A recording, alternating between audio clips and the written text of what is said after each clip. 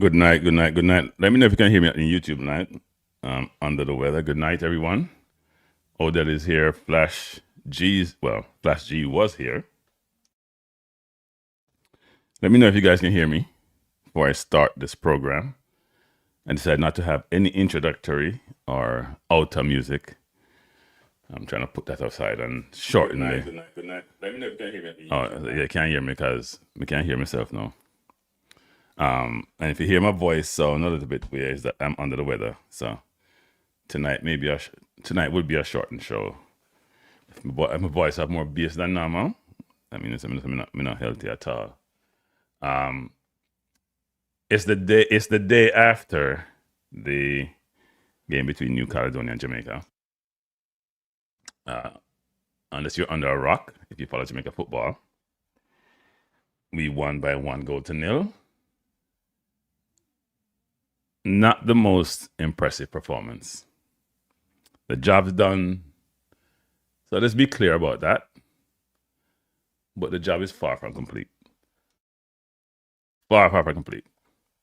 Because now it's one down and really one to go. DR Congo is next. A bigger, stronger, faster. Just playing better opponent. Better opponent. And we have to think about is what we saw last night, is that the real Jamaica team? Or is there more to come? We're going to go through all of that. We're going to go through the players. We're going to go through their stats. We're going to talk about what we saw in the game. We're going to talk about some of the challenges that we encounter, how we negotiated those challenges, and also sort of think about what do we do going forward? Do we play the same team? Do we revisit what we have? All that we're going to talk about tonight. Because what I'm getting from many who watched the game is that they were not pleased with the performance. Obviously, one is pleased with the outcome, but not pleased with the performance. And what was also interesting is that normally when you play these games, you just focus on outcome. You just want to win because it's a knockout competition. You don't care how you win, especially it's not a 2-game knockout, it's a 1-game knockout. But given the level of opponent or lack thereof, we would have expected to do better. And as you come in, people, just hit the like button. Even if you don't like me or the program, just hit the like button. Okay, watch me. So I might as well just hit it. Not gonna hurt you. Good night, Odell. Good night, Eagle Republic. I think I mentioned Flash G before. So, how do we perform? What were the positives? What were the concerns? And what must be improved? Bless up, triples. It was, we probably had about, if we think about a team, I'd say about 7 persons who were probably not regularly playing in a team, if you think about it. So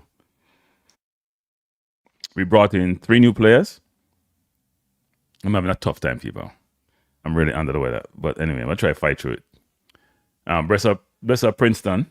And brain drain. I said brain drain. No, I'm under the weather, brain drain, and it's challenging. You know, when you're sick, I don't want to use the word sick, but when you're under the weather, it's a challenge being in public domain and trying to communicate. If my voice sounds much more deeper than it is, because I'm not healthy. And where I got this virus from is not a good thing. I mean, I'm not gonna say who I got it from, but when you're in the public domain doing something and you're sick, stay your yard. Now pass on your virus to other people. It's not a good thing. Or wear some mouth and nose covering. The person I got it from, I think I want to go back to see them again because I'm sure I let me get it from. Anyway. So the first thing is that we got the results I mentioned before. That's the most important thing. And in knockout football, you survive and advance, right? That's the goal. No matter how you achieve your objective, that's the objective. There are moments when Jamaica control the game, especially in the first half. But in the second half, especially later in the game, when New Caledonia got desperate, we struggled. Eagle probably said, boy, cranky, I'd rather an ugly girl than a no girl. If we had an ugly win over Curacao at the final game, we'd not be here fighting our football lives. Do you guys agree with that sentiment? You prefer ugly girl than no girl? Why am I different, you know? Not telling lie. Different. When it comes to that, me different. You know why is that analogy there about me different?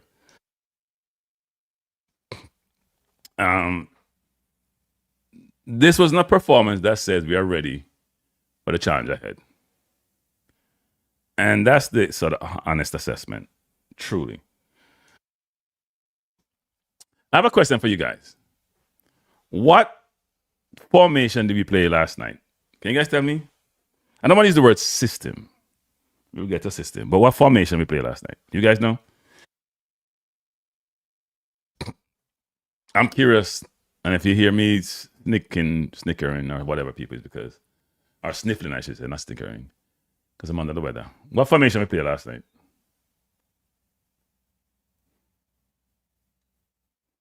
So we had luck. I think it was more than luck. We were the better team. Well, there's a cranky Jamaicans want us to pivot back to starting the same old players who got in the semester. I'd rather try the new and fail. Yeah. So people said 3-4-3. Okay. 3-4-3. Oda said 4-2-3-1. Chris said 4-4-2. Sorry, people. The fact that we don't know what formation we play tells you everything.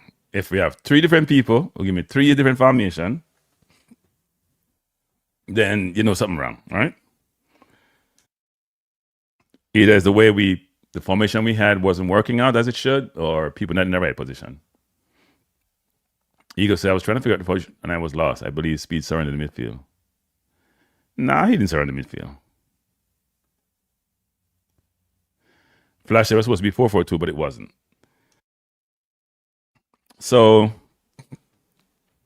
I text somebody last night. I ended up with a bad people. Seriously. I text somebody last night. And I said, hey, that 3-4-3 formation isn't working now. And the person come back and say, I'm a 3-4-3. We never play 3-4-3. And so I thought that was interesting. Because I see Lati coming inside quite a bit, and Pinnock over farther up on the left, and the right side is wide open, and a better team would have exploited that. Selected a 4-3-3. Yeah, I guess it was supposed to be 4-3-3, or probably a 4-2-3-1 with Andre Brooks playing further up, but it wasn't that way I saw it. At least it wasn't executed that way. I think it was executed as a 3-4-3, I guess. Given that, and if someone says, well, it's a 4-3-3, was Webster playing inverted? Because Webster was far ahead a number of times ahead of Mason Clark up front, and that was part of the confusion. People, please hit the like button. Now put out this evening, under the way that I'm there, people, so hit the like button. Don't be stingy. If it was a 4-3-3, why is Webster so far ahead? And if he's playing the inverted, why wasn't he more in and be more of a midfielder in a double pivot versus always being just wide or ahead of the play? Because when you're playing the inverted, you're flexible, you know. You can go outside sometime, but you also come inside. And I think Mason Clark got lost in this whole setup. I don't think he's used to playing that way. Yeah, I guess it was 4-2-3-1. Didn't work out that way. I don't know how you guys see 4-2-3-1 when we only had 3 defenders back. How do you guys come up with 4-2-3-1? It's weird to me. Webster is way ahead of the play 24/7. Lati's tucked inside as almost like a center half position. Pinnock is far over to the left. I don't know anybody looked at that says 4-2, even though I was told it was 4 at the back. It wasn't 3 at the back. And I got it from, I won't say what source, but I got it from, just trust me, the source I got it from is this source. So I don't understand that. Unless the people didn't execute right. No, that's not how you overlap selectively when you're playing that way. He was playing way up the field, way up the field. Yeah, you make it okay to go forward, but you don't spend off your time up there. And here's the thing: if you go forward like that, every position you have, or every system you have, has vulnerabilities. So if you notice, when Webster pushed up and the defense rotated more to the left, the left side for New Caledonia, or right side, was wide open. Wide open. So in the first 10, 15 minutes, we looked way out of shape. It was not 3-5-2. What is this? It was not 3-5-2, Chris. I was told it was not 3-5-2. They weren't playing 3 at the back. They played 4 at the back. But Webster overlapped a ton.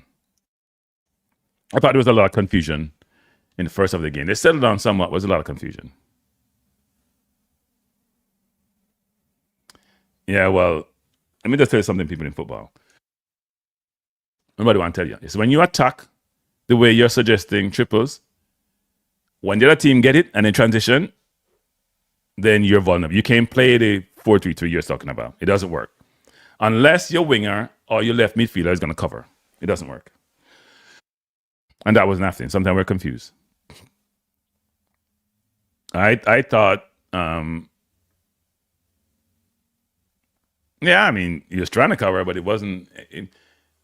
Here's the problem with that. If that was working as well, Odell, as we said, then the right side shouldn't have been that open. Latty should not, unless we're saying Latty took the wrong approach in terms of he drifted too much inside. The right side was wide open during the game. Go back and watch the game. I watched a portion of the game again today. If you want to watch the game, repeat. I didn't record it. You can go to foxsports.com if you have a cable service, and it's there. I don't think anybody could watch that game and say it wasn't 3 at the back, regardless of who is covering for whom. Yeah, somebody mentioned that Bobby cursed King out yesterday. Somebody texted me that. I don't know if he did. I don't think that's like Bobby. I think Bobby's very, very authoritative on the field, and very vocal. He's a leader on the field, frankly. Probably more than anybody. Yeah. Probably more so than anybody else. He's the leader on the field, so not surprised. But King needs some cussing out sometime. Time out to cuss out somebody. And what he did that game was agree. We get to that anyway. We get to that.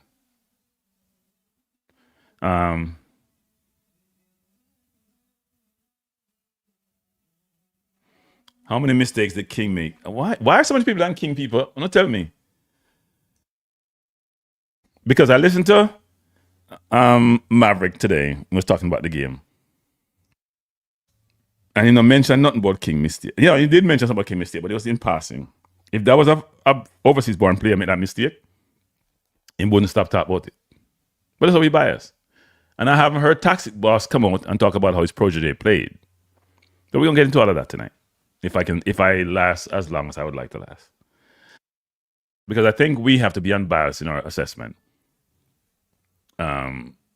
Triple said King is a lot of people are beating King. I thought King played okay, actually. The mistake he made was egregious. It was horrible. It could have cost us the game. I don't think he was as terrible as some people think he was. Yeah, so when King, we probably think he's awful. I don't think he was awful.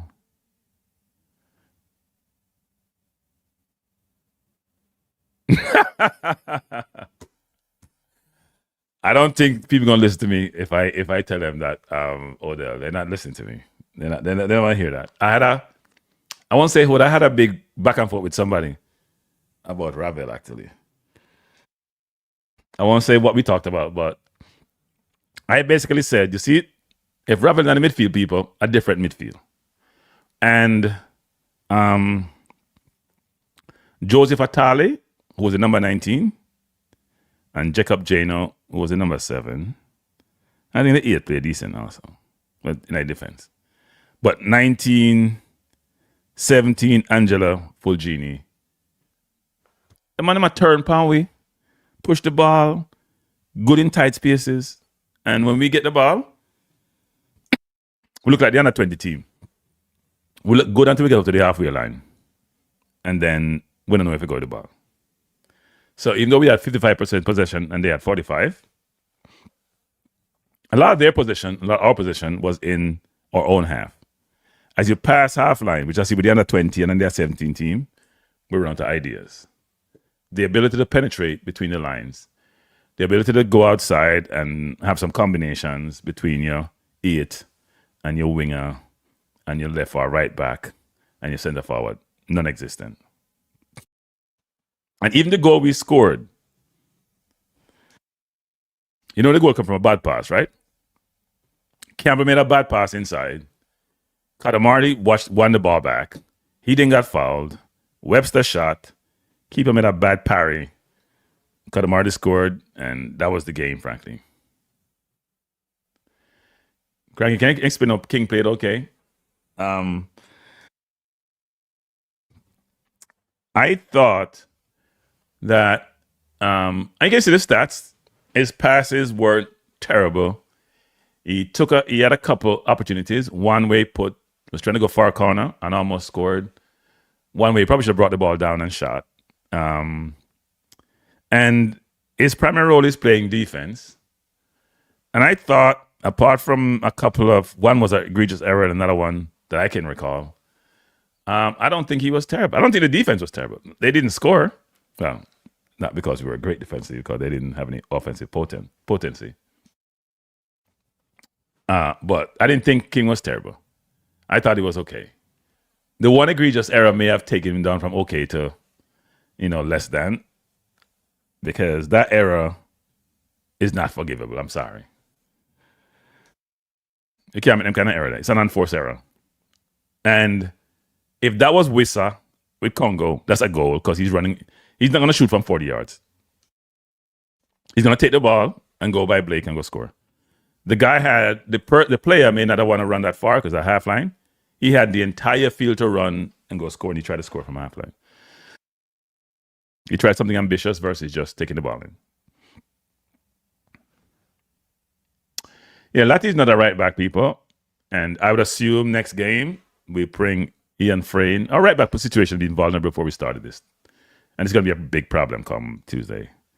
But I assume that Frayne will play right back. I don't know what he will do with Latty. If he was doing the right thing, he'd probably bench King, put Latty at right back with Pinnock. And obviously Webster would retain his place, given how well he played. Right? To me, he'd bench King and put Latty, but I don't think he's going to do that because King is his protege. I don't think he'll do that.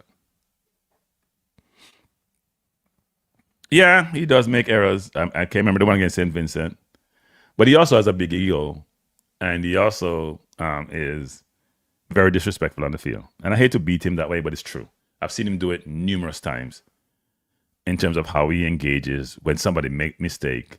I saw nobody cussing him like dog last night as they see him do with Pinnock in the National Stadium.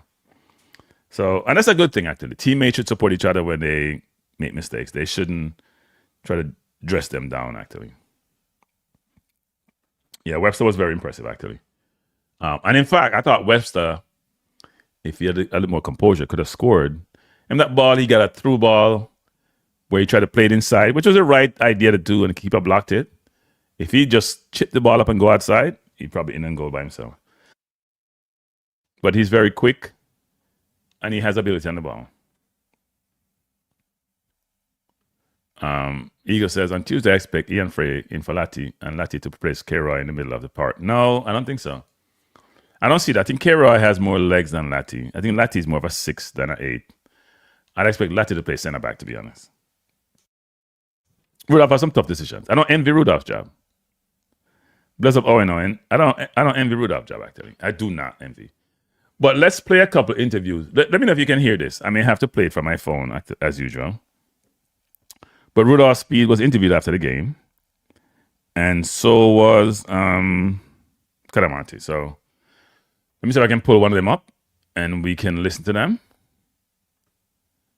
I'll pull up, I think Rudolph was interviewed first. So I'll pull up Rudolph. Let me know if you can hear it, people. If you can't hear it, then what I will do is I will have to play it from my phone. All right. So I'm going to try to play it now. And let me know if you can hear it. And if you can't, because sometimes it doesn't come through well, then I will play it from my phone and just keep this picture on the here.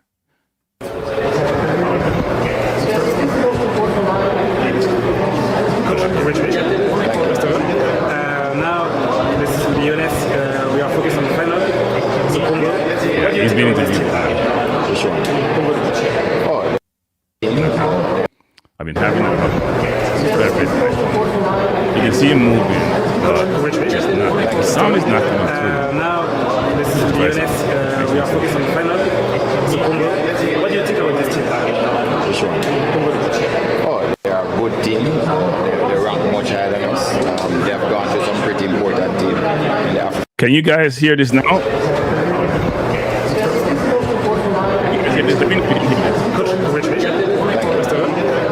Now, this is to be honest, we are focused on the final. So Congo. What do you think about this team? Oh, they are a good team. They rank much higher than us. They have gone through some pretty important teams. Could you guys hear that? Can you guys hear or you can't hear? Let me know if you can hear. I played it a while ago, so a little bit, just a test. Can you hear it? Let me know if you can hear it. Okay, if you can't hear it, I'll play it from my phone. I'm going to try it again. Let me rewind.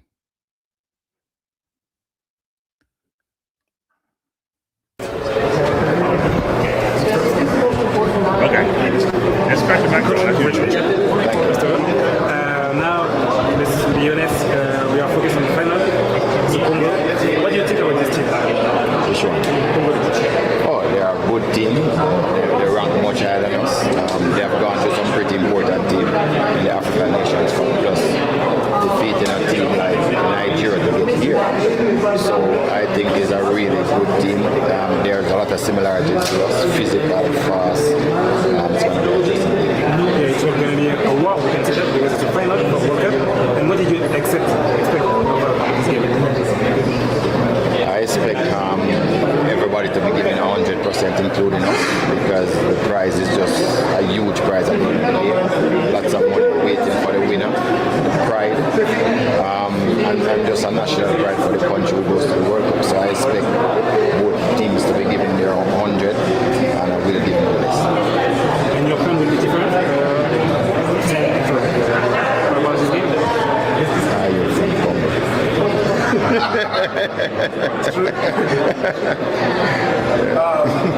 You said yesterday that there were two catastrophes in Jamaica last year, the hurricane and the Curacao rush. Yes. Obviously, tomorrow there's a chance to sort of to give people back something that they lost last year. Can you talk a little bit about how you think about that, separate and apart from the football? Yeah, I mean, even at this particular point in time, we have not recovered from the hurricane. A lot of people still struggling. But you know, we have a lot of great sportsmen in athletics, and the people are really happy when they do well. So for football, we have just qualified for the under-17 World Cup. People are happy, but this is the big one. This is the one that they'll keep parties, and they'll probably give us a national holiday if we qualify for it. So this is really the big one. In addition, I mean, the cup is in the United States, and we'll probably have the same amount of people that live in Jamaica. Jamaicans that live in the United States again. So it's going to be a big party for us. Who will you talk to back home in the next few days before Tuesday?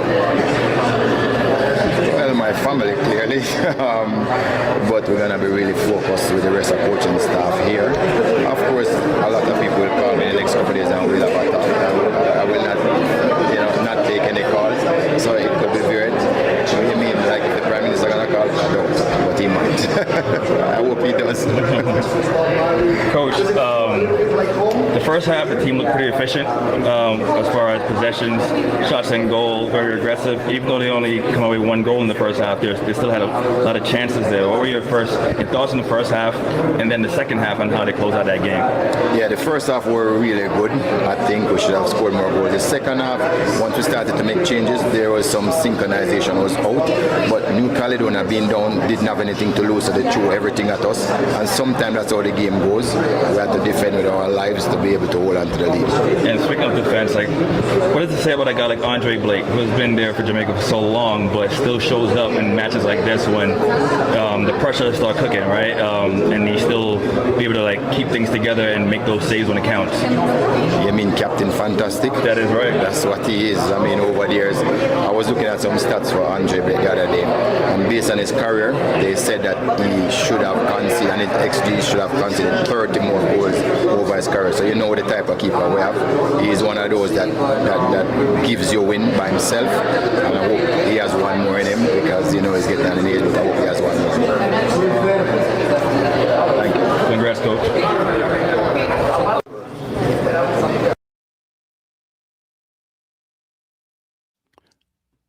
That was Rudolph Speed. Let me see if I have the Blake interview. It may be here. I'll just play it then. Andre, congrats on the win. Another clean sheet for you. I think at this point, the fans, your teammates, your coach have that trust in you in moments like this. How does it feel for you to play in a FIFA World Cup playoff match and come away with a big performance like tonight? Yeah, it was a important performance. I think it was a tough game. You know, they can play, and but I think we had enough chances to put the game away. But when you don't make use of your chances, sometimes you leave teams to hang around. They still have a belief, and then at the end of the game, it can become difficult. But I'm grateful that we were able to maintain the clean sheet and to win the game, because you also have to be able to win 1-0 games. So that's something that we're very proud of. Obviously, there are some things that we got to work on, and then we look forward to the next game. Coach just said when there was making some substitutions in the second half, there were some alignment problems. Did you notice that as well? Yeah, you felt it a little bit, but again, the team is still, this is going to sound crazy, but the team is still fairly new. You know, we had 2 guys making their debuts tonight, you know, so we know that football, you need time, you need continuity, so we're trying our best to see how we can expedite the process of getting everybody on the same page. I think statesman, as for the continuity of the team, so many new players, like you said, 2 players getting their first caps tonight, maybe I think it's 6 caps in at this point. What role do you take so that continuity sort of gets expedited? Yeah, you just have to make everybody feel welcome. You know, you have to make them feel comfortable. People play, perform at their best when they're comfortable. And yeah, once we get them in, we just got to let them know that, listen, if you weren't good enough, you wouldn't be here. So we give them that confidence, we give them that comfort, and just allow them to go out there and do their thing. Thanks, Andre. So that was both Rudolph Speed and Andre Blake, and I'll play Cadamarti interview tonight after my reaction. I think Rudolph. First of all, I think Rudolph interviews well. Actually, you know, we have seen local coaches in public domain be interviewed. I won't call any names, but they have not always portrayed optimally what we'd like in our coaches when they communicate with external media. And I think he does a good job of communicating and making salient points about a number of different things. And I think that's good. And obviously, it depends on how long he's the coach. Hopefully, whoever replaces him, or if he stays in the role, that be something that's continued. His view around what's at stake, I think the one part he didn't mention was for the players, because I think all the parties involved, whether it's fans, players, sponsors, the administration, everybody benefits. We benefit from the context of the pride and being proud of being Jamaicans, and seeing us on the national stage or international stage. Players benefit from maybe contractually, from their legacy, from a historical standpoint. Them making the World Cup will be the second group that does.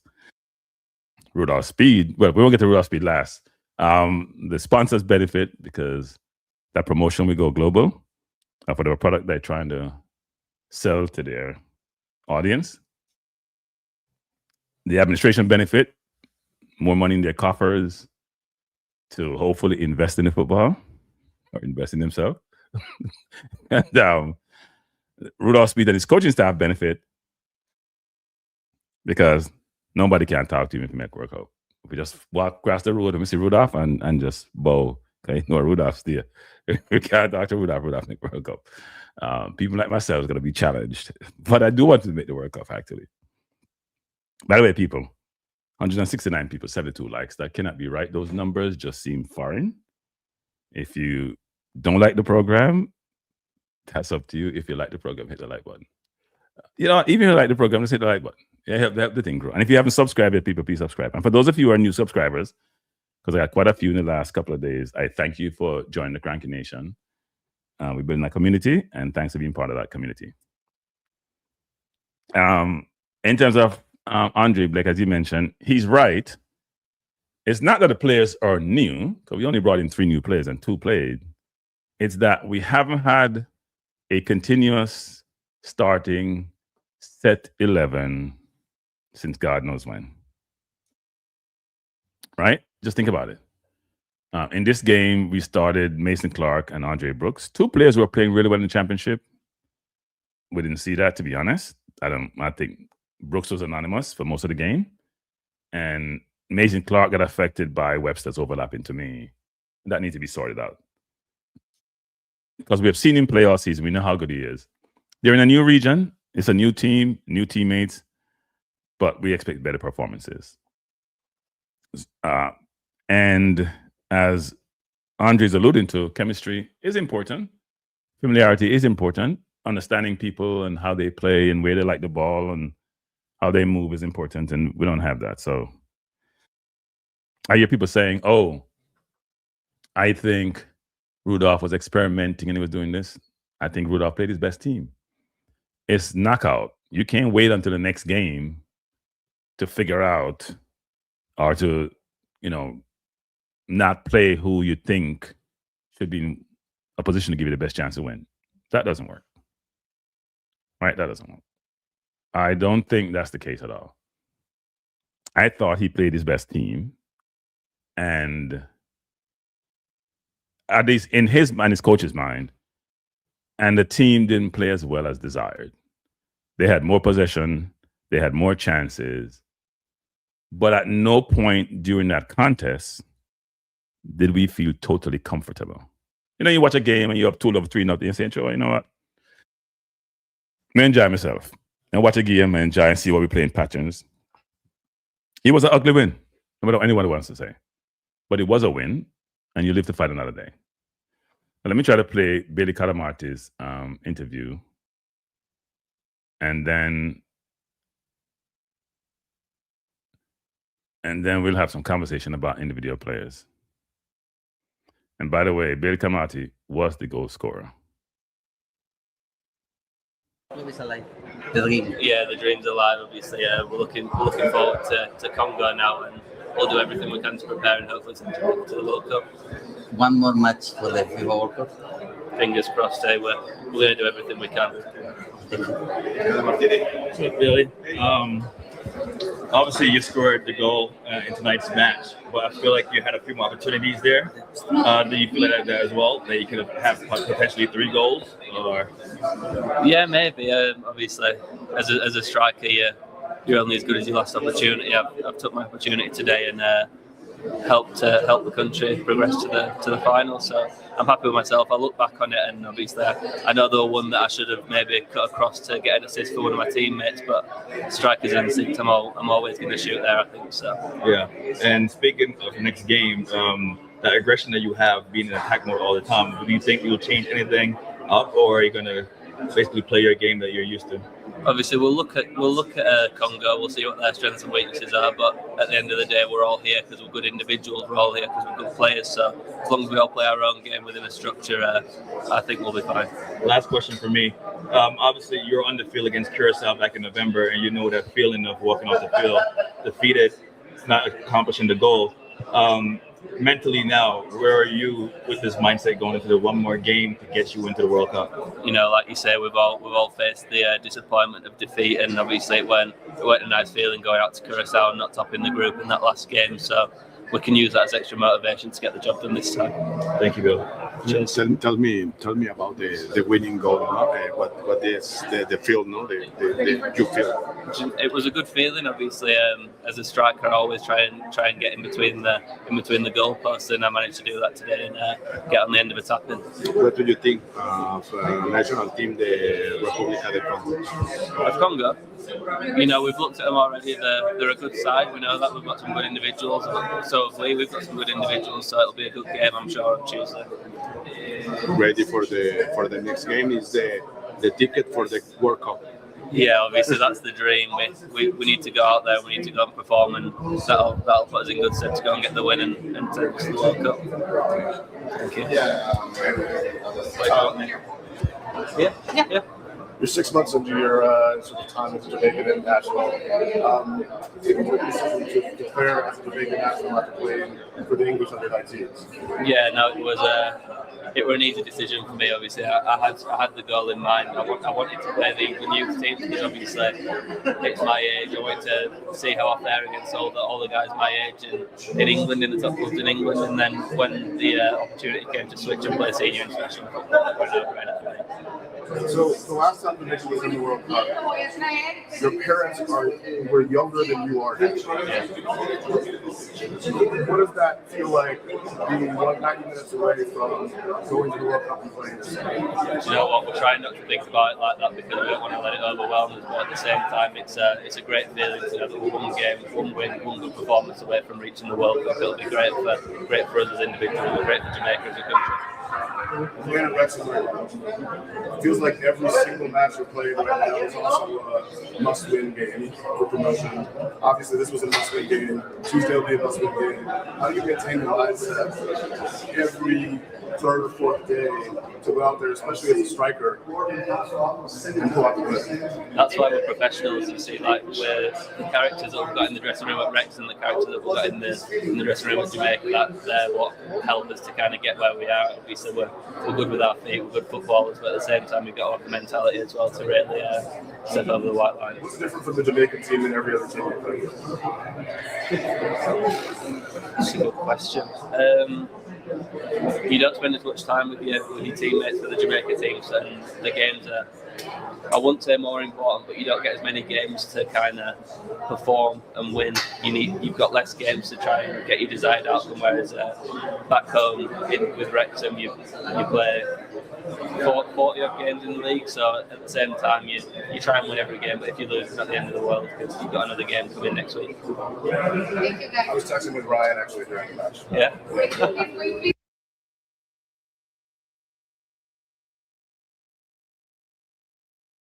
I must admit, I thought he interviewed really, really well. Even that last question, which was challenge, where he paused and collected himself. I thought he did an excellent job in that interview, I tell you. Excellent job. I can see him being on TV at some point. That was actually really, really good.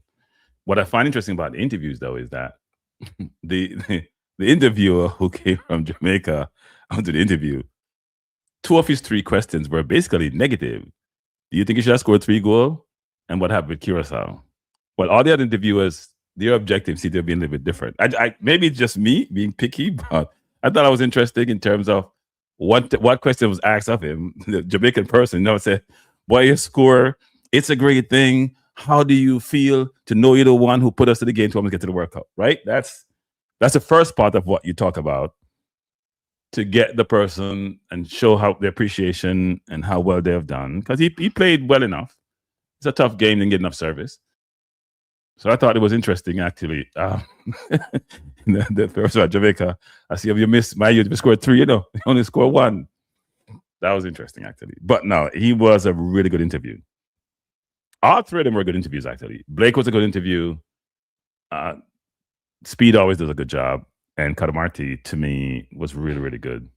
And I think, not to go off on a tangent on this or another subject, but I do think, because I'm watching Champs, right? And even though they're very young, and I watch when Jamaica locally born footballers get interviewed, we have to do a better job in the institutions that we have, whether it's the academies or in high school, of training these kids how to interview because especially the ones who are elite, eventually they're going to go out as early as you can think. If they're elite at a very early age, they're going to be put in the public spotlight, and they want to present the best of themselves.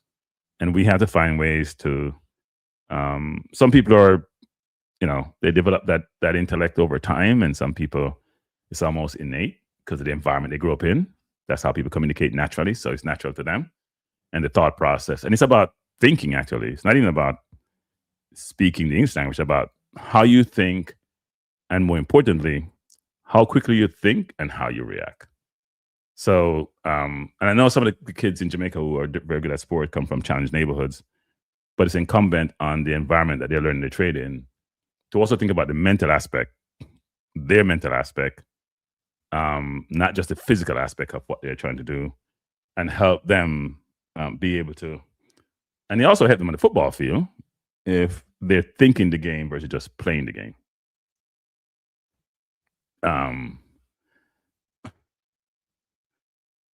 Toxic. Now let's go.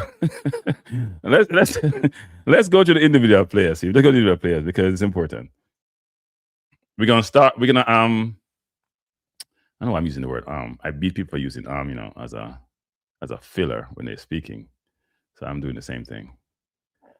I am going to pull up some stats. So we should go to the individual players and how they perform, because it's important. Now, stats don't capture everything, right? We know this. So don't beat me. You're gonna say, "Boy, King did this," and it starts to capture it. But it does capture quite a bit. And they've tried to improve the stats over time to allow for you to get some information, which is not. They've changed. So far, score has changed quite a bit, actually, in terms of how they present the information. So let me try to pull this up even wider, easier for you to see. So these are all the players. If you look initially at what their ratings were, you see 5 Jamaica players had ratings above 7. Now, to me, 7 is almost like the optimal rating because most time players play well, they get 7. It's green, right? If you're below green, I mean, you probably did okay. If you're above 8, you get, I forgot the color, like an orange color. So you see Katrawa here. Well, am I seeing this right? I forget where it is, but it's another color for above 8. I don't see it here. But if you're green, you're above 7. So we see the entire defense got above 7, and Kadamarti got 7 because he probably scored. What's interesting is if you talk to Jamaicans who watch the game, there is no way in God's hell. It's blue, okay. It's blue for above, okay. There's no way in God's hell that King gets. Sorry to use the word. There's no way, you know what, that King gets 7 for both Jamaicans. You think about playing well, right? He doesn't get a 7. I don't know what I did a while ago. I messed up something, people. Excuse me. It fell off. So we're going to go through each of the stats and some of the numbers. But let me try to pull that back. I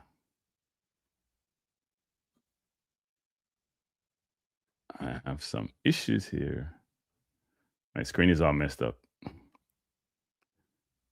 me try to go back to Jamaica versus Caledonia. So Jamaica, Caledonia. So let's go to players. Let's go to defense first. Let's go to Lati. Let's go to King. Let's go Lati and King first. They're on the right side. I'd love to do some more. Let's then go to Pinnock. And let's go to Webster. So all 4 are there, right? All 4 stats. So if we go to Lati, shots, he had none.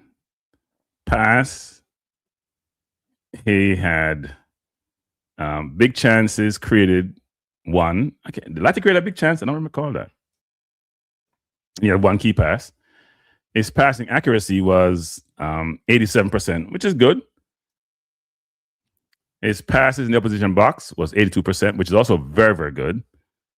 Passing his own half is 93%, and long ball accuracy, 2 of 6. And frankly, so he missed 4 long balls. So after 63 passes he made, if you took the 4 away from that, he'd be 55 or 59.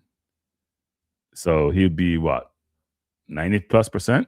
So no, he had a what the stats don't show for Lati is I thought he was out of position quite a bit during the game. right? I thought it was out of this position quite a bit during the game. But those are stats. Now, in terms of, that's all his passes. Let me go back for Lati. Now, it says dribble. So Lati had 83 touches, which is a lot of touches, right? He had one unsuccessful touch, which is where so you miscontrol a ball. When it's unsuccessful touch, that means you have a pass that come to you or a ball come to you, you miscontrol, where you thought you should have controlled it. He lost the position 11 times. So that's, for a right or left back, losing 11 times at 83 is very good stats, actually.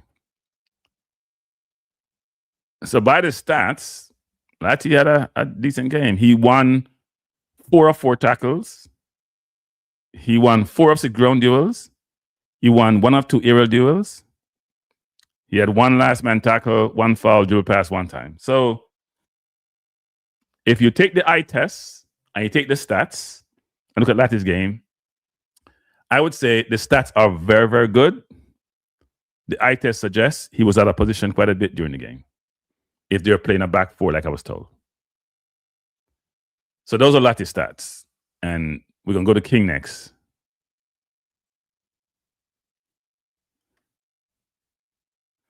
Let's go to King next. So King had 2 shots. Maybe one of, yeah. What was that, a shot or a pass? I guess it was a shot. He had 1 key pass. His passing accuracy was 79%. His pass in his own half is 94%. And then long ball accuracy was 5 of 8, 63%. So he had a 79% passing accuracy as compared to a Lati who had 87%. I don't think my center back should have less passing accuracy than my right or left back. I just don't. The sideline is a challenge for you in terms of a defender. So you have to navigate that as a right or left back. So I don't think my center half should have lesser percentage stats. And his pass in the opposition half was only 62%, which is not great.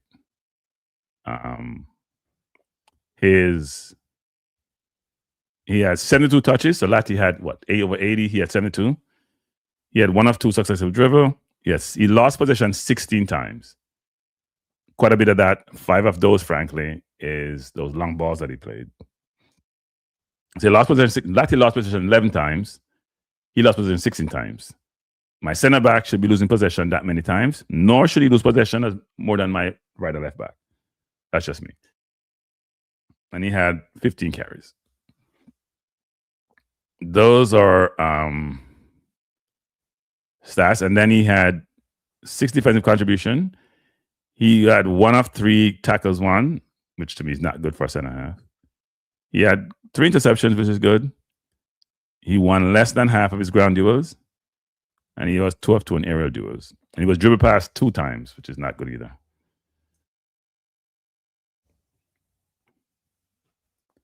"16 times out of, you didn't see it? Yeah, you know, I see it.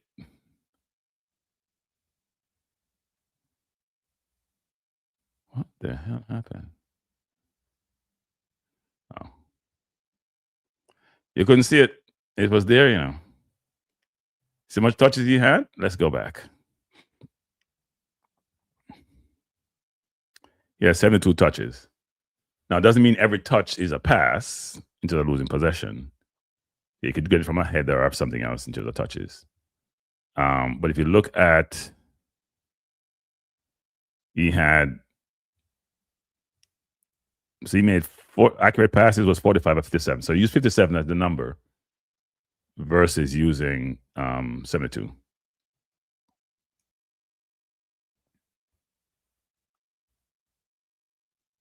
I'm not defending anybody. I'm just calling it like I see it. I don't defend people. So let's go to Pinnock stats. I thought Pinnock stats were decent, actually. So Pinnock, and by the way, Pinnock stats, and here's another thing, people. So King stat doesn't show that, and SofaScore need to change this. If you made a major blunder, I think it's here someplace like that led to an error that could have caused a goal. I thought it was here someplace. I thought it was here someplace. I don't see it.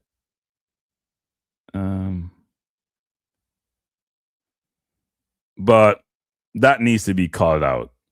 And I thought he was here in one of these stats, but I don't see it.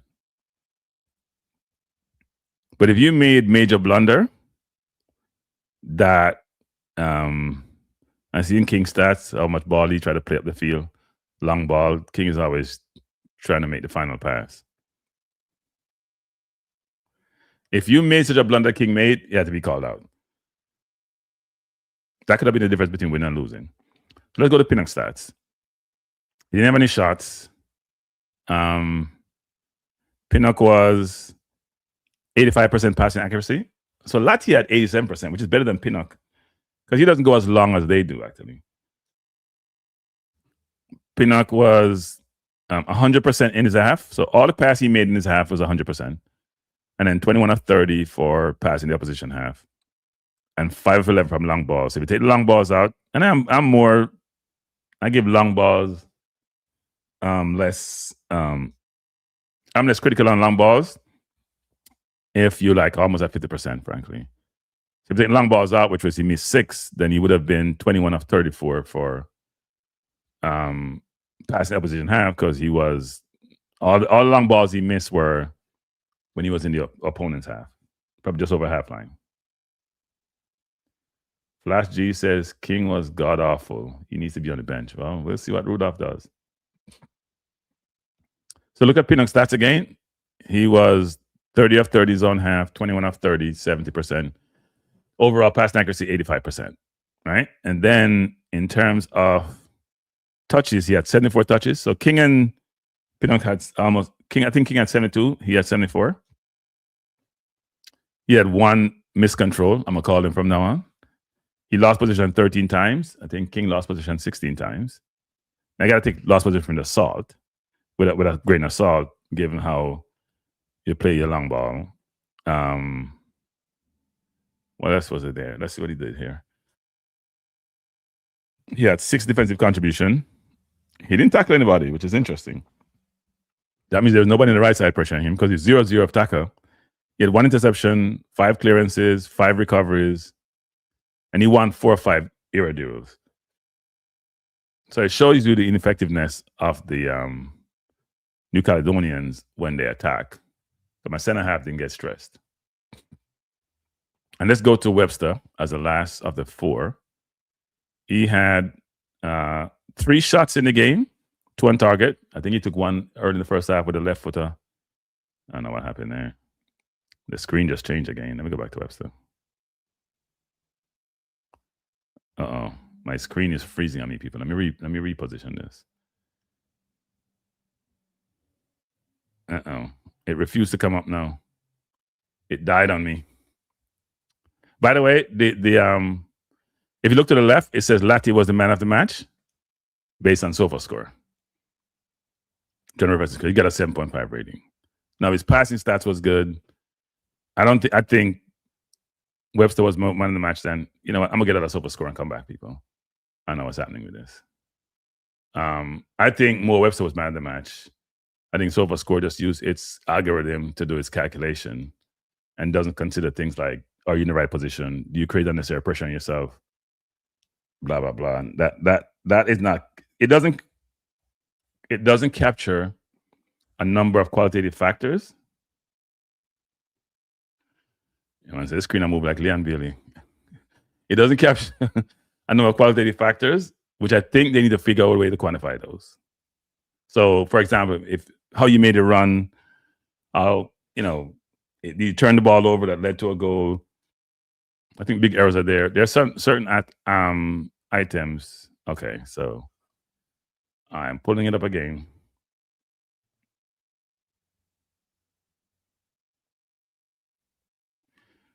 Okay, so this is Webster stats. So he had, as we talked about before,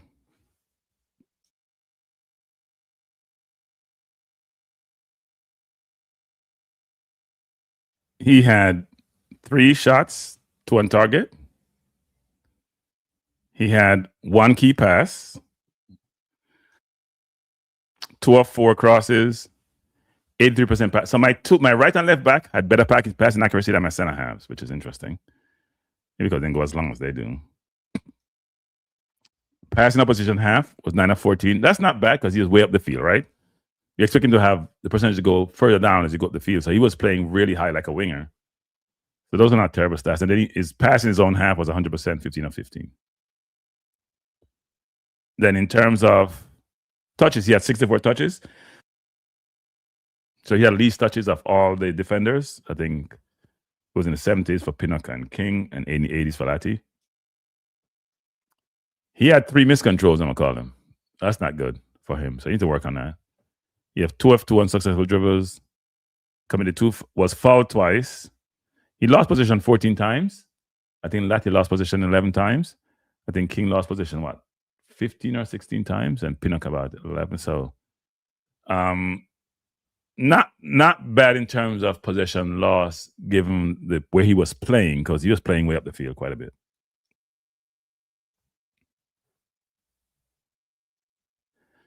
He was playing up the field quite a bit, so not surprised. So let's go to our midfield. You know, I'm gonna take some comments first before I go to midfield. Let me take this home. I'll take some comments first and go back to the midfield. Give me a second, people. Trying to navigate the screen. And by the way, people, if you just come into the chat, and if you were here before, please hit the like button. The only way people really watch these things, is if people like it, and so YouTube algorithm then obviously provide this to audiences who then will click on it when people click on. And as I say, if you have not hit the like button, please do so, and if you haven't subscribed, please do so. Cartizzle says Webster made a pinpoint cross the King in the box, and King run from it and make it lick in him head back.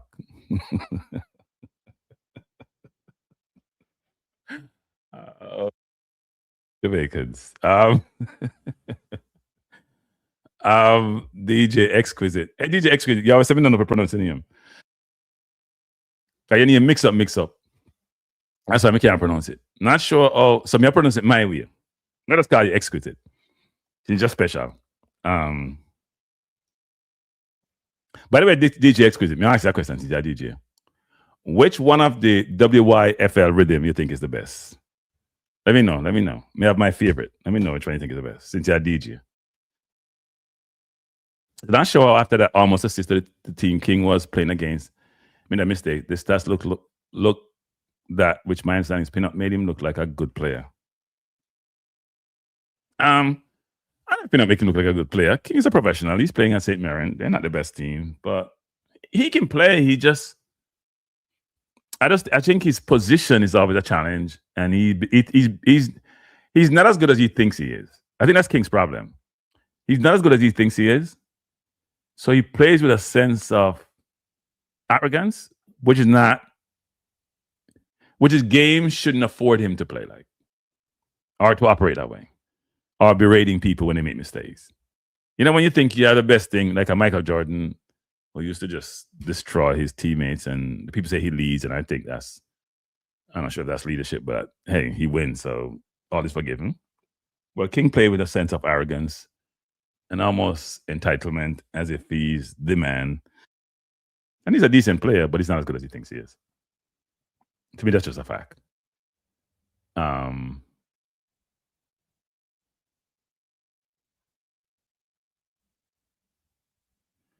a lot of those possession losses in the final 10 minutes when Caledonia, I think we panicked in the final 10 minutes. I don't think New Caledonia was better. I think their midfield was decent, actually. Oda says, can you throw this about King? I'm not believing what I'm hearing.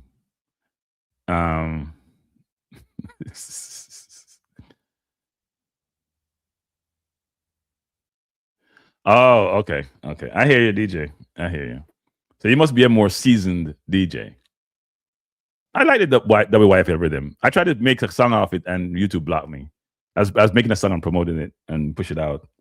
My own style, and then YouTube blocked me. I said, you can't put this out. Because actually everybody on YouTube have it. I was just like, let me do something on it. Didn't work. I thought it was free rhythm. I just write it, and if you make some money, you get the person who write this, who build the rhythm, but that's how it worked. King playing like Virgil van Dijk? I don't think so. It says vibing says skip a track. That's one. I think the one I see get most likes is the Movada one, actually. But that's not my favorite. Yeah, he must have, because people sent me something. I haven't looked at it yet. But they said Bobby cursed him out. I think I'm sure the team talked about it. Our players talk about it, but he did. I'm sure they did. Let me go back to this. So let's go into midfield. Let's go to Hayden first, because he's a 6. So Hayden, I thought Hayden played well. Some people say Hayden didn't play well. I thought Hayden played well, by the way. I'm sorry, I thought he did. Let's go to the stats and see if the stats justify my perspective as to how he played. So let's do this. So Hayden, in terms of shots, no shot. I thought he took one. Maybe I missed that. In terms of assists, he had no assists. He had no key pass. He had one accurate cross. His passing accuracy, which is always good, is 88%. In the opposition half was 77. In his own half is 29. So at least we're not giving away the ball in our own half, actually. He was perfect. Pinnock was perfect. Lati was perfect. Webster was perfect. The one person who was perfect in our own half was King, which is not good for center half.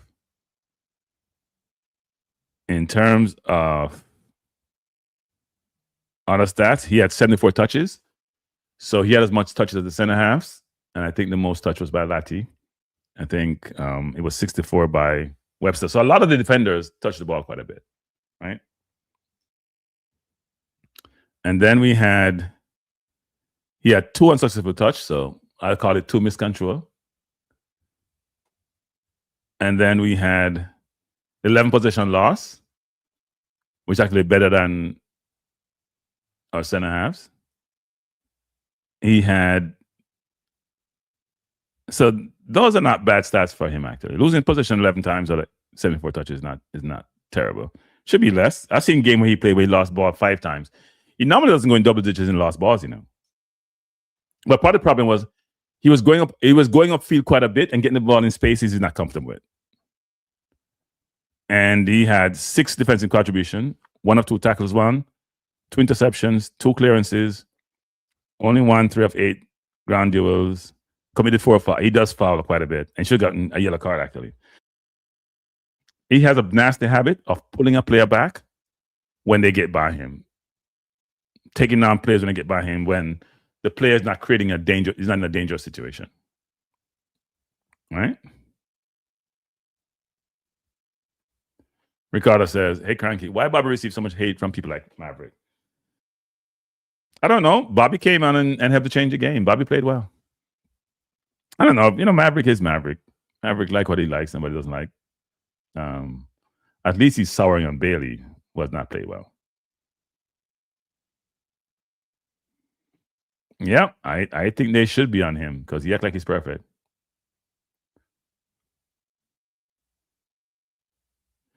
Yeah. No, he should be called out because he's calling people out.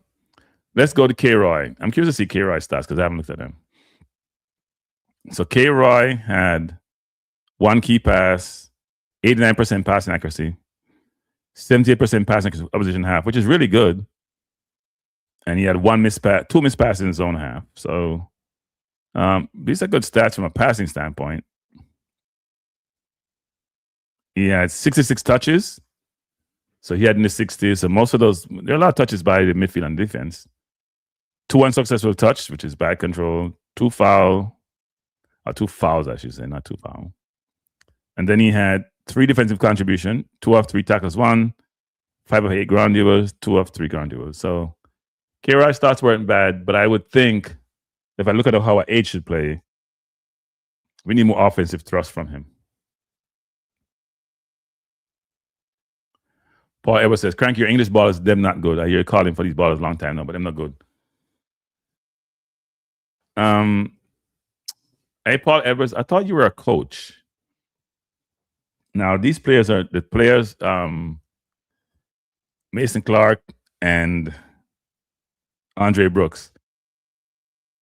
Actually, I didn't call for them early. I just heard about them coming. I didn't know them that well. Tyrese Hall is different. I called for Tyrese Hall way back when. Now, saying they're not good is an interesting comment. They're good players. There's no doubt about them. But because you don't know them, and it's the first time you see them, and they didn't perform yesterday, you say they're not good. If somebody's a coach, I would expect a better way of positioning this. I would say, Cranky, what happened to the new players we brought in? You've been promoting them, and they didn't perform as we would expect. That's a better way of phrasing it versus going to Jamaica harsh way to say them no good. When you only see them play one half and one play just over, maybe 70 minutes. Not a good way of positioning that. All right. But anyway, that's you. You say you're a coach. I think you're coaching yourself. But anyway, Andre Brooks can play. Andre Brooks normally play wing for his team nowadays, actually. So he's trying to play midfield. It didn't work. And Mason Clark got affected by how Russell was playing. By Webster, I'm sorry. Because he's normally very wide. That's how he plays. And when he had to go inside, he was at a loss because when the ball wasn't coming from K. Roy and link up with Webster wasn't working as well.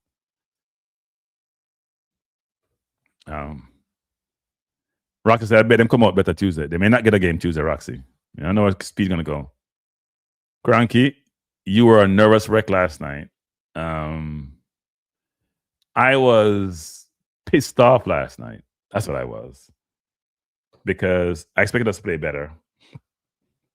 And every bad touch the midfield took. Every bad touch the midfield took, I thought about Ravel. Ravel a miscontrol ball. Andre Brooks wasn't playing anywhere. Andre Brooks wasn't in the game. It got so bad that he went to the right side late in the first half because he wasn't getting any ball. And the problem with Andre Brooks was his movement was poor. Because he's an unfamiliar position. He doesn't know to play the position really well. I thought he could play the 8. And he's played the attacking midfield for Sheffield, but yeah. No, he wasn't in the game. He wasn't in the game. But he's a good player. We know he's a good player. Was he nervous? Of course he's going to be nervous. But he's a very good player. We know he's a good player. We don't have to see it because, something different between us and you, Paul Edwards. We watch these players week in, week out, and we know their abilities. And if it's your first game, you haven't hit the ball off the cover, we'll see what happens if it happens next time, because you may not get it next time. It's a knockout. Let me go to Andre Brooks and see what his stats look like, because they didn't look good when he was playing. So Andre Brooks, he had one shot. They say he had no shot. He had one shot. Remember that shot when he had a link up with Mason Clark early in the first half?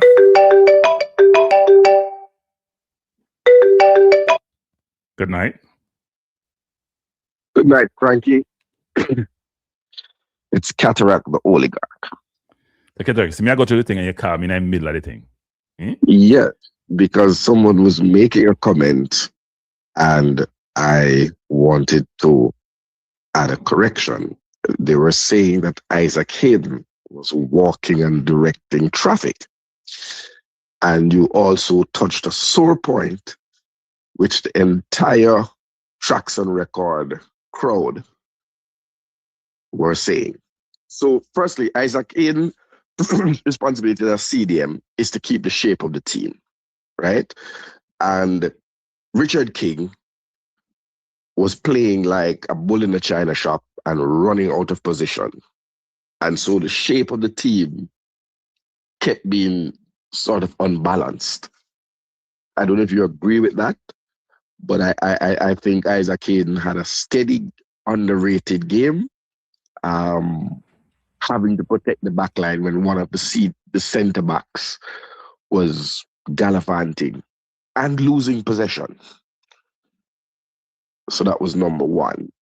And number two, there are two players that the Tracks and Records where I was crying for, that Ravel Morris was needed, certainly in the last 10 minutes, to just calm the hell down out of the game, take the ball and kill the game off, maintaining possession as he does, and being able to release a pass that breaks the lines. Is that what you guys call it? But we call it the wicked through ball them.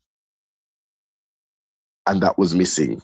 And they were crying out for Whisper. They were cussing for Whisper because the feeling was that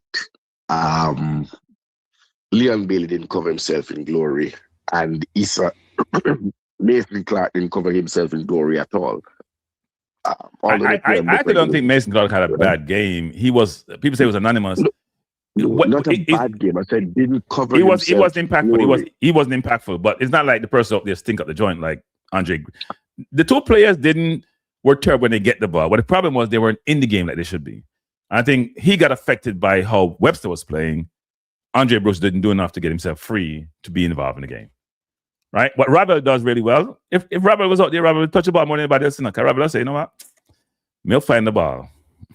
Rabel would go and sit down next to Richard King and just take the ball from him. Yes. He's that confident. I'd be like, go back.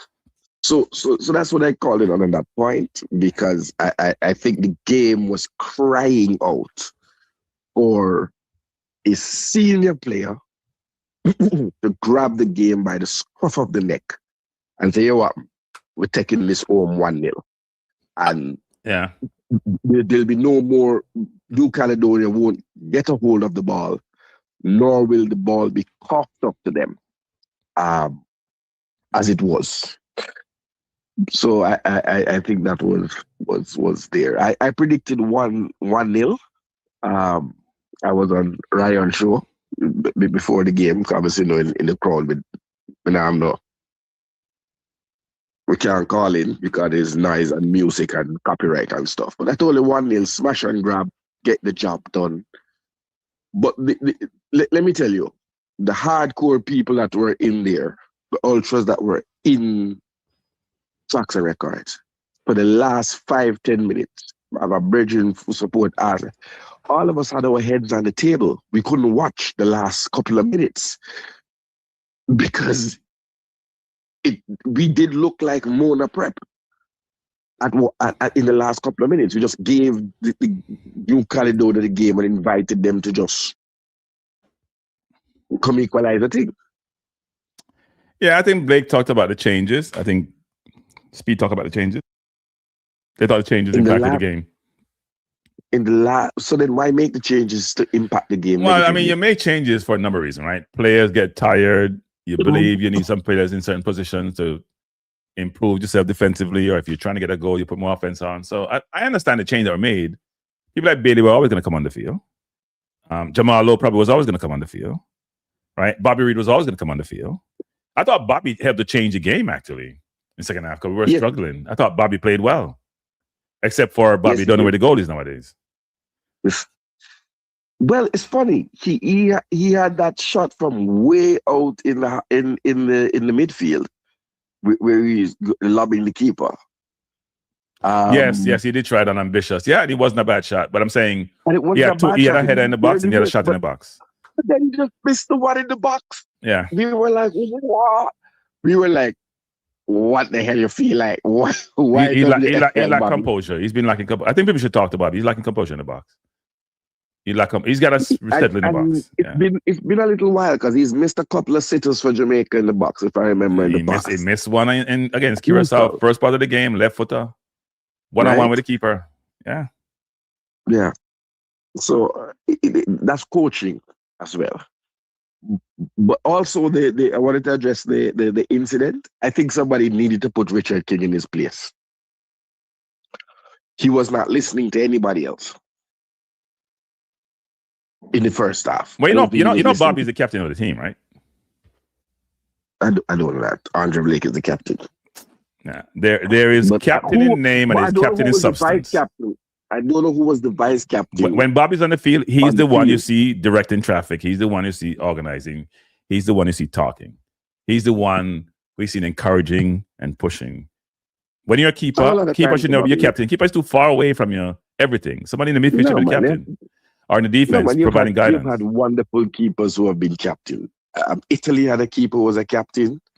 England had a keeper who was a captain. I can remember those. So I can't remember the names right now, but Italy have a lot. My goalkeeper cannot be my captain. Sorry. Italy had a goalkeeper that was a captain. What was his name, man? The long-standing goalkeeper was Italy's captain.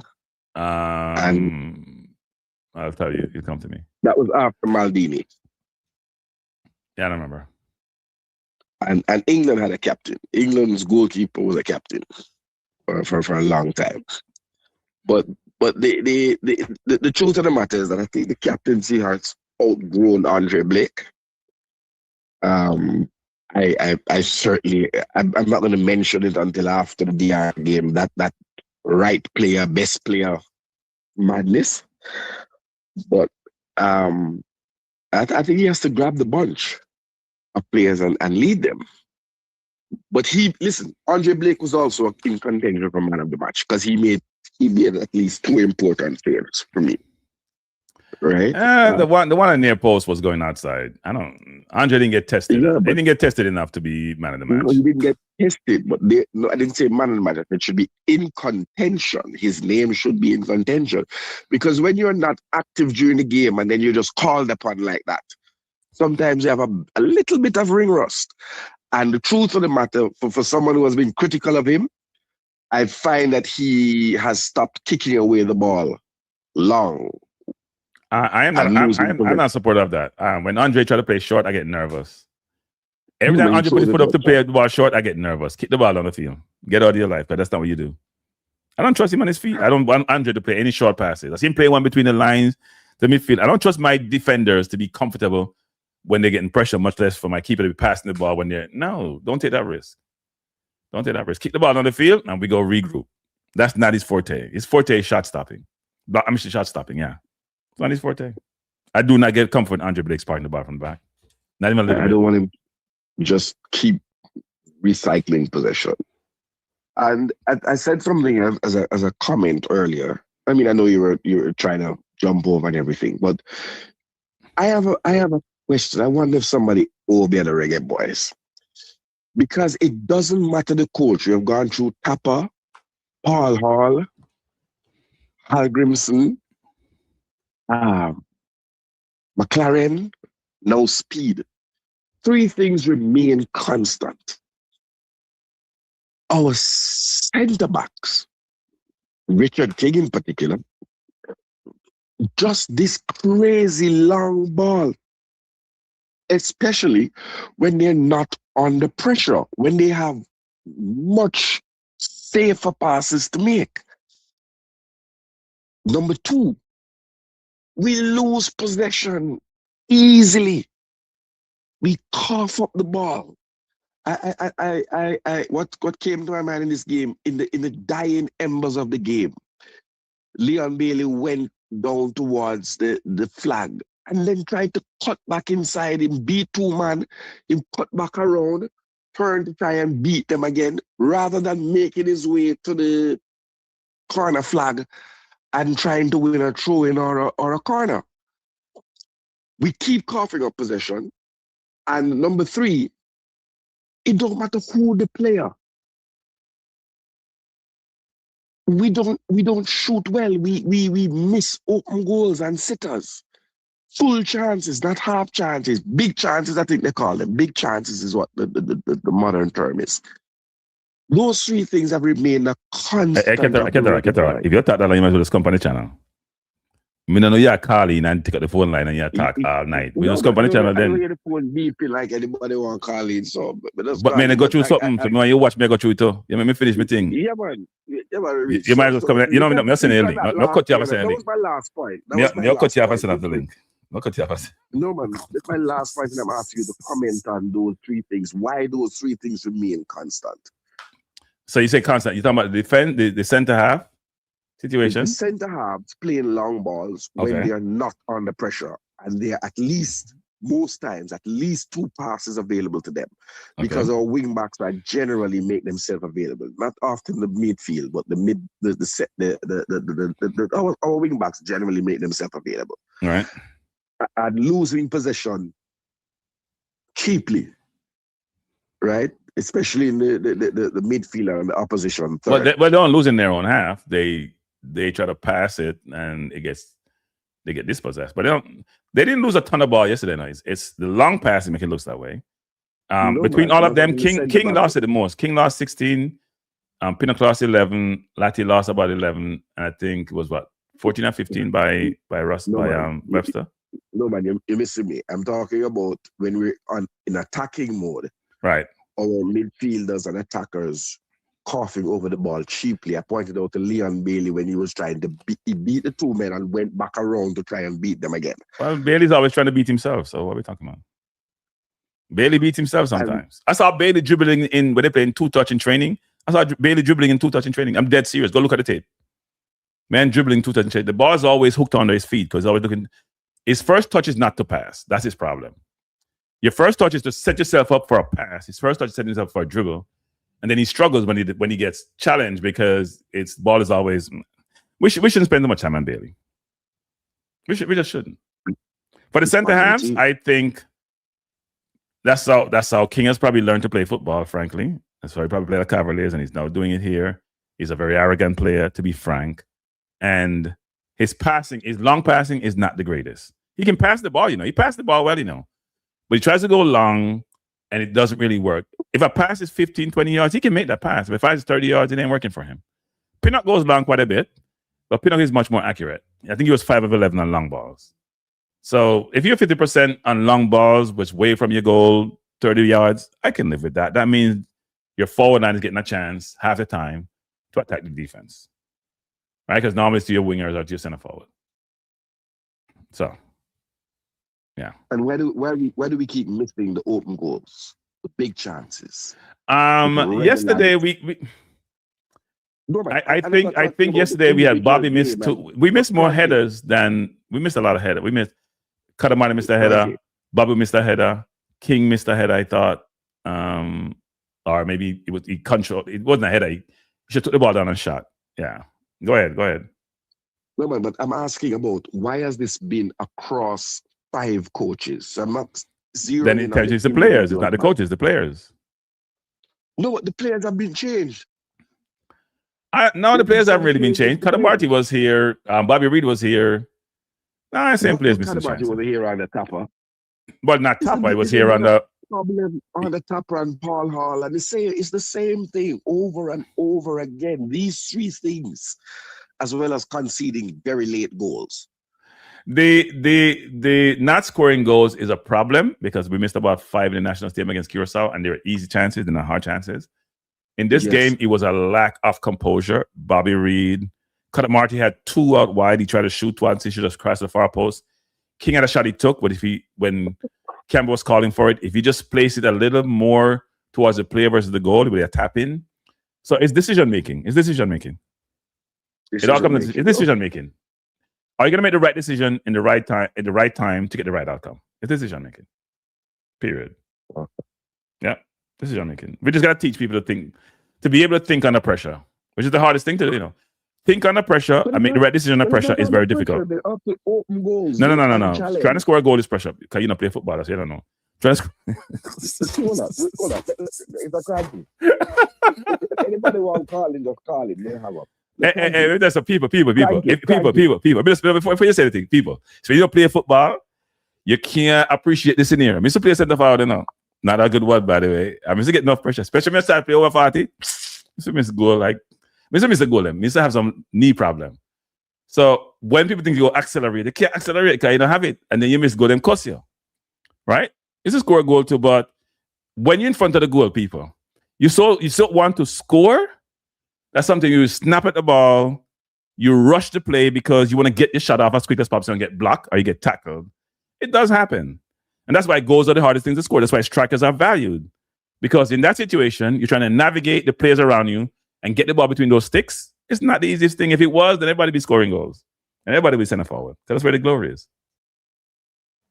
Center forwards now are not dime a dozen like they used to be. Yeah. They've never been dime a dozen. No, at one point we had many great strikers in football. Now we have very few great strikers.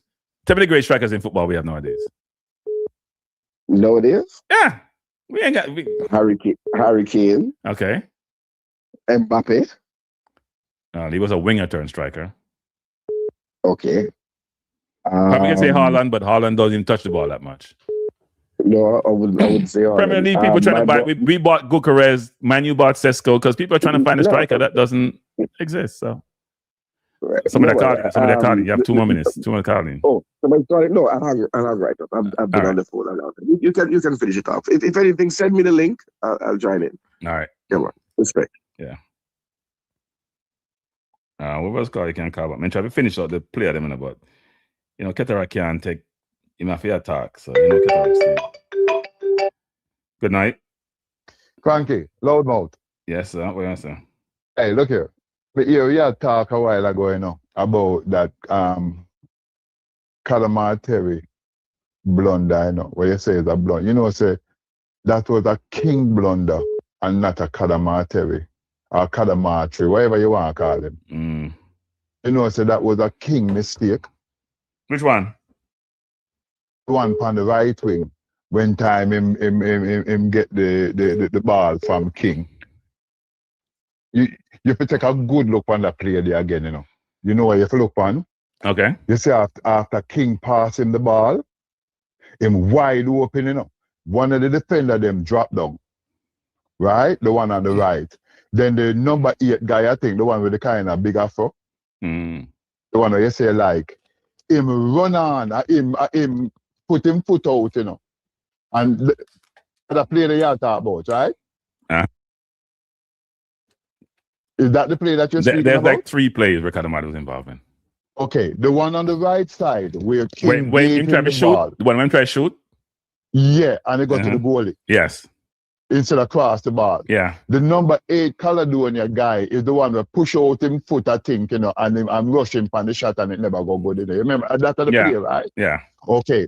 If you back up a little bit and look on that play there, you see after King gave him the ball and the defender that was there forgot to King drop down, you know what King did wrong? King was supposed to cut towards the goal with him, to get a return pass just in case from Kadamatri, But you know what King did? Him stop run. And then what he tried to do was him run left instead of run right. If you notice the play, he ran behind the guy that was going toward Kadamatri instead of just cut him off. You see, if him run right, he would actually be like a blocker, and there's no way that guy could have run around him to get to Kadamatri. But he took a left turn and left the guy an open beeline straight to Kadamatri. All because 2 things. He hesitated, number 1, because it's like him give up on the play and him say, something, make him go and go score the ball because him they're close to it. So me let him go bad, I do nothing. And then the second thing why him do wrong was him put himself in a bad position where him couldn't even get up a return pass even if something went wrong. Because now the guy jump in front time and Kadamacha couldn't pass back the ball to him, and now him can't cross the ball over to the man from the far left. So he had no option but to try that little lame shot to the goalie, to which the defender came down and put out him foot. Me need you to look back on that play there and remember what me tell you. You go to say a King blew that play there. All he had to do was continue running and run right with the play. Mr. the Caledonia man, them do a thing to the team last night on the left side. I say, how come we can't play ball so simple? The man them coming down on the left wing and the midfielder goes so boom and get the ball to the forward. And him just run on and the forward goes so boom and give him a 1 tick. And then the forward run down the left wing and the man goes so boop and push it down the leg. And at that same play there, that the man, after him get the ball and him wide open, all he had to do was keep going to Ratty George and the man cut back the ball. We were in trouble. Look, it said we never play a good team, but it's when time we are play Congo. we did go dark because the man did not make them mistake there. The man did not make them simple little football mistake that what Caledonia make last night. I believe that Congo is a better offensive team than what Caledonia was last night. Because Caledonia was a good offensive team last night to lose a game the last night. Yeah, I do think we have to improve significantly to get by Congo. Congo is a much better team. But hopefully we'll match their physicality. I don't think we keep saying how fast we are, and Blake keeps saying that we ain't fast. Stop. And Speed keeps saying that we ain't fast. we're a normal team. We have some physicality, but we're not that quick. We're not running past people. Campbell tried that last a few times. He was probably half successful in trying to go by his. At least he was trying to take on his man. It was interesting how the game was played. Campbell was getting ball to go by his man, and he was deliberate in it. And Efren Clark was play the ball back, playing safer. Because I think when you're new, you don't want to take any risk and turn the ball over. And Campbell is now much more comfortable. So he was trying to beat his man. He wasn't as successful as I would like him to be. And he had a really poor first half. But when he started getting in the game is when he got pulled, which is weird. Well, someone must with Campbell, and I hate to say it, but him kind of remind me of a Cephas. I mean, like when time you can kick or run, kick the ball around a man, and you think so you're Usain Bolt, so you can run faster than the man to get back the ball, right? But one thing I noticed with Campbell, sometimes in touch, to kick the ball around the man, he might kick it too hard. So he can't run it down, and by the time he gets on the man, the ball will go outside.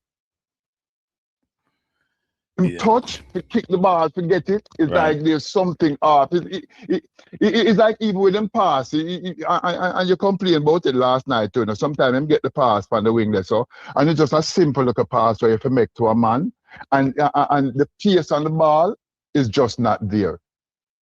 Yeah, and that's why we talk about Ravel. I was watching some Ravel tape. The ball come to you at the right pace in your stride. You don't have to even block stride. You don't have to block stride, my youth.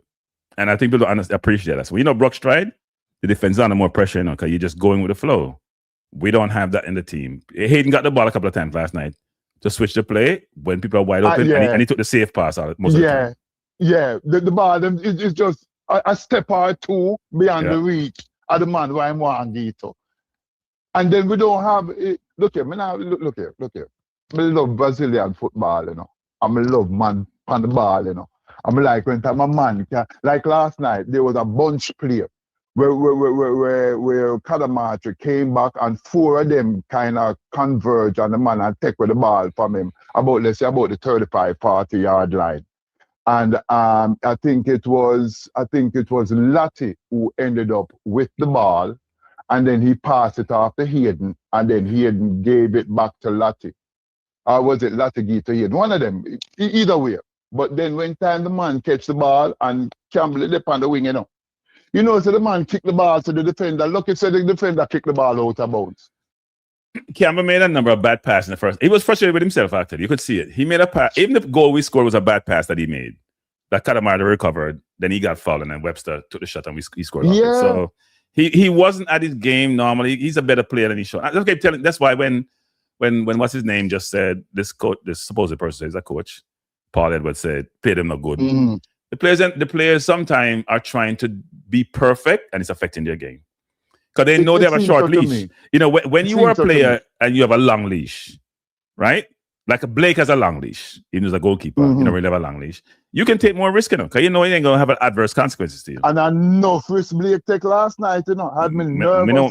Blake, somebody cussed me, I want to go say me, I was a complaint. Somebody named Calabar in the chat said me, I was a complaint, and if we pass the ball short and play the ball on the ground, and me a complaint when Blake do it. There's a risk reward in football, people. So when you cuss me about that, you understand me? I say, some people can do it. Some people can't do it. When Jamal Wade played the game before the last one where he messed up, Jamal Wade looked comfortable on the ball. Blake never looked comfortable on the ball to me. Blake can pass the ball close to the man, but I say, Blake, just get the ball on the feet. You can't do that. You can't do that. I don't want you to do that. I said the man had me nervous last night with some of them passes. When I said the man pass the ball and the defender, and then the man was a press, I used to that mistake that King made. That's why I'm with you on that fatal flaw, that the man doing. Them things that to me, is reasons enough for you to get kicked off of the team, Because if you make him have water need today, say water need because the man kick and miss the ball, What do you mean, which one? The one where you almost gave up the goal? The one where almost get a kick the ball and miss, If he get a goal, then we lose him. He have to take a vacation. And that was my worst fear last night when Blake was giving them the ball, and I'm like, boy, one of them things that go on right down there. So, and I'm like nervous, but we overcome it. But we need not do that because guess what? We are not Brazil, we are not France, we are not none of them big teams where we are big. We need to know where we were. And I think maybe, as you was alluding to, maybe someone get a longer leash than other man, so a man figure that I can do something that nobody can. Me, the big goalkeeper, ain't nobody going to get my job, so I can do whatever I want. Yeah, it's not a bad thing, because then you allow you to play more freely, right?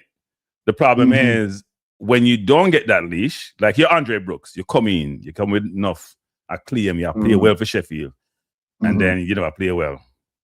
So the coach may have lost confidence in you. You may not play the next game. But you did. Not that he made bad passes, not doing anything. He never do anything. But you're the bigger picture. None of the defender them no really skill on the ball them way there. So when time they give them the ball and a man press them can turn or salad a man or run round and then big kick down or control the ball and tick it up to the midfield. We don't have no defender like that. Yeah. No, we don't have that. People think them can play like Saliba and Van Dijk. I mean, I wouldn't say Gabriel. Gabriel not that comfortable on the ball. Saliba is comfortable on the ball. We don't have that. So I look here. Look here. We already screwed up one opportunity, and that was against Curacao. We have to do I will get a little chance or something, And I'm gonna tell you, hey, we were all positive. The man come out to them little team last night, everybody go, oh yeah, well, they look like say, I try a little thing here and I try a little thing there. But with what I sip on the field last night, and better try a next thing the next game, because my personal belief is, and him put out that team there or anything close to against Congo, we will be going home with a 6-love. I don't think we'll get 6-love. I think it's gonna be a tough night for us. Okay. And because we're not gonna get 6-love. We're not gonna get 6-love. We're too. You don't think we'll get 6-love? No, we ain't get 6-love. Okay. We ain't get 6-love. We're not getting 6-love. Hey, Congo don't score that much goal anyway. Well, it's gonna be a tough night though. Well, me hear them say Congo is not for them game or them players are like a 1-love. Yeah, it's play 1-love and them defense. But them tough. They're a very tough team. They're a very tough team. Yeah. But when our defense is so shaky that, I mean, hold on, Frankie. Well, let me say this. Let me say this in all fairness to the team and the game last night. I did see them like string round a couple of passes and they were trying to play the ball on the ground and they were passing the ball around. But they weren't moving the ball forward. They weren't moving the ball north and south. They were moving the ball east and west. Yeah. If you notice, the defender them like when time the left wing get the ball and put it to the man in the middle, and then the man in the middle put it out to the man on the right, and then the man on the right put it back to the man in the middle, and it wasn't going. And then after it looked like it's not going nowhere, then them try the big kick over the midfield up to the forward, which tend to not go anywhere. They didn't play the ball on the ground, and this is why I'm with you 100% that we've been talking about this for the longest time, that we need a midfield, a Ravel, a man who can come back to the ball and take the ball and distribute the ball from the defender to the midfielder up to the forward. Right now, Caledonia last night was playing and nobody could have get him the ball. When Bailey was out on the wing there, so there was nobody coming back to give him help. And they double team Bailey, triple team him out there, and they want to beat all 5 man. Nobody was coming to give him an outlet to get the pass off. Him never even say, boy, hey, 3 man. I'll cut you. Bailey don't need no. I know you're going to cut me. Bailey don't need no. You don't like Bailey. No. I know you don't like Bailey. Can I finish, please? Can I interrupt? You've been talking for a long time, man. I mean, I agree with you. No, I'm not against Bailey. But listen to something. Bailey don't need no help. Bailey just one dribble, so he don't need no help. Where you get help from someone around to see that? Just say you need help. No. You don't need no help. Whether he need help or not. And this was one of my big problems with a man like Aiden last night. It is your job as the midfielder to put yourself in a position to give the man the outlet if he need it. If the man want to dribble around and go out with the madness, I feel think that. But I have to give him an outlet, a pass, so at least if I'm running a problem, him can let off the ball. What's Bailey's best position in the team? Right now, what's his best position? You know, say, if I'm me, bench. Me stick him in the centre forward position and make him kill himself out there. So with the man, I put him in the centre forward position. If I'm me. Okay. I think Cataract. Cataract just gave his view. He say he should sit right beside Rudolph Speed. No. With this team that we have presently, that's a fool talk. Because Bailey better than enough of them man out there right now what we have on the team. What did Bailey do? Wait, hold up. So Bobby Reed came on and had a decent game. Would you agree? I agree with that one. Okay. Bell didn't get much time. Who else came on? Lowe came on. Lowe didn't look good, to be honest. Lowe was poor. No. Lowe was very, very poor. Bailey came on. Them never look good. The two low them never look good. Right. The two low them never good. Exactly. Jamal looked like them run that concrete. Right. And then how did Bailey look? I think Bailey was trying too hard to impress. No. Me don't want no talk roll and no talk over. Me want to know how him look. Just give me the direct how him look. Good or bad? Me tell you, look here. If I had good to give bad. him the man compare look at 20 minutes. Look, the man, listen to my man, show you, the man, listen to brethren. The man, come on, look at 20 minutes. 25 minutes. 25 minutes. 25. Okay. And he was just trying to impress too much instead of playing the rights of the game. Because he always wanted, from what I saw, to take on everybody what come in front time. Sometimes he beat a man and then turn back into the man to beat the man one more time. Like, who are you impressing? I know, so you do it, just play the rights of the game. You beat the man, you just cross the ball and make somebody else carry the load after that. You don't have to do it all. Last night I thought that Bailey was trying just to do a little bit too much. That's just my thoughts on it. When has Bailey not tried to do too much? Well, the man. No. Tell me what give me not try to do too much for Jamaica. No, the man a big player, you know. The man figure say, well, them a play UEFA League and them a play with top flight team in Europe, and him are the best thing out there. So, and when him go come out, him go show say him are the big star. You know, I mean. Right. So when has he played well for Jamaica? Him ego. He play 40 games. You know, he play 40 games for Jamaica now. 40 games. Ego. We don't stop talking of star. You do this all the time, you know. When you come like a player, them in front of goal. You come like play in front of goal. You're gonna get pressure. You not answer the thing the right way. You're all over the place. Man, me say you and Ketalaka talk, you know, and me agree with you. You know, the problem is with Jamaica football is not the foot and the running, you know, it's a mental thing, you know.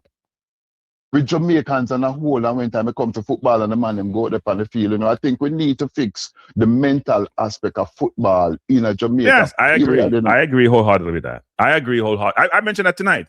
Just in terms of interview, or Kadamari interview, for example. Yeah. Right? It tells you something about how somebody think and how they communicate and how they engage. The mental part is an imperative because the more you think, the more you can think, the more you make better decisions in life and on the football field. And right? Therein, you see what you just said a while ago, the decision-making process of the man them on the field. You know, so one time I watch, it was a watch, and the man them, they did have a like a training thing. Was it a Christian Pulisic special them did have? And one time in the day of Germany, I play with the Bumblebee team. I don't which one of them playing the yellow and black. Anyway, them put him in a one like hockey rink. Dortmund. The ball, you know, them have some red light. Them have some red light and some green light and the goal set up. And then when time the ball come out, it's like him have to pass the ball. When time them see the red light over there, or the green light over there, so them say green, and them have to think quick and pass the ball to the green. And then the next ball come and them say red, and them have to quickly and pass the ball to the red. And it's like you have to be thinking, and you have to look for the light. Them and it's like your foot and everything has to be working in sync. And then they put it towards the goal and they have to shoot it towards the goal. But these things are happening in a millisecond. Now, I don't know if in Jamaica we have them kind of set up there and them kind of training facilities there for the youngsters, you know, the under 17, 15 schoolboy football, them, right? But I do believe that in Europe, when time you play for, you know, the Dortmund, them and the English team, them or whatever, them make you go through them things. So now Bailey come to Jamaica now. Bailey come and Bailey might all see all what go on, you know, but Bailey say, you know, something, I have to show because an ego, I go take over now, you know, I go show them to be a big ball, you know, so it's when time you go. Yeah, but here's the mistake you're making though. Wait, you've done this 40 times. 40 times you play for Jamaica. 4-0, not 4, not 10, not 15, 40 times. I'm not trying to prove nothing. I'm saying play Aston Villa the same way. The last year, Aston Villa give you a goal. Them tied 1.5 year while, give you the goal, them score the game over. Yeah. He hasn't learned how to play. You know something? The player has regressed significantly. Yeah. 2 years ago, him manager him go play for Arsenal to this. No, him can't get play for a pub team. Him can't Villa want to get to them and can't get to them. You know, something happened today, and I think it's not off the wall, but I want you to bear with me for a second. No, a long time you there, no, relax, man. Relax, no, man. a long time you there. You know something? Man, but you get cataract now. You've been on for 19 minutes. That's why I tell you to my channel. 20 minutes now. 20 minminutes. No, but you can't size up yourself to cataract. 20 minutes, that's what 20 minutes, people. 20 minutes, I think it's not enough. You see unreasonableness? 20 minutes. You come like when Speed at about Pep Guardiola. You size up rank. Can I just finish this? All right, 2 minutes. 2 more minutes. No, 2 more minutes and you're done. 2 more. I think 2 cars just miss because you get 20 minutes. Go on. People a chance, man. But hear this now, right? Bear with me. Tiger Woods. You are going with Tiger Woods today? Yes, we him crash out DWI can take medications for take. Yes. How much time Tiger Woods crash off? 2 minutes off. About 3. Because remember one wife beat him up. Him wife beat him up. All right. So 2. All of them. All of them him did what? Him did drunk, right? Well, medication different from drunk, you know. Well, whatever. It might find him own supply, whatever. But this is sometimes cranky when time you're hype and life and you're the big boy. Sometimes you do some things, because you can. And you figure, say, yo, me, this, me are the big man about town, ain't nobody gonna do nothing to me. So I go do what I want to do when time I want to do it and who can't say nothing to me. So some of them boys, them go on, not even them mother and father can't talk to them. Because why? Them a pay them bills them. Them a put them in a house, buy them car. Mama, you come say nothing to me and I'm cut you off, So sometimes these guys, when time them get to their level, of wherever them things that them reach and them arrive, you're not from nobody, cranky. And you can see it on the field of play when time them play, Look at King, and we are talking about King. Look how King are going. King are going like him untouchable, Yeah.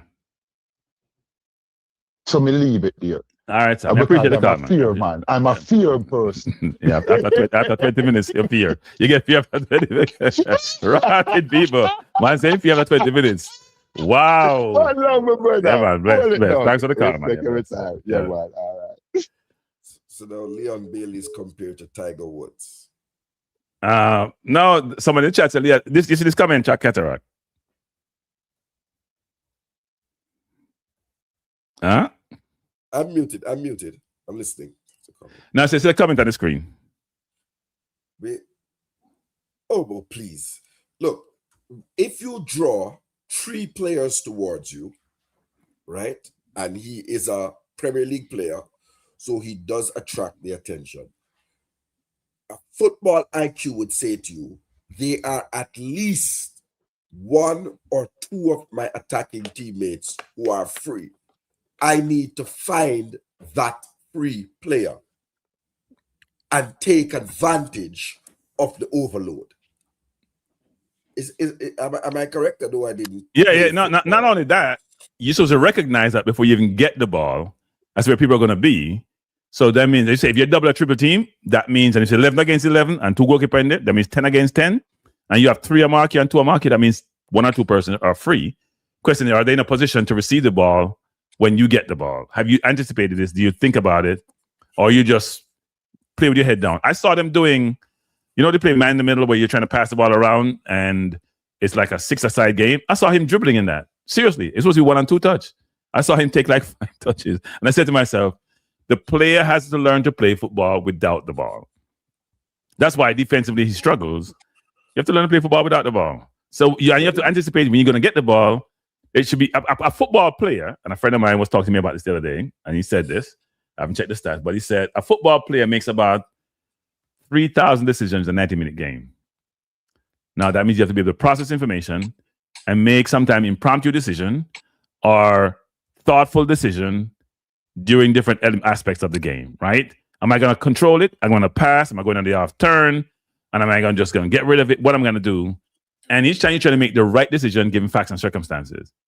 I am not sure a lot of our footballers exhibit those qualities to be able to think deductively enough to make very good decisions before they even get the ball versus reacting when they get the ball. And that's why you make mistakes sometimes, especially when they're under pressure.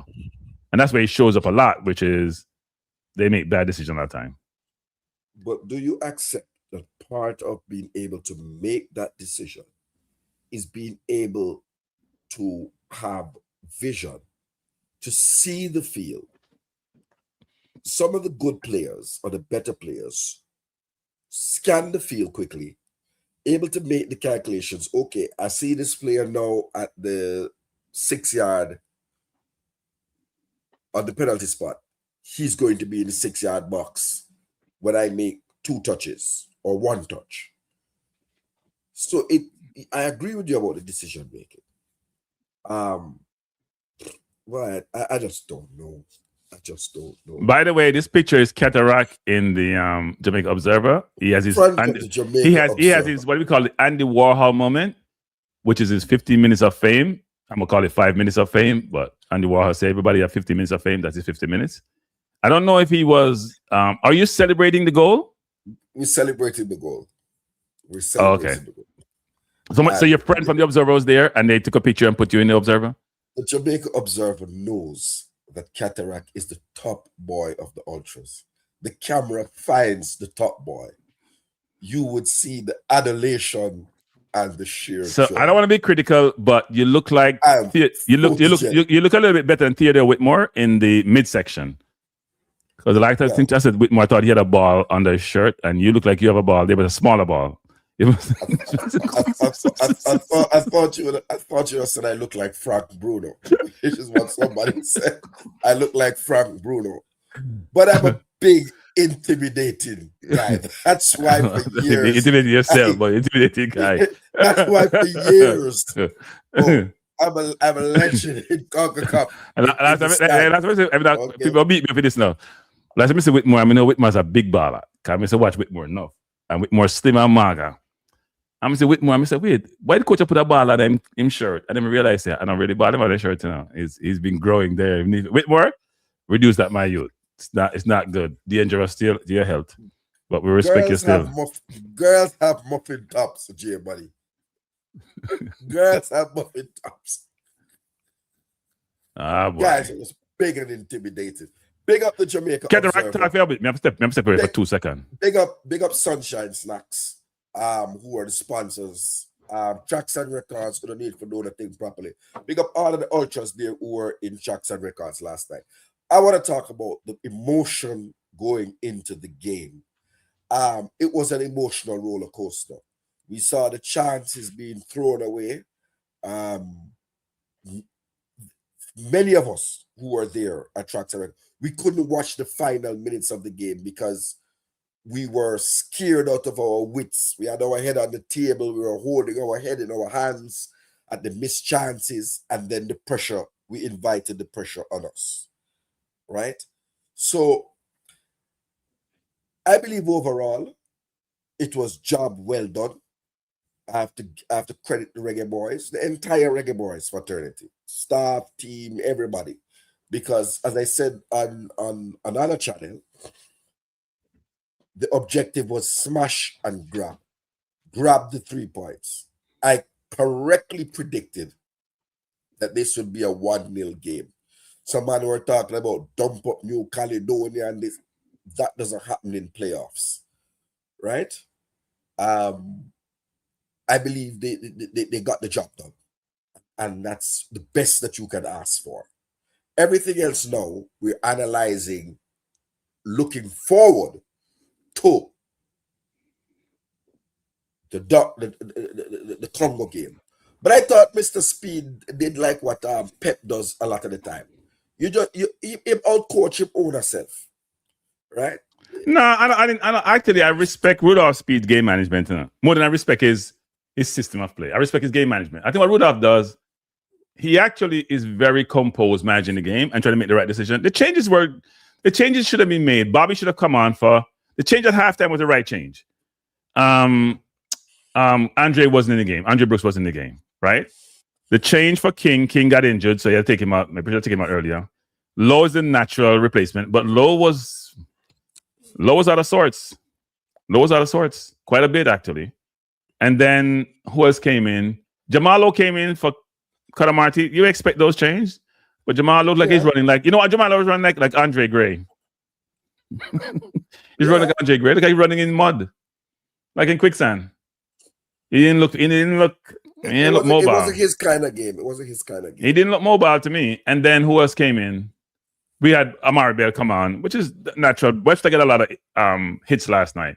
Hope he's okay. He got a lot of physical hits in the game, throughout the game. Some difficult Webster, the left back. Okay. He had a lot of he got a lot of contact last night. He got hit in the back, he got hit in the head. So I wasn't surprised that, and he was doing a lot of running. So I wasn't surprised that he was out of the game at some point. So I don't think the changes were bad at all. I think they're the right change. I think the changes, though, the players who came on, at least some of the players, didn't play as well as expected. Bailey didn't play well. And look, people say I don't like Bailey. I'm not into liking players per se. I'm into players get flowers when they play well, and they don't get flowers when they don't play well. And I've always said Bailey's stats are not the worst for Jamaica. He has 14 goal contribution in 40 games. But Bailey's playing against inferior opponents in this region a lot of times, and he doesn't produce. And we can make excuses and excuses. And what we seem to do in Jamaica is when the kids from England don't play well, they get a lot of beaten. And when the Jamaican-born players don't play well, we pass over it. I'll give you an example. In the National Stadium against Curacao, the entire front line, apart from Caledonia coming down late, was locally born. Ain't nobody criticized him for missing all them damn goals. When Bobby missed his goal, he got a lot of criticism. Let's be fair about how we approach this and treat the players individually versus they were born. Bailey has not produced based on his level that he's playing at. He's the only player. He's getting most times at the highest level of all the players who play for Jamaica. Him, Pinnock, and Rico Henry are the only ones who play in the Premier League. Rico Henry gets probably get more time than him, but Rico Henry is injured. Pinnock doesn't get a lot of time, but Pinnock looked decent yesterday, and he's been looking decent in the last game he played. Bailey for Villa doesn't look good. The Bailey 2 years ago, it seemed like he's gone. The Bailey today is a shell of that Bailey. And even when Bailey was playing at the Zenit and really doing really well for Aston Villa, he didn't do as well for Jamaica. So all the excuses being made for him, like some in the chat, I'm sorry, you've exhausted those excuses. He's playing higher than any forward in the Jamaica team. He's playing higher than Cadamarti, he's playing higher than Mason Clark, he's playing higher than Andre Brooks, he's playing higher than Campbell. He's at supposedly the best league in the world, playing for one of the sides who is in the top 4, top 5. And when he comes to play for Jamaica, it's like he's an ordinary player. And he's always looking to dribble. Instead of, working himself into the game, the first thing he does is dribble down the line, he trips, he falls, the ball got on his foot. It's frustrating to watch. Everybody wants to play well. Because if he plays well, I'm sure the team will do better. But we'll see what happens. But Cranky, you've always been a critic of Leon Bailey, even when we were live in person together in Orlando. Yeah, but here's the thing. When does he play well for Jamaica? Hold on. But he gives a lot to be critical of. But I'm saying, when does he play well for Jamaica? He went against US 2 years ago in that Gold Cup, he missed penalty. And then missed the rebound. He should never have taken the penalty. You were there, remember he took the ball off of Mikel Antonio. Yeah. But the point I'm trying to make is this is not about Bailey. This game wasn't about Bailey. He was a substitute. It was more around how we played as a team, and can this team compete with DR Congo, and does this team have a chance to beat DR Congo? That's what the conversation is about. We got over the line against New Caledonia. They had a few players in the midfield who were good players. They had decent players in the midfield. We keep saying these players are not good. One of the players played for France under 20, I think is a young player. Most of the players playing like, the top 5th tier. Yeah, they had some decent players in the team. Well, let me tell you what happened. The difference between Bailey and a player like Fujini, or whatever his name was, right? When you looked at DR Congo, you could tell that Fujini is a professional player. Yeah. Right? Yeah, man. I'm trying to stamp his class. Hold on. You joined midway. Let me finish my sentence. You could tell oh God, Cranky. Moderate. Let me finish the point. Go ahead, Cataract, and then Gary can talk about Cataract. Go ahead, Gary, Cataract, finish. You could tell that Fujini was the class player. He was trying to stamp his class. Gary, can you wait, Gary? I said when he finishes, you're going to have the floor. Can you just please wait? Jesus. And you have turn the radio down in the background. You make a lot of noise in the background. All right. So me all right now, man. You hear me now? Yes, but just wait till he finishes his sentence. He's trying to finish the sentence, then you have the floor. Yo, I'll tell you something, man. I'll tell you something, Frankie. I'll cataract. When they come to play for Jamaica, they don't feel too much pressure. So they don't want a mistake. They don't want to play them natural game. That's how it looks up. But me, I got to tell you something now. Me was a Leon Bailey fan. But me done with that. When the man them take over the game power last night, it's when Leon Bailey come on, the man them know about Leon Bailey. Said Leon Bailey don't tackle, come back and help. That's about there. So we start lead back. So whoops, Leon Bailey can pack up and go in, do it for Jamaica. He don't have to come back. I want him to do something that he don't have to come back. I say play long way better. See him play tackle. That's why when me and you enter the game against United States, that's why they look at you from Miami, from New York, Red Bull.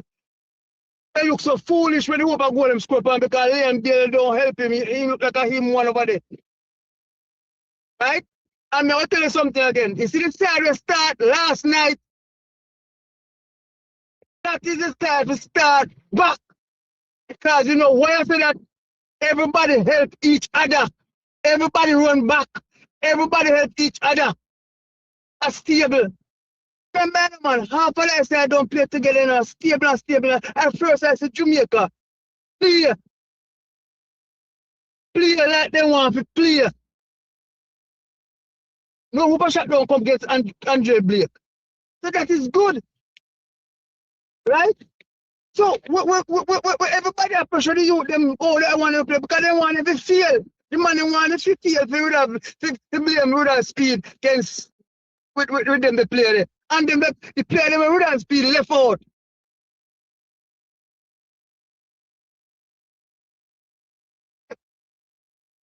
The player them with that speed left out, brother.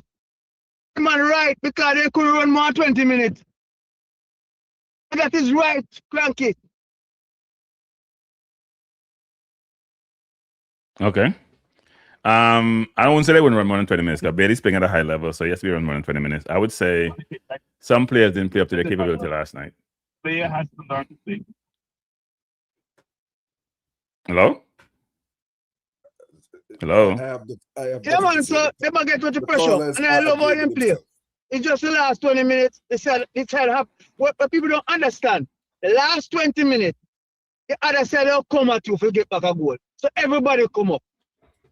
Ali and Bailey can't tackle, man, can't help his side. So we in a problem. It don't make sense to come back there. It don't tell me one thing. Look, I mean, he's a good football player, so he would be playing professionally in England. But I don't think I think Gary dropped, Then what happened? Go on, Gary dropped. But I'll finish my sentence by saying this. I don't think he has played. I don't think he hasn't played up to when you have a certain reputation and a certain supposed pedigree, and you play at a certain level, and you come to play in CONCACAF, and that's why the English kids are suffering from. There's an expectation you're going to perform at the same level you look at your club level, and it should be higher than CONCACAF level because players here, apart from say the US and some of the higher team like Canada, are not at the same level, and it's not translated that way. So we had an expectation that, given all the players that we recruited and who we have locally playing overseas, were born locally, we would dominate, and that's why we call it soup, in the zone that we got. That didn't work that way. And when you play on New Caledonia, rank 115, you're ranked 70. That means you're ranked 80 positions above the team, and you come away with a 1-0 victory. You didn't have a lot of clear-cut chat where you put the goalkeeper under pressure and he made saves. Then people walk away feeling very concerned. Very concerned. And I think that's the situation with us, which is we thought there's going to be a soup game. At least many thought that way. Cataract predicted 1-0. I predicted a 3-1 victory for Jamaica. We didn't create enough chances to me, and certain players didn't play up what I expect. People complain that Cranky boots up these new players coming in, they're not good. That's why I hear Paul Edwards say, I don't know how Mason Clark, who has 7 goals, 7 assists, playing for Coventry, will be the Premier League next year, is not a good football player. And I hear Reggae Boyz reactor saying, none of these players be as good as Bailey. Well, let's see. Mason Clark is 26. Andre Brooks is 22. Cutter Marty is 20. Let's see how their career progress. And before we draw a conclusion based on insufficient evidence about where these players would end up. Because where Beatty's going now, he's going south versus going north. And none of these players are going north, even though when they play for Jamaica, to them I knew it doesn't appear that way. I'd have loved to see Tyrese Hall in the game yesterday between the lines, given him being comfortable under pressure. But he's young, and I'm sure Speedy didn't want to put him in a very difficult situation. But we'll see what happens going forward. Could you go over Leon Bailey's stats, please? I am going to do that now. See, you're the one who interrupt me now. Because I was going over the stats and you cut me out. Right. No, I did. And that's why I'm bringing you back. Okay. So let's go to the rest of the stats for the rest of the players. So we did the midfield apart from Brooks. We're supposed to be at Andre Brooks. Let me do Andre Brooks stats. So this is Brooks. He had a difficult game. So he had one shot. Silver Square didn't pick it up. He had one shot. His shot was blocked. He had a really good 1-2 with Mason Clark. Down the left, took a leftward shot and was blocked by the player. In fact, he was almost in on goal. So he did take a shot. Passing accuracy, he had the best, he only had 16 passes the entire half, 81% passing accuracy. A lot of those passes was just a combination between him, Lati, and Hayden. He had 7 of 7 in his own half and 6 of 9 in the opposition's half. So he wasn't really in the game. He had 21 touches. Now, if you look at the midfield, and we can pick some time for Carlin style. Jesus. Good night. Good night, Cranky. If you want to continue with the stats, you can continue. You wait till. All right. Boy, no timing. Interesting. Yeah, that's why I said that, because I'm watching. I know you're doing the stats, so I don't have a problem with it. All right. So he had 21 touches. He had no dribbles. You can't play midfield and not dribble people. He lost position 4 times, which is not bad for 21. It's about 20% of the time. For most of the players, it's more than that. And didn't do a lot of, if you look at the other stats of progression and carrying distance, none of that.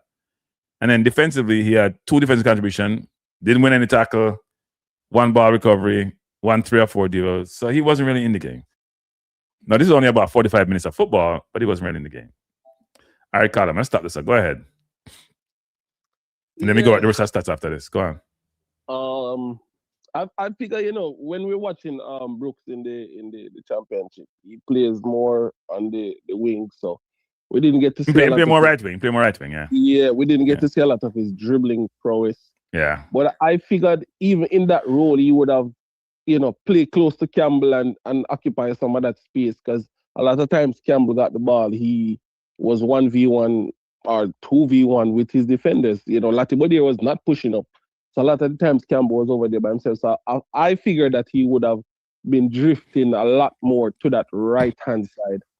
And he did late in the first half, by the way. He did, but it wasn't in an offensive role. He was more close to the halfway line.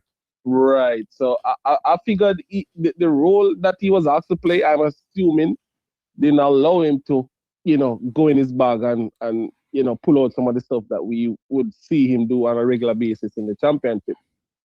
So I don't know how the coaching staff is going to start that out. If you're playing a player inside, I don't think he's not a natural 10. The natural 10 is Tyrese Hall. Right. Tyrese Hall is the natural 10. Tyrese Hall is the natural 10. That's what he plays for North County. Yeah. Right. I don't think he is the one to be right there. Nah, yes. So he's played it before, but he's not a natural 10. So I figured that's why he had the game he had. Yeah. Wasn't really involved. That shot, he said he should have took that shot so early. I don't know why he waited, because Efran gave him that pass and it looked good. And I'm like, you got a split second and you let the defender catch you up, and you should have took that shot early. Actually, you know what? I was saying this. If he cut the ball behind him, that defender ran off the field, Yeah. But and then pick the shot and cut it behind him, the defender ran off the field, going all for the block. But he all right, I think he caught him 2 times, because early, he got the ball early enough to get off the shot. Yes, he did. And then you wait too long now, and you're still in your mind you want to keep the shot. Just cut the defender, but if he had, done it early, he would have gotten off a good shot. He's going to lose his place to Bobby Reed next game. He's going to lose his place to Bobby Reed. I feel so. And you were speaking about the formation when we just started the program. To me, it looked like a 4-2-3-1. You know, it was a 4-2. It was a 4-2-3-1. It looked to me it looked like a 3-4-3. You know, when I get confused, when he made the changes and the right side was so wide open, I was wondering if it was a back three and if it was Bailey who was supposed to be covering that side. So I was it's a back. I was told last night after the game, I link up with somebody and they say it was a back. They say it was not. They didn't think what it was. They say it wasn't a back three. It was because I was saying it to someone, you know, it was a back three, and they said, okay, if it was a back three, where was Pinnock playing? You know what I mean? Because and I didn't even answer the person because I said yes, Pinnock was there, Amari Bell was there, Damian Lowe was there, and Latibody was there. You know what I mean? So I was like, you're probably right. But why was Latibody tucked in so much? I couldn't understand. Exactly. Because you know what? Because he's playing right. Yeah, he's playing center half nowadays, and I think he got comfortable.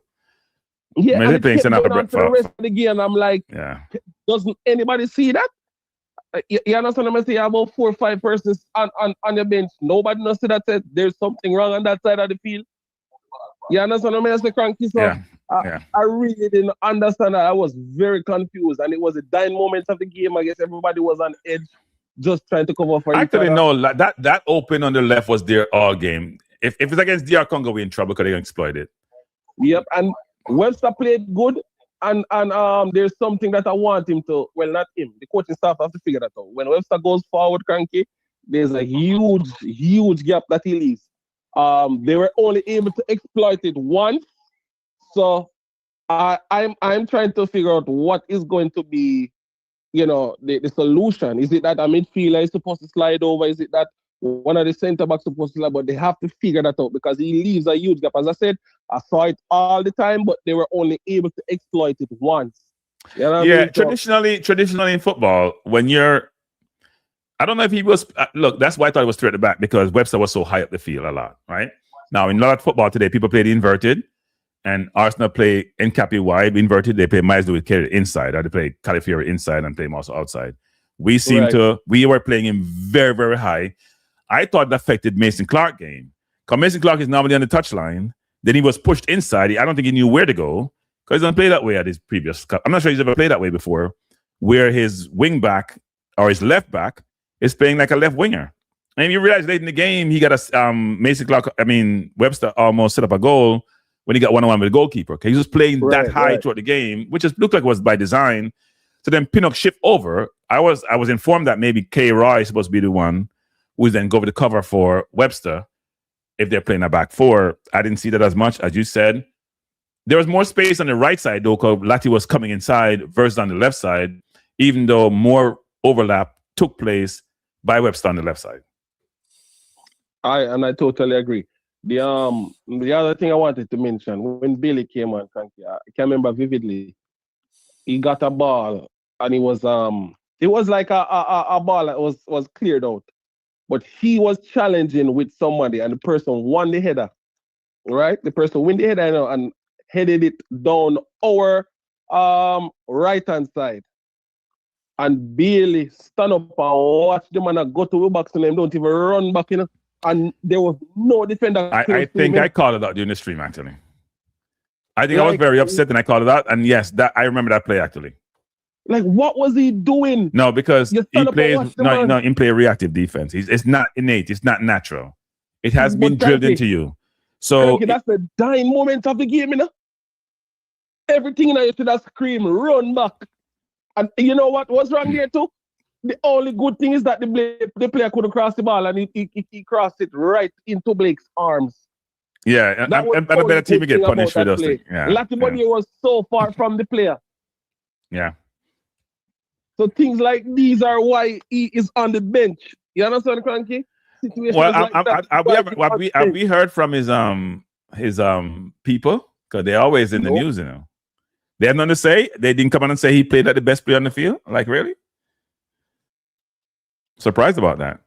They didn't complain about him being benched and then say he was brilliant and he should have started. No, I haven't heard anything. Oh, okay, I haven't heard anything. I guess we waited with bated breath to hear. You think that this lineup will be similar to what he will play against Congo in terms of most of the people in the starting lineup? I'm feeling he may do something at centre half. If he plays King, then either Lati plays centre half, because I think Ian Frey will go right back. He's more natural. You know, Lati had the best stats of anybody, you know, which is interesting in terms of passing and position loss and all that. He had the most touches on the field. He only had 11 balls that he sort of got, lost. Mm-hmm. So his percentage was much better, frankly. Before he reached Bailey's stats, Bailey lost the ball about 10 times. Well, I know Bailey's stats, but we'll go through them. I know Bailey's stats, but we'll go through them. He lost the ball about 10 times in a short space of time he's on the field. He touched the ball 22 times. He lost about 10 times. Yeah. Like every 1 and 2 is normally that way. Like 1 and 2. If He's a 1 and 2. you want to make a statement to the coach, Frankie, that you should be starting, you come out and play with little life and run back and make things happen. I think he's trying. But it's not working. I think he's trying, but it just not working. Sometimes you try not working. It just not working. Well, I really don't know. Yeah, man. But yeah, Webster play good, and we'll see him again Tuesday night. Just sort out that space that he leaves. As I said, the coaching staff need to figure it out. How they're gonna sort that part of it out.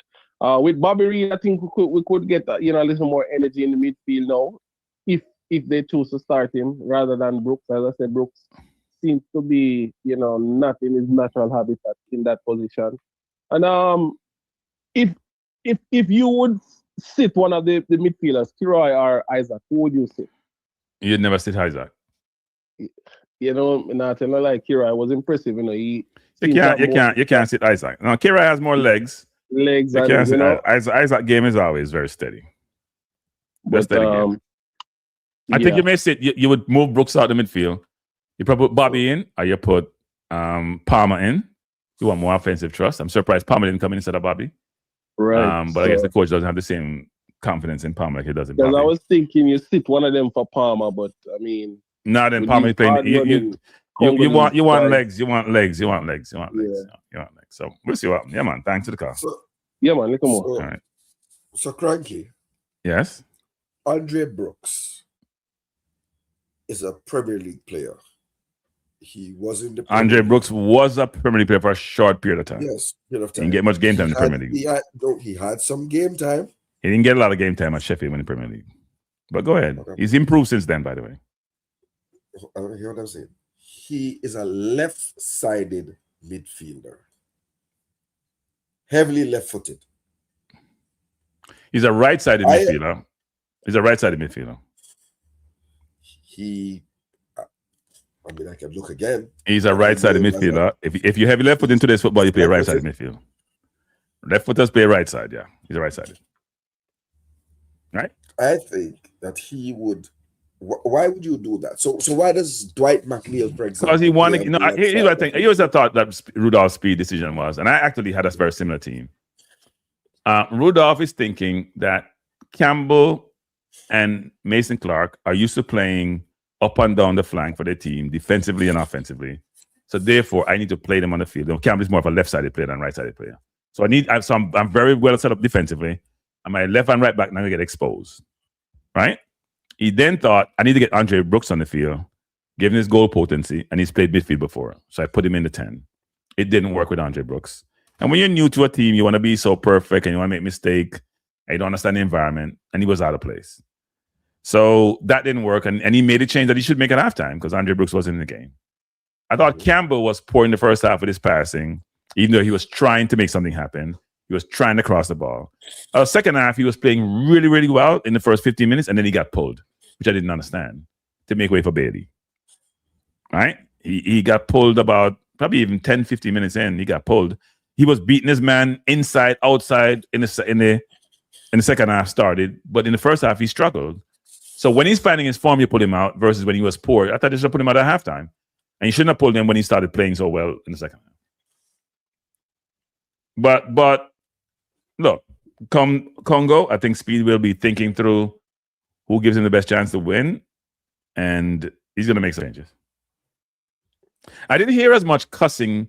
I thought I would hear much cussing in the Jamaica community about Cephas not getting game time. I didn't hear as much, which is interesting, especially in certain quarters. They were disappointed, but it wasn't the same venom I expected. So let's go through the rest of this.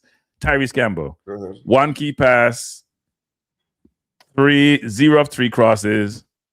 His passing accuracy was poor, 17 of 25, 4 of 5 in his own half.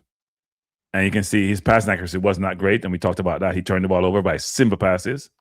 Even though one of those passes led to a free kick and nobody got the goal. He had 41 touches compared to Brooks having just 21 or so. 2 unsuccessful dribble, that means you miscontrol the ball. 2 of 2 dribbles. I'm sorry, unsuccessful touches, that means just had to miscontrol the ball. Like you had the ball in a good place and you did something, not do something well with it. He was fouled once. He lost position 15 of 41 times, which is probably average for a winger. It could be a little bit less, frankly. I think Lati lost position 11 of 80 something times, but it's different positions and it's much more challenging to keep possession in the opposition's half, which is where he has most of the ball. He had 13 carries. He had 4 progressive carries. So he was trying to do something. Maybe not be unsuccessful as like to be. And then defensively, he had 1 of 1 tackles won. He won 4 of 6 ground duels. So you can see he was playing some defense, right? That's Tyrese. Let me pull somebody else up. Let's go to Ephraim Mason Clark.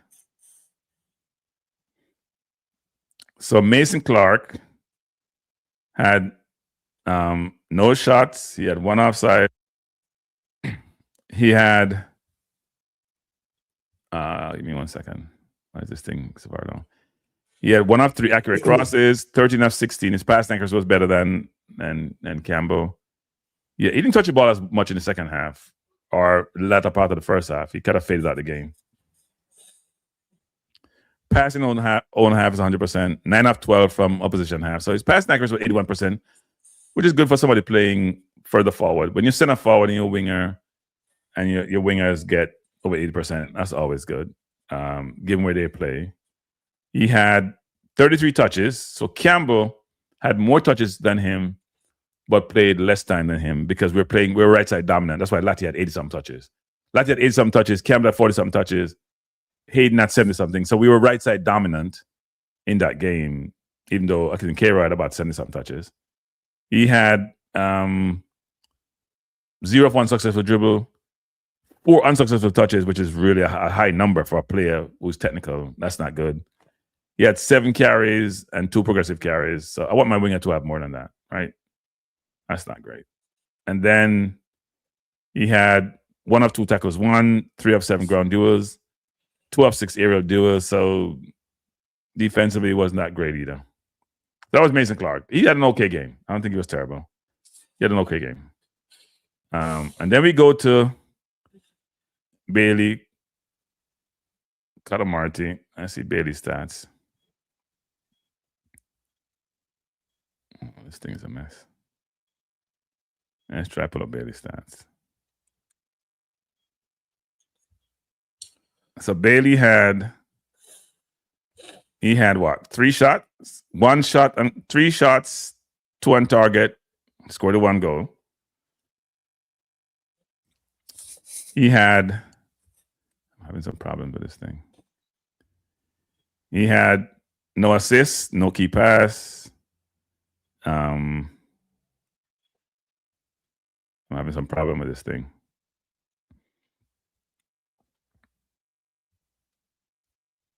He had no cross, no accurate cross, 2 of 6 accurate passes, 1 of 5 passes in the opposition half, 1 of 1 pass in his own half. My whole thing is messing up. Remember to hit the like button, people. Remember to hit the like button. Yeah, some people don't like to hit the button. So I think it froze now. It does that. It froze. I got to refresh. Never hit the like button. Box down the like button. Yeah. Maybe we're trying to get the 300 likes in on people. Yeah, I got to get out and come back in. It's frozen. I got to get out and come back in. Man and man, remember to hit the like button. I saw the like button talking to the girl by the bathroom. You know? The like button take your girl number. So just box the like button 1 time. Just box him 1 time. Yeah. All right. Look, I'm going to be straight. I don't think Ephraim Mason Clark lived up to the billing. No, he didn't. Right? He didn't. He had what I would call an average game. And we were not. He had a below average game for his capability and how he's been playing. He had a below average game. Average game. I would say Andre Brooks had a nondescript game. And Andre Brooks didn't play. I knew I was correct. Andre Brooks, when he was in the Premier League, he played 20 games. And he was a substitute, wasn't he? No, hold on. He played 20 games. I'll tell you what the substitutions are. Okay. He mostly was a central midfielder, a CDM. Okay. He played 11 of the 20 as CDM. He played 2 as a left-sided midfielder and 3 times an attacking midfielder. That's when Sheffield United was in the Prem. That was what, 3 years ago? 2 or 3 years ago? Yeah. No, 23-24. Yeah. 23-24. Right? And it's really in the 24. It's really in 2024 that he got into the team. Right? 28 minutes, 55 minutes, 66 minutes, 70 minutes, 45 minutes, 12 minutes, 69 minutes. So he wasn't really a big part player because he started quite a few games. So but he played half the game. It wasn't like he started every game in the ones he played. He played half the game. And he played half the game. He'd be substituted, right? He rarely played 90 minutes. That was when he was in the Premier League. Now, if I look in the Championship, right, in this season in the Championship, let me he's playing RM. RM is a right midfielder. A lot. Right. So now, in the Championship, they seem to have him as a right midfielder. Yeah, he's playing right wing. Right. So he seems to have changed. Yeah. Let me look at the playoffs. Last year, the Championship playoff, he was playing RM for the 3 games.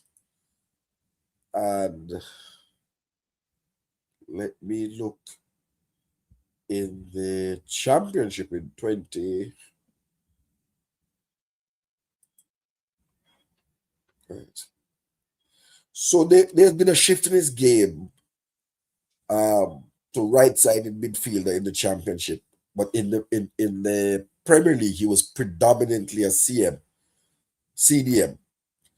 and left-sided. So there's been a change.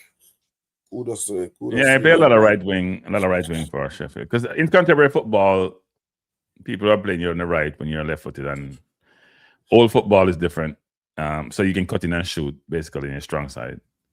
Like I see those Saka play or how Yamal played. They're left footers who play on the right. But you may have 2 very good left footers, like at Barcelona, where one is forced on the other side of the field. Right? And you have that at Barcelona. So anyway. But when he was playing in the under-21s, he was predominantly a CDM left midfielder, left winger. But he was a lost CDM last night. No, not CDM. He wasn't playing CDM. Last night was an AM. You're talking about AM, right? Yeah, AM. Last time was an AM. But what I'm saying is that he's coming up. He has come up as a CDM, a central midfielder, so a box-to-box, and a left winger. There's obviously been a transition at his club to the right midfield, but no one has ever really consistently deployed him as an attacking midfielder. I think he's played 3 games there, so this would have been relatively new to him. I don't think why you would put him in a Nah, because if you want to get him on the field and give the defensive prowess of Campbell, and I understand the logic, and Mason Clark has been very good on the left. Rudolph speed up some decisions to make. Let's just finish out Cadamarti. Cadamarti's stats are not that great, to be honest. He had 2 of 6 accurate passes, 33%. 1 of 5 passes in the opposition half, 20%. 1 of 1 pass in his own half. His stats, those are not great stats. He had 17 touches, and he played what? 70-something minutes, 80-something minutes, 70-something minutes? 17 touches, 2 unsuccessful touch, 2 of 2 successful dribble, fall 1 time, lost possession 7 times, so 7 of 17. Carries 3, progressive carry 1. So yeah, his stats they're not wonderful stats. And then he won 3 or 4. We won a lot of ground duels. I'd love to see the total ground duels won versus the opposition. We ain't gonna win that many ground duels against DR Congo. 1 of 3 aerial duels. So that's Katamati. Let's go to the subs. At least the main sub. Let's go to the subs. We're gonna go Bobby Reed first. Devon Porter's arguing with me. Devon, he has come up, played in the center of midfield. Just go and look back at him. Right? In the center of midfield. Whether CDM or as part of a double pivot. But he's come up playing in the center of midfield. Please go and check your facts, Devon. So on Bobby Reed, he took 3 shots. He took more shots than anybody else. Katamati took 3. He took 3. None of them had chances on target. He had 1 big chance missed. Bobby leaving shooting boot. Lest I look. He had 1 key pass, 3 of 7 crosses accurate, which is really good. His pass accuracy was 67%. And 9 of 13 in his own half. That's not good. You have 69% in your own half. That's poor. Dribble, he had 38 touches. He had almost twice as much touches as Andre Brooks. He had 1 unsuccessful touch. He had 2 of 2 successful dribble. He lost position 12 of 38, which is natural for a Jamaica team, to be honest. The only person I'm very surprised about is Hayden. I'm surprised about Hayden because Hayden normally is less than 10. I think he had about 11. And then defensively, he had 1 interception, 2 recoveries, 3 or 4 ground duels. We win most of the ground duels. That's a lot of defensive work. Yeah. So let's go to the man of the hour. Let's go to the man of the hour, Leon Bailey. People want to see the stats. So shot, he had a lot of zeros, no shots, no total shots on target. Pass, he had no assist, no key pass. Passing accuracy was 67%. Passing the opposition was 5 of 8. He had 1 pass in his own half. He had 22 touches. He lost the ball 10 times. That's madness. So he had the worst stats. He had the worst stats when it comes to possession loss of any player on the field. Yes, by a decent margin too. So when people are customers, not even Richard King. No, King had 15. I think King had 15 or 16 in 70-something touches. It was 70-something touches. 70-something touches. Yeah. Come on. But that tells me that the game was played a lot in our half. If our centre backs were touching the ball so many times, of course, our centre halves had, what was it? 7 and 6, 13 and 7, 20.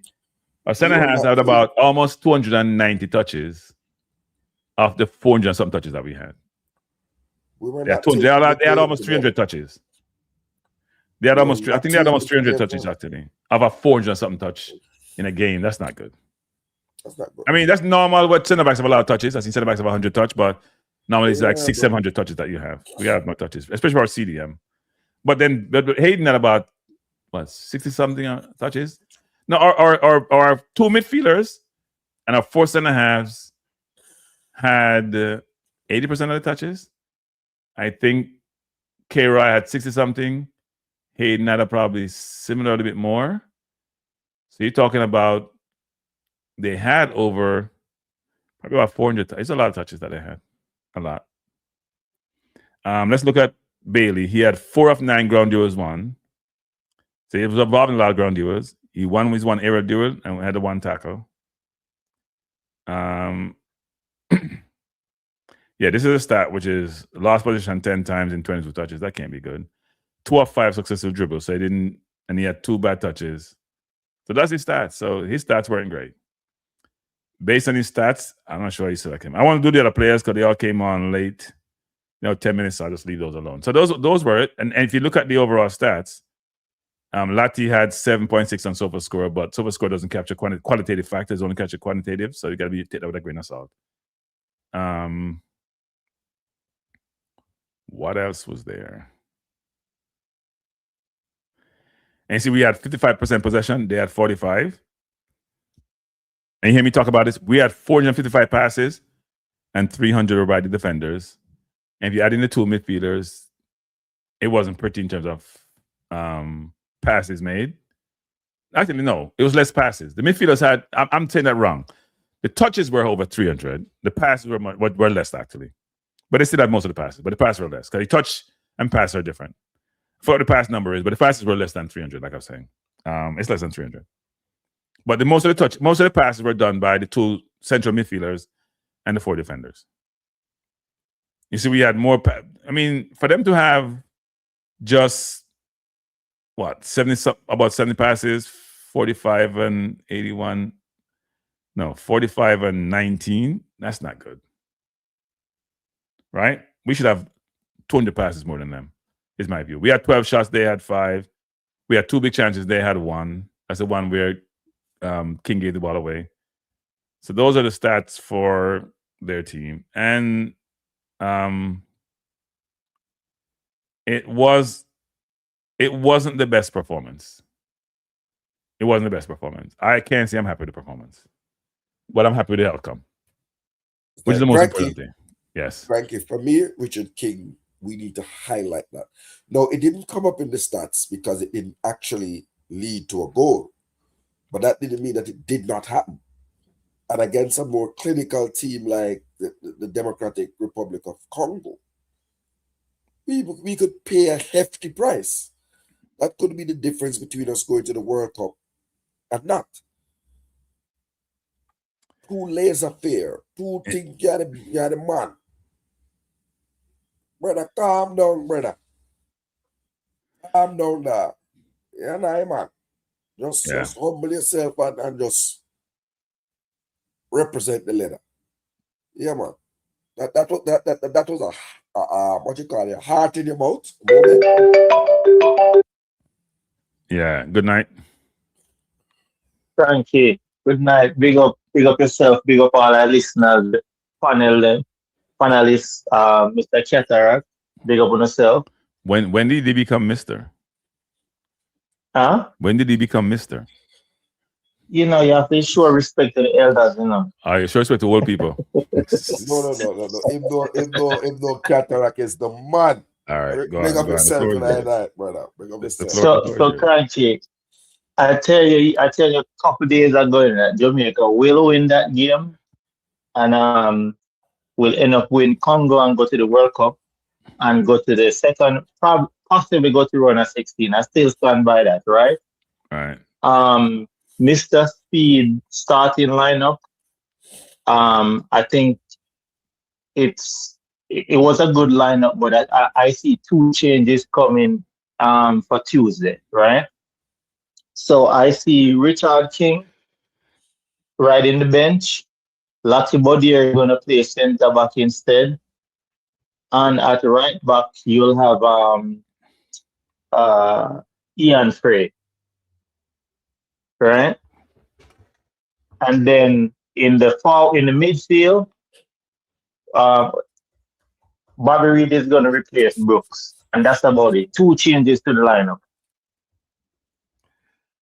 He would make some changes. I mean, I was thinking Kerr Anderson could take a bench, but you know what? He offer others. There's some gap for Kerr Anderson, right? But because he looked like he played a negative ball game, but he offer other defensive qualities that Mr. Speed liked. So that's why I think Mr. Speed keep him out there, because he was definitely playing negative ball game. If Kerr Anderson control the ball and position himself right way, where when he control the ball, it's in an advancing position, then he would have an excellent game. I think that's the only thing lacking from Kerr Anderson. And the game, it wasn't the most, entertaining game because it was slow. And I think that's something that impact most of the overseas players because the game was too slow. And I think that starts from the center backs, King and Pinnock. They play the game too slow. So the whole team just adapt to that slow pace. So I think that's something that Mr. Speed definitely to work on. We need more intensity. It's when Bobby Reed came on, the vibes and the intensity and the pace pick up. That's how they need to start, from minute 1. Look, I don't think they'll play any faster because normally what you're trying to do is you're trying to figure out where are they where are the deficiencies or where are the opportunities in the opponent's defense for you to exploit. And therefore, you're playing where you're not getting pressured. You're trying to play the ball to people who are not being pressured, and they have more time in the ball to make certain decisions. That's what they're doing. So they play the ball around the back because New Caledonia was not pressuring until we get to the halfway line. So the defense would have a lot of time to play. I don't think we get that much time from Congo. We're going to play much more long ball against Congo, trust me. Much more long ball against Congo. Because when you get pressure, you tend to want to get rid of the ball so you don't turn it over deep in your own half. So I'd be very surprised if we don't go more long against Congo versus how we play against New Caledonia. I don't think we'll have 55% possession against Congo, given how physical they are and how rigorously they play defense. It's going to be much tougher for us. Much tougher night. Much more physical night. Much tougher night. Much more tougher night. But they're a very defensive team. I agree. But you see, Jamaica, we got to get out of that, right? We're too relaxed. And that's why you see Richard King almost gave up a goal because they're playing too lackadaisic. I'm not saying run up and down, but play the ball faster because now that become their comfort zone, right? Instead of play the ball in 1 or 2 seconds, they take 5 seconds on the ball, right? So now that becomes their comfort zone. So when they're getting pressed, playing the ball in 2 seconds will be a struggle for them because they already play 80% of their time playing the ball slow. So I think that's something that Mr. Speed definitely need to look into. Just, pick up the pace of the game. Yeah, I don't think we know how to play pass press, Devon. We don't know how to play pass press. So saying you play pass press, Devon, that doesn't work. Play pass press is gonna be kicking long ball like Low normally does. It'd be interesting to see who plays at center half. Does Lati go center half? Does Lati go on the bench? Right? No, Lati will. Lati gonna play. Lati gonna replace King. I don't know. I'm not sure about that. We'll see what Rudolph does, but I'm not sure about that. Yeah, I want to ask the caller King didn't have a bad game, But you see, King now, King is vulnerable, right? King is almost like trading stocks that's some volatile stocks. That's King. You could get a big payday, or you could be in the negative. That's how I see King, right? So how do you get the payday for King? What's the payday? I mean, King, he will go up, run through the middle, make some final passes. You notice if King was a little bit more clinical, right? He would have passed that ball on the back post and have the guys crashing on that ball. He was going for goal, right? He was going for goal on that. Yes, I know he was going for goal, but I'm saying if he was more clinical, or if one of those players would read the angle and know that there's no way King could score from that angle because the goalkeeper basically cut off the entire angle. If that ball was on target, the goalkeeper would catch the ball. That would be a steal. Unless he gets a rebound. Yeah. It's going to be interesting. Someone mentioned this. Wissa will destroy King. It's going to be interesting to say Wissa against King. And he's going to be more on Pinnock's side because he likes to, he goes across the middle anyway. He goes either side. It's going to be interesting to see Pinnock against Wissa. Last time I see Pinnock against a player one-on-one was a St. Vincent player, and the outcome wasn't good, so we'll see what happens. I think we'll have to have Hayden play a little bit more deeper in covering the back too versus what he normally does. So, Cranky, I want to ask the caller. Center back that covers everything because King could play as a team, right? He could knock the ball in tight spaces, right? When you double team a player, King will 90% of the time, King gonna end up with that ball if they double team a player. But when it's one-on-one, once that player flat over the ball or do one little shimmy, King gonna be eating dirt, right? So I think King will be on the bench, and it's gonna be Lati in that position, right? And worst case, if they don't put Lati there, they're gonna start what that dude named that play left back again? And dude from Talking about Bell? Dude. Yeah, Bell. Right? He's more composed in the back, right? I mean, I know he have never really played center back like that. But I definitely think Lati will get the edge over King, because King is not trusted. And I think Mr. Speed know that, you know. Mr. Speed know that because he made this comment one time that King sometimes he play real good, but sometimes in the back he's hard to watch, right? And one of the things, because he can be lackadaisic on the ball and he moves too slow. So I think those two changes will definitely happen. I was thinking maybe a third change with Terrell Anderson, bench and Palmer replace him, but I don't think Mr. Speed gonna do that in this game when he wants to be more defensive, right? So I definitely see King out and Brooks out. All right, sir. Well, thanks for the. I want thanks to for the ask him perspective. where does he get this optimism about qualifying and going into the second round? Well, he's here. You can ask him. He's asking where you get your optimism from. Well, Cataract, I've been spot on so far, you know. So I'm going with it, right? I've been spot on so far. You gotta look at the bigger picture sometimes. What have you been spot on about? Jamaica gonna win this game. Wait, but that's New Caledonia. Well, we all expect us to win. I mean well, the team that Mr. Speed gonna put out there. Because I know I said before Mr. Speed wouldn't start Bailey, wouldn't start Cephas. Okay. Right? And basically the only person I didn't predict for Mr. Speed to start was Kieran Anderson. Okay. That's it. Right? So far what Mr. Speed have done, I understand exactly what Mr. Speed have done. I could see look on Leon Bailey, right? You notice there's no uproar about Leon Bailey not being started. There's no uproar because he's not playing well. I mean, we got uproar because somebody go out there and play really bad. He's been playing badly for his club team, not playing well. What are you going to uproar about? There's uproar about Whisper. There's a view that Whisper should be there instead of Bailey. You couldn't just leave Bailey home. But if you're not playing well, there can't be any uproar. Yes, but that's what I'm saying. There's no uproar. But you know, if we lose, then you will hear some uproar. If we would have lost that game, I'm telling you, Mr. Speed, there wouldn't be no uproar. Would be on the cross right now. No, if we lost again, it wouldn't be uproar. There'd be uproar about losing and about maybe who he selected, but it wouldn't be because of Bailey. I don't think so. No, Cranky. If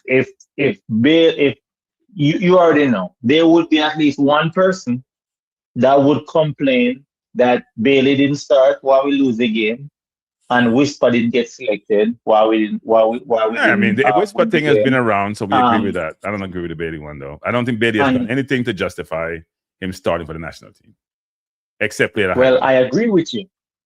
I agree with you, 100%. But let's see. After we win this game, I'm not even worrying about that because we will win the next game, right? I'm very confident that we will win the next game. Well, okay, so before you go, can you explain where that confidence comes from? It comes from just the team that Mr. Speed picked, just his criteria, the way he's approaching everything in terms of discipline. Because you have to have discipline and structure to be successful. If you have ambiguity, right, you can never be successful. And you have a plan. As I said, the next best thing to a plan is luck. And that's what Jamaica have been riding on for a long time.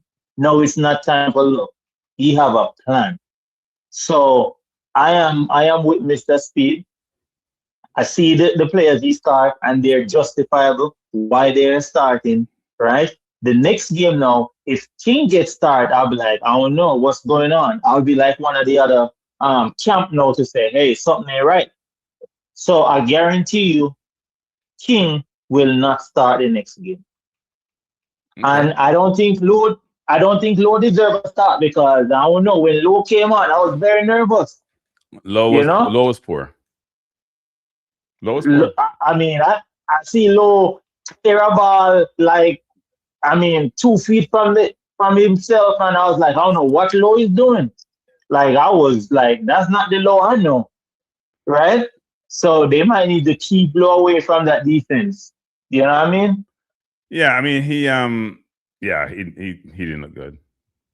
In fact, to the contrary. This game now, at this stage, is not about heart. Well, heart is a part of it, right? But it's not all about heart and love for the country. It's about who is going to go up there and execute the plan, who is going to play and get the results, right? I know Low have a lot of heart, but I don't know. I was a little nervous when I see Low on the ball. But anyway, Cranky, big up yourself. Respect to the team. I know a lot of other YouTubers out there is just talking negative, but at the end of the day, right, we'll win the game.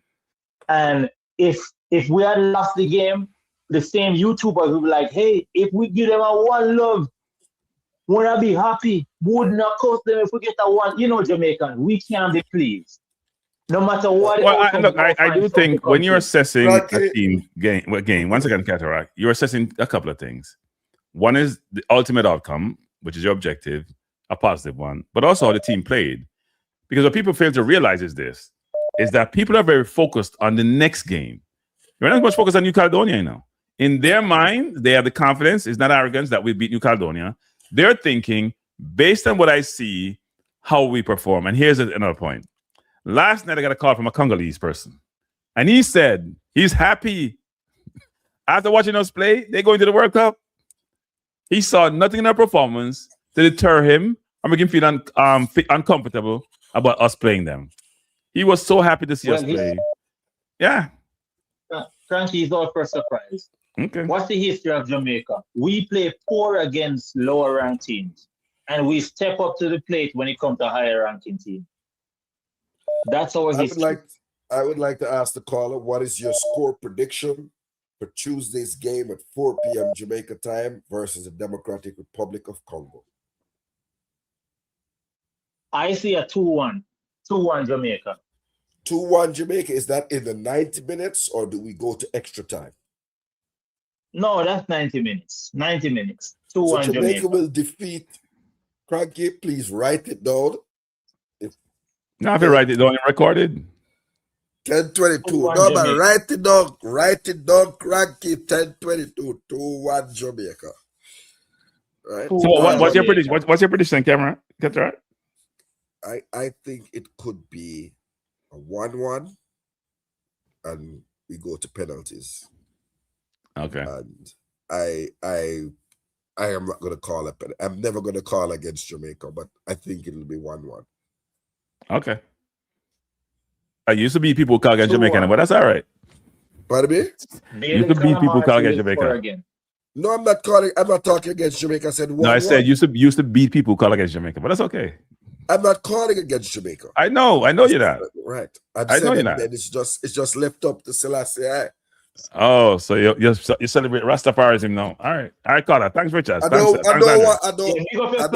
Yeah, man. Big up. I don't want to red in the jersey. Next thing you say that I don't support that red in the jersey. I thought the red in the jersey was about celebrating Baba and all that stuff there. Yeah, but the red too big, man. They could have put the red as a minor thing. The red take over, I think, bad man. Yeah. But I know it's a Rasta, but you look like a ballad to me, so I don't know.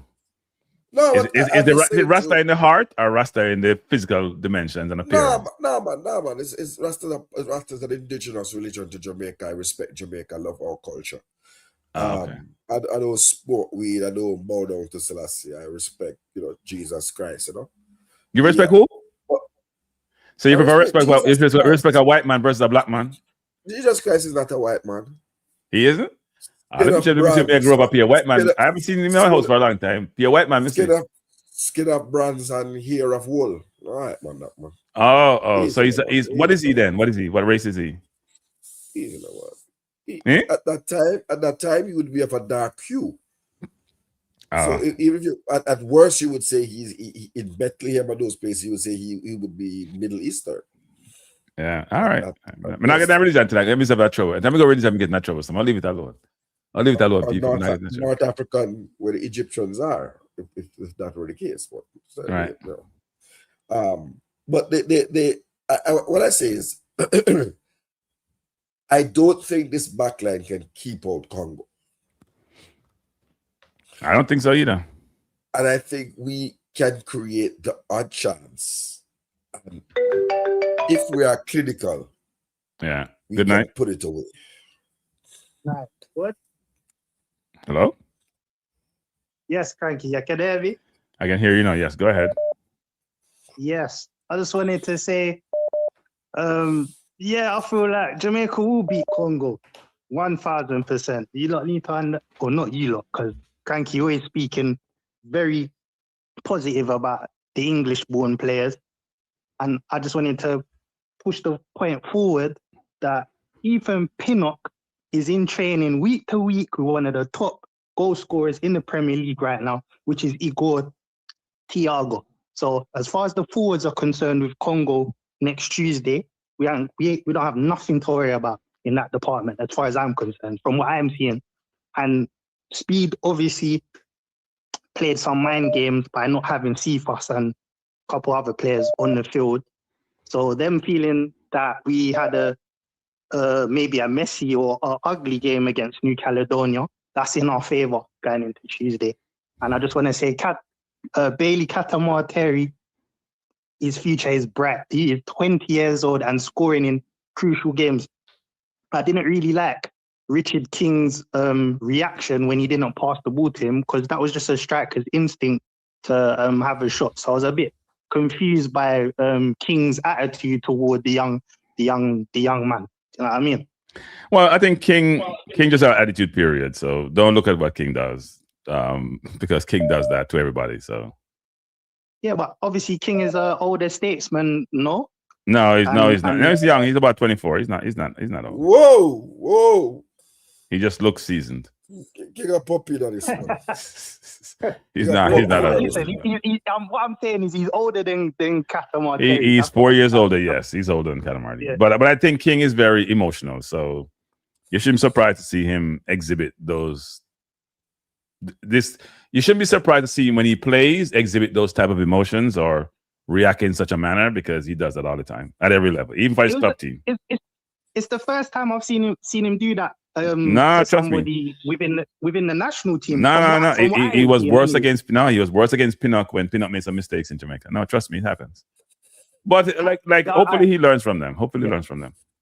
Because that's interesting for him to have an attitude with Ethan Pinnock, and Ethan Pinnock is quite humble, in my opinion. Yes, he is. Do you know what I mean? So very. I'm a bit confused as to how King can have any type of chat for Ethan Pinnock. But anyway, who's on ours? We move. We'll probably win 1-0. I hope we can get who knows? We might get a 2-1, but I think we'll get another 1-0 victory against Congo. Hopefully, we keep on them, because I wasn't impressed after we got the goal and we kind of took our foot off the pedal. That was really annoying, really frustrating. I couldn't understand why we wasn't trying to get another goal.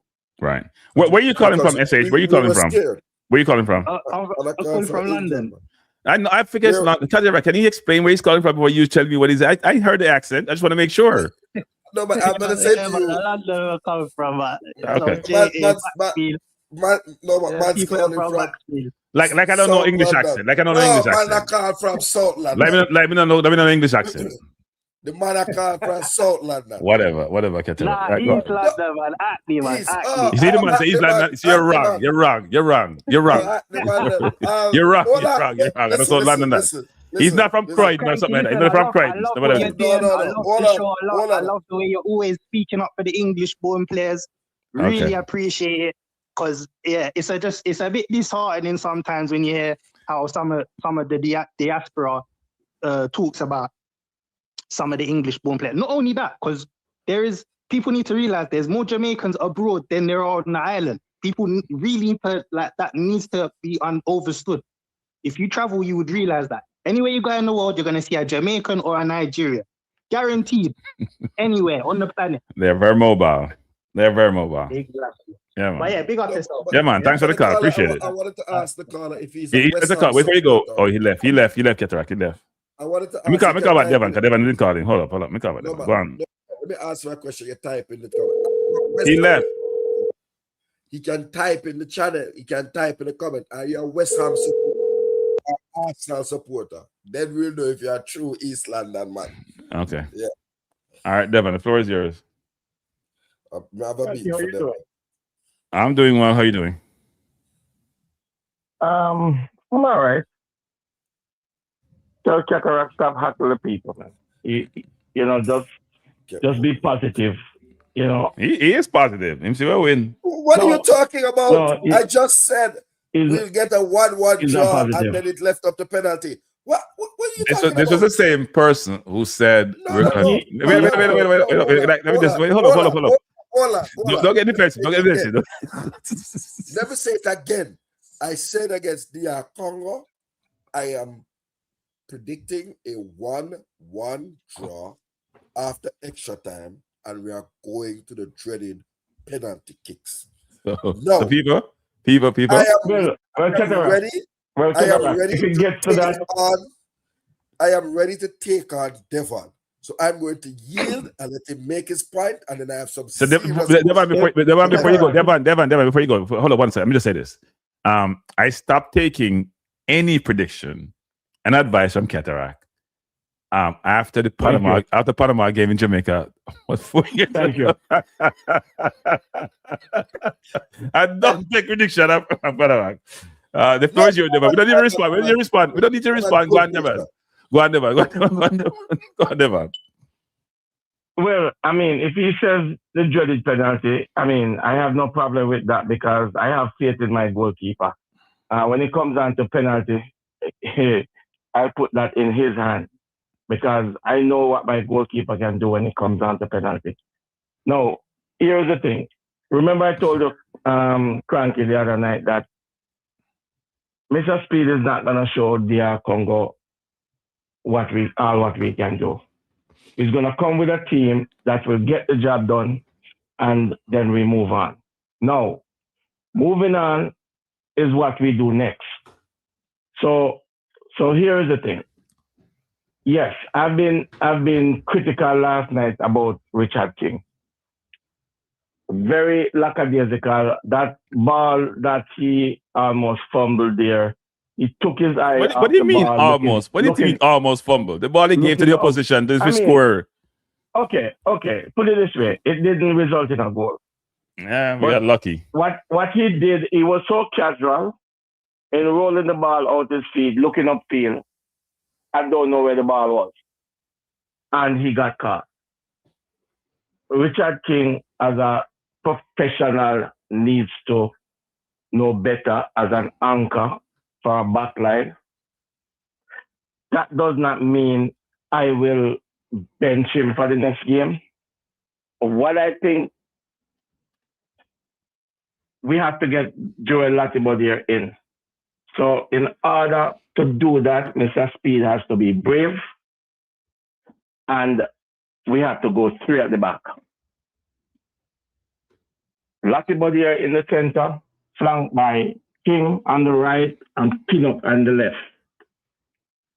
You have Frey coming in, and you have Webster, who I believe have a stellar game, as wing backs. Frey at wing back, really? Frey's not mobile enough to play wing back. Yes. Frey, listen, hold on, just listen. It has to be very tactical. One side, which is Webster, will give you a little bit more depth by playing box to box as he does and does. Frey has to be used a very tentative way. Okay? Because he's not going to give you that sprint box to box. Okay? So it has to be very tactical in how he, Mr. Speed wants him to play. But you're saying a back four then. If he's going to be tactical, it's a back four. No. You have to understand, one side high, one side low. It's a back four. One side low is a back four. No, it's not. You have 3 central defenders. You go in 3-5-2. Then what you doing, Devon? You're not getting the support in the midfield that you need if you do that. You're not getting the support in the midfield. Just listen to me, Cranky. Just listen to me, please. Just listen to me, please. Okay? Isaac in his position with Anderson. Casey Palmer comes in. Bailey Kadamati keeps his position. Campbell on the right. Mason Clark at the left. So the way we lined up and the way we defend going to be different. When we defending under pressure, we go 4-5-1. So Mason Clark will drop in midfield. There's going to be a time when Lati drop off as a sweeper and you have a bank of 4. So we go 4-4-1. That's another way of defending and keep your line and keep your shape. Okay? It has to be very tactical. Mr. Speed have to walk the ball through it.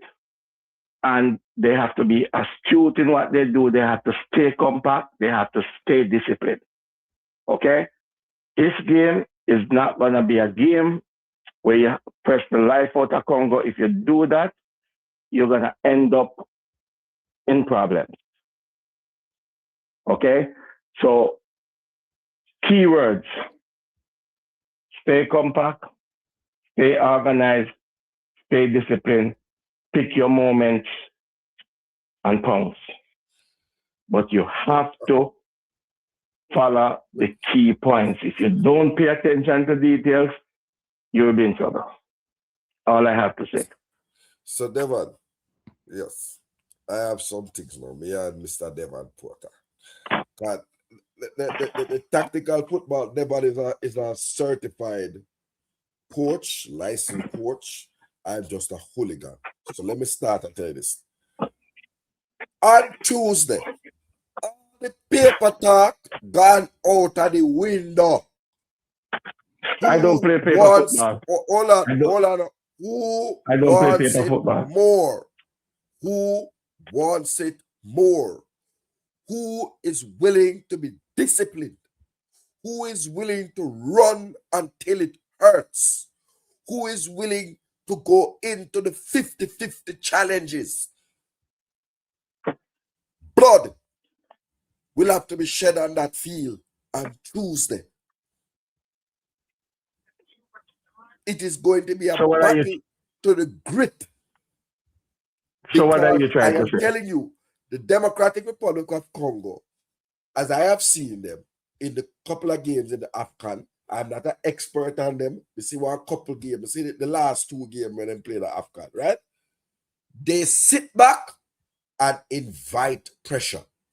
Jamaica is a team where sit back and invite pressure. So I don't know. Guess who is coming to dinner? Not the dreadlocks. Because the 2 man them was invite people. They will sit up at half line and watch each other. Here's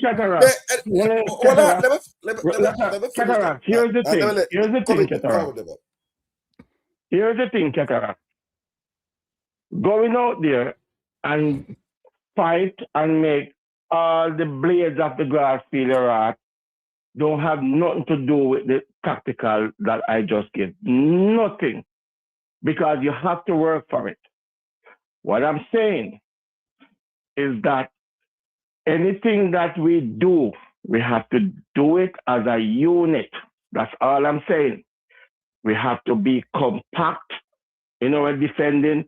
We have to stay organized and we have to be disciplined. You can be expansive, but you have to be disciplined. Pick your moments. But who going to if it's with getting up the flank and whipping crosses? Let me tell you. Who's going to be expansive in a knockout game? This is not a league. Hold on. This is a one-off game. This is a cup final. Hold on. You're picking out keywords to hurt yourself. Listen. And this is the reason why I say compact, organized, discipline. Okay? Those are keywords.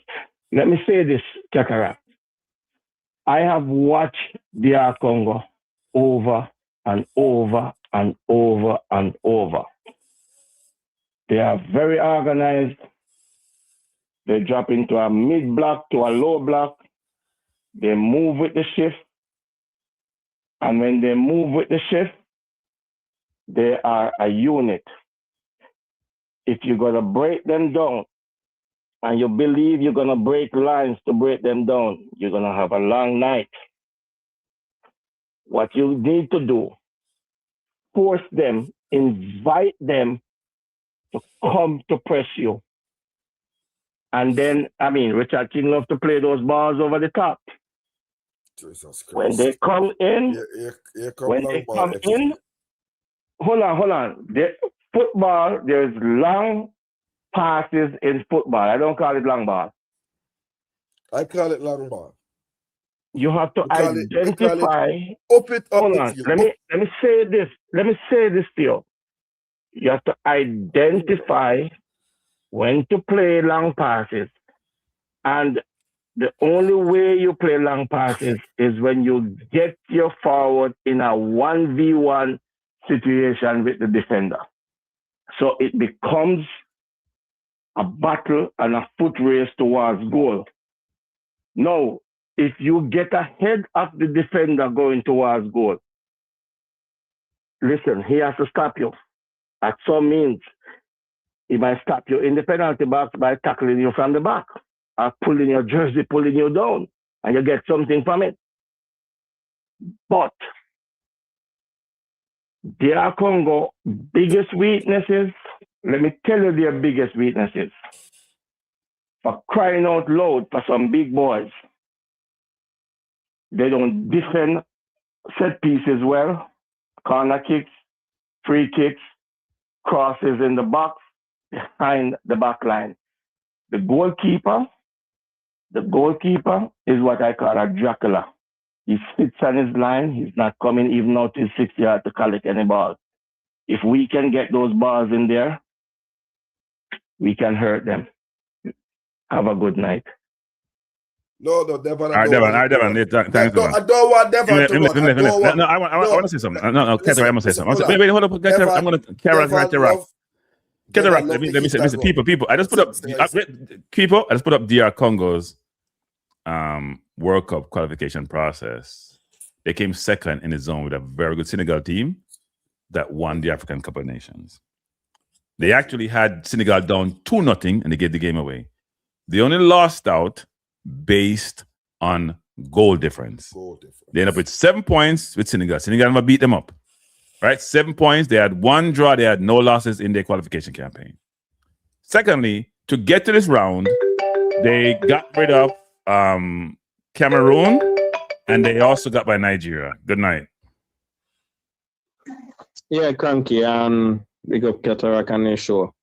I just have a quick saying to say, Cranky. To be honest, I meditate based on how speed with You know what I called earlier?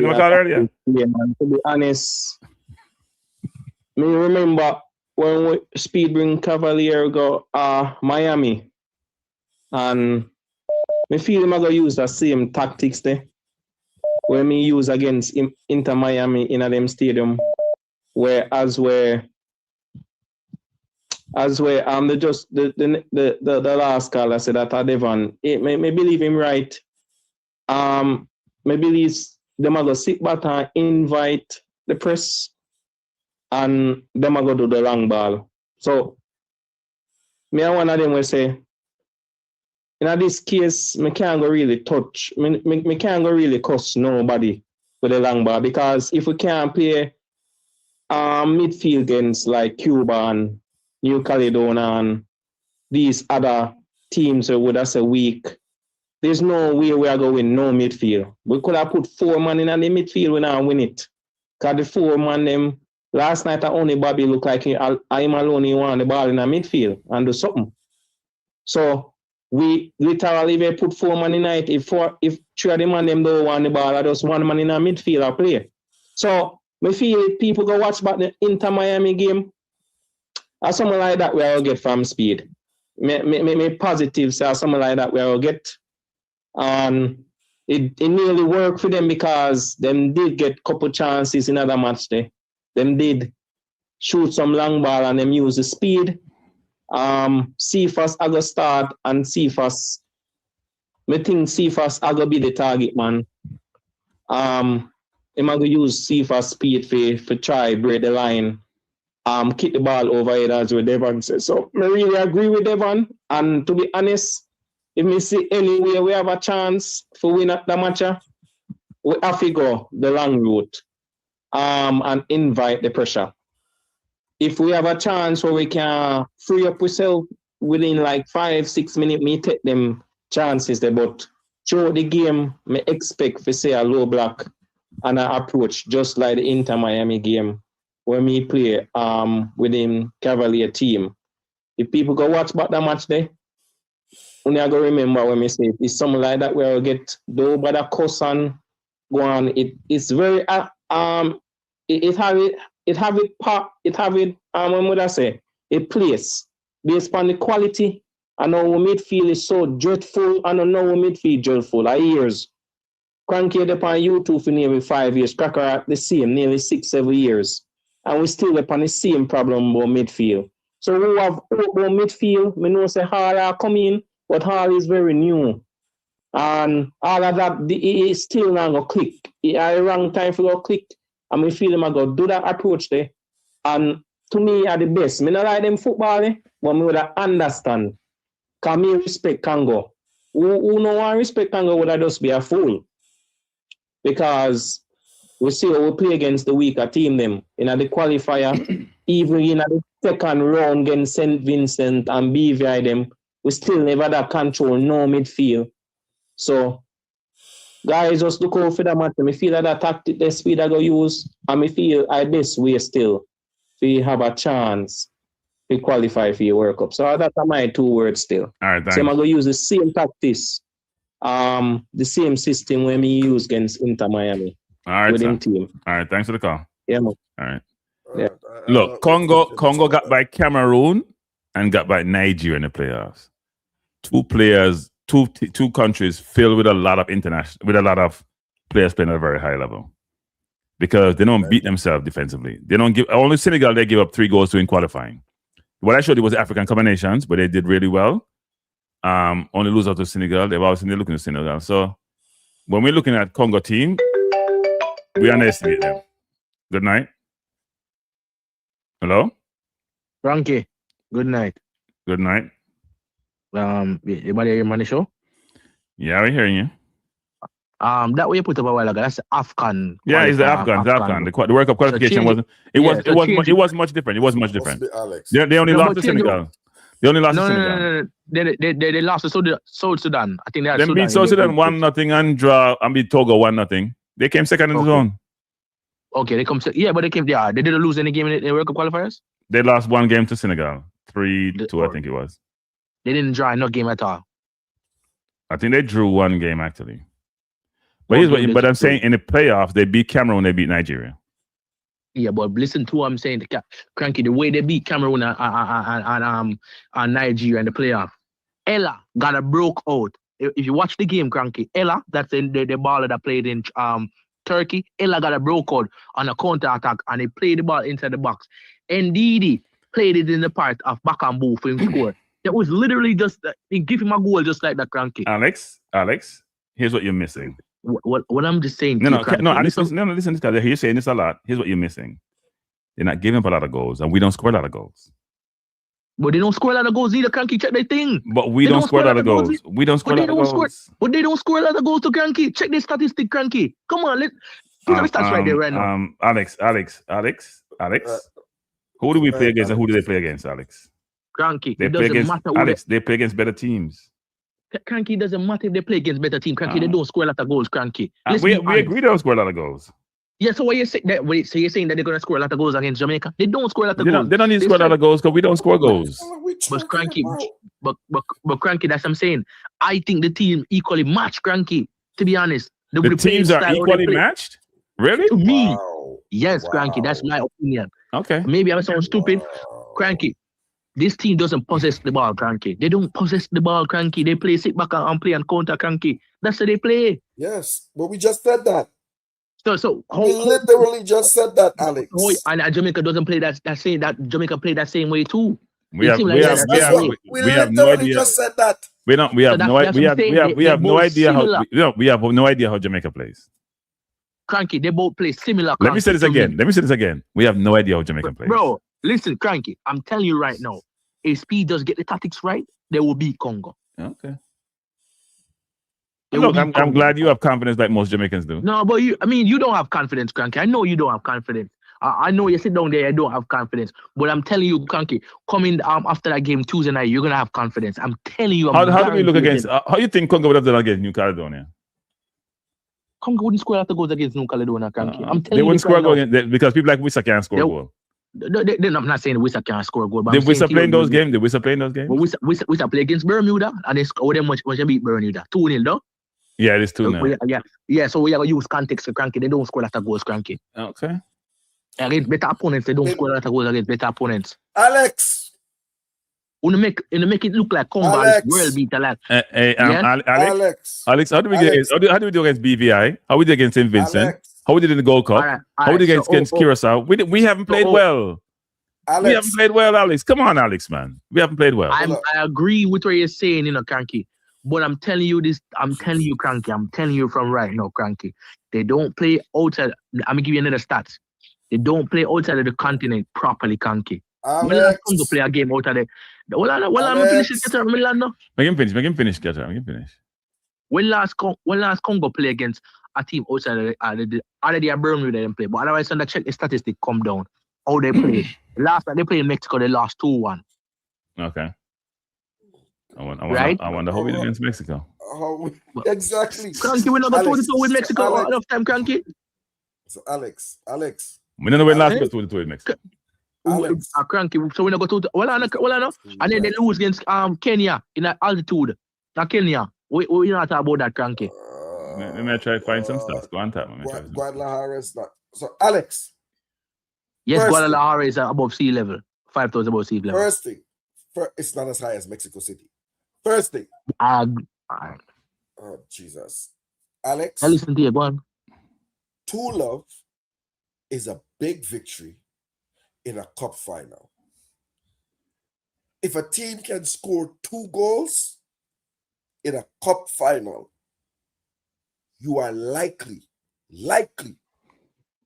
to come out victors. Cup finals are notoriously low-scoring games. We literally just said what you came and said for about 10 minutes. Cranky. I said to you, hold on, brother. I said 1-1 is what I expected to be after extra time. Low-scoring affair by 2 teams that sit back and allow the opponent to get the ball and try to hit you on the break. Now, your assessment of Congo, I do not share. They are big and physical. I am concerned that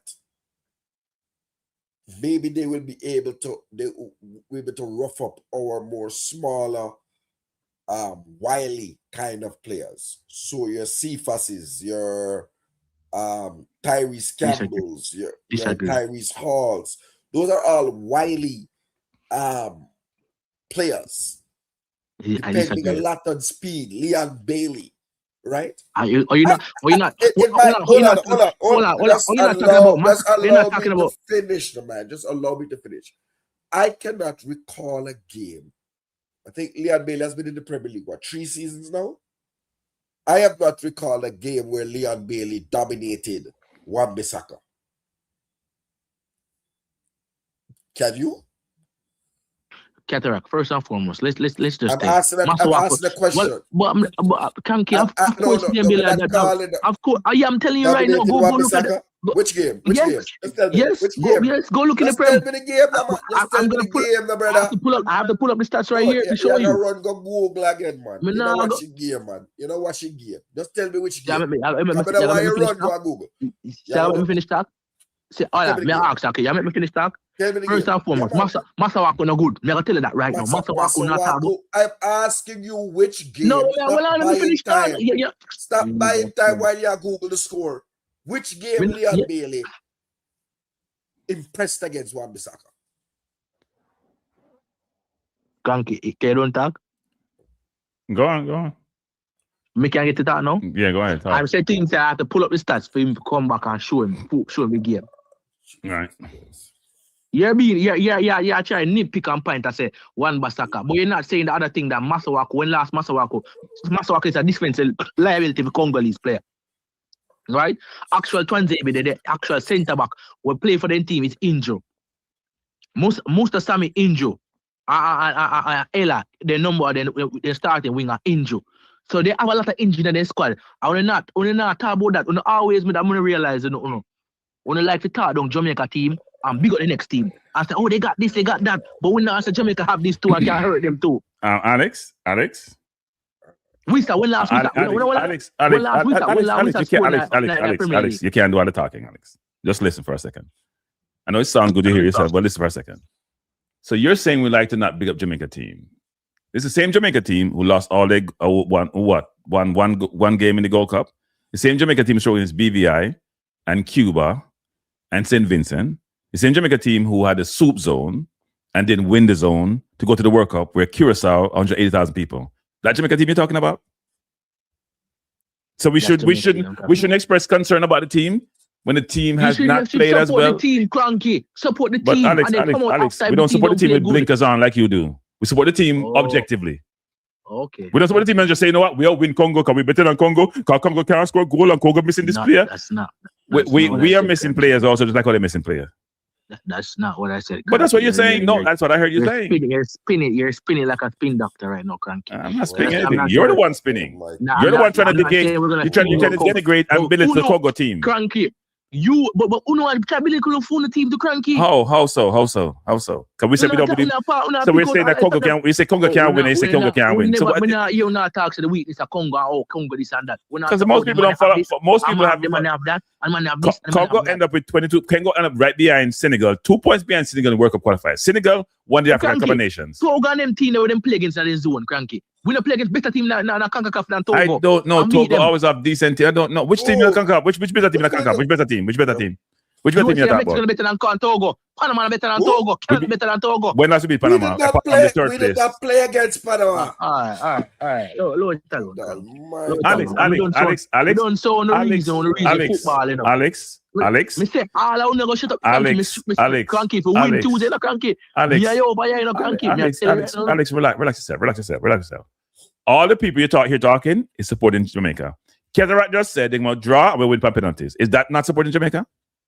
No. So what you're saying nobody not support Jamaica? We're pointing out. You're not tell the Congolese man when they come over here and tell them say, you see he happy to be beat Jamaica. I say he's happy to be. His perspective is his opinion. What do you mean? He should support his team. You want to support a team and he should support his team. Huh? He should support his team. What are we supposed to say? What are we supposed to say? See him where the Congolese fans have their team. I am the one who laughed at him and said, boy, 2030, if you go World Cup, and when you go World Cup now. Didn't I just say that to him? What are you talking about, Alex? If the narrative doesn't support you guys' argument, you lose your mind. Oh. What did I say to the Congolese person? What did I say to him? But never over here with me. So what you run up your mouth and say what I say about him when you can't tell me what's the team? I said to you, say, Cranky, if you defend your country, just like how them defend for them country to Cranky. That me I say. The same like how no defend for no country, no for defend for no country to Cranky. And that's all me I say. Alex, the same objective. Alex, just like how we do in club football, if we believe one team is better than the other, we're going to point that out. We all want Jamaica to win, just like how you want Jamaica to win. Jamaica to the death, me now put no team over Jamaica. Just some look on it. But then you're not rational. Then you're irrational. But no, me not gonna put no team over Jamaica. No team at all. Okay. Nobody not put no team over nobody. Guatemala, them put a team over for them team. I the rest of them put a team over for them team. You're crazy, man. Alex, there's a difference between Alex. Just think about this. There's a difference between me supporting a team and me believing my team may not win a game. There's a big difference. No, for Jamaican fans, them are wagonists. They only support the team when the team are winning. That's not true. Doing good. They're here. Wait. First of all, we didn't make the World Cup automatically, and a lot of people are on the chat. A lot of people are supporting. A lot of people go to the games. But you hear the other people. I'm not talking about people over YouTube. I'm talking about generally. Do you hear people on TikTok and this thing? I don't follow those forums. So I wouldn't know. I don't follow those forums. I'm saying that you can't. I'm saying that you only focus on one forum. TikTok. I'm saying the same way. Alex. Let me say this to you. When you play a team rank 150 and you rank 70 and you struggle, people should have cause for concern. And you're going to play a team work 48. Really, Cranky, Alex? what you mean? Me not think we struggle, Cranky. That's my opinion. Will you struggle against New Caledonia? No. They don't get a clear-cut chance to score a goal, Cranky. The ball that King gave them out was not clear-cut chance. That's not a clear-cut chance, Cranky. What is it? What is it? If he dribble the ball, if the man took the ball, Alex, then you're talking nonsense. You're talking crap. It's a clear-cut chance. All he should have done was go run past Blake. That's what he should have done. Him kick the ball from half line. He can get a clear inner goal with nobody in front of him, and him try to take a 40-yard shot. Nonsense, So Alex. how much chance we get for score? We put them away. We did get chance, but I'm saying when we get a lot of chance, no? Alex, will you listen, Alex, and stop just being a. Will you just listen, Alex? When you play a team rank 150 and you rank 70, you rank 150. You know what the difference is twice. They're 150, you're 70, right? That's 80 positions below you. That's why the people are concerned, Alex. And you can't see that because you're so blinkers on. You will come here and talk about US. That's what you do, Alex. It's when we play US. Cranky, we're talking about Pulisic doesn't do this, and Weah doesn't do this, and Richards doesn't do this, and Richard top his toe, Alex. Cranky, and the goalkeeper hurt his finger. So therefore, I think we can beat them. That's how you sound sometimes, man. Well, I'm saying to you, we have last chance. Alex, we all want Jamaica to win. We all want Jamaica to win. We don't feel like I want Jamaica to win. Me say people want everything to lose so they can beat Speed and talk about this and talk about that. I think, Alex, so many people would not be on these forums if they want Jamaica to lose. Trust me. There are a few people who hold Rudolph accountable for what's happening and they don't want him to get the accolades associated with it. Most people I engage with, including yours truly, doesn't want that. We just want Jamaica to win. We don't care who wants to get. I just said on my channel a lot of times, which is, if Rudolph win, me have to come up on YouTube. But I want Rudolph to win. No, I don't care. Rudolph don't have to come up on YouTube. If Rudolph will be the manager of Liverpool next year. Because he will be the greatest manager in the history of managing in the world. We're going to have a good night. We're going to have a good night. Alex, we're going to have a good night. No, Alex, nobody says delusional. The ball is round. Delusional. You don't reason. Cranky. If Jamaica win, all I will not get beaten over. Here's the thing, Alex. Here's the thing. No, Cranky, hold up. Here's the thing. You know what you guys do? And Caledonia is like that when we're playing Panama. You guys put everybody in this little box and you pressure them to say Jamaica have to win. Because if you're right, oh my God, you can come back and beat your chest. But if you're wrong, it doesn't matter. You just go on. Because the expectation was that. No. Cataract did that with Panama. Let me tell you something. When Cataract go play Panama, I'm going to say, not sure Cataract. Una fraud. Cataract said this to me, but they have a call him out. Una fraud. Una support the team. And we get 3-0. I mean, you're not from Cataract. I'm just saying, well, they might not play well. That's not true. I said to you that they not play good. And I told you what happened with the team. No, Cranky, you will not diminish my name. I told you that I was at the AC Marriott Hotel when the man them did not get lunch before the game for Panama, and they had to set up my KFC chicken. So I can't hungry to play well. I can't hungry to play well. I can't hungry to play. Frankie, jump on 5-4. I heard Alex. Tuesday, yeah, man. Tuesday. Alex, go on so people like Alex are like this, and Catherine was like this. If Jamaica win on Tuesday, because a lot of us have concerned, we want Jamaica to win, and most people gonna predict Jamaica to win, even though we're not good. We may not be good enough. You know, people like Alex are, they want to come and beat them chest and happy. But if Jamaica lose, they're not on pressure because they were saying, you know what, they're nationalists, so it doesn't matter. They're exactly, and they want to beat them chest. My philosophy is this: you call the game, you want to see it. It's your opinion, it's your perspective. If you're wrong, you're wrong. If you're right, you're right. We all want Jamaica to win. Some people are optimistic, given Congo's record and who they had to get by to get here. They got by Cameroon, which are a number of good players in the team. They got by Nigeria, which is full of stars. They play smart football. They play to their strengths. They're good defensively, and now they get one whistle back. They'll be better offensively. They're not the best offensive team, but their players play across Europe. All their 20-something players play in the top 10 leagues in the world. They play in the Premier League. They have 3 players in the Premier League. They have players in the French League One. They have players playing in Belgium. They have players playing top league. We have players who also have some pedigree, but we have not played well. We have to agree with that. And if people say, well, you know what? Some people say, you know what? I'm not confident. Don't knock them.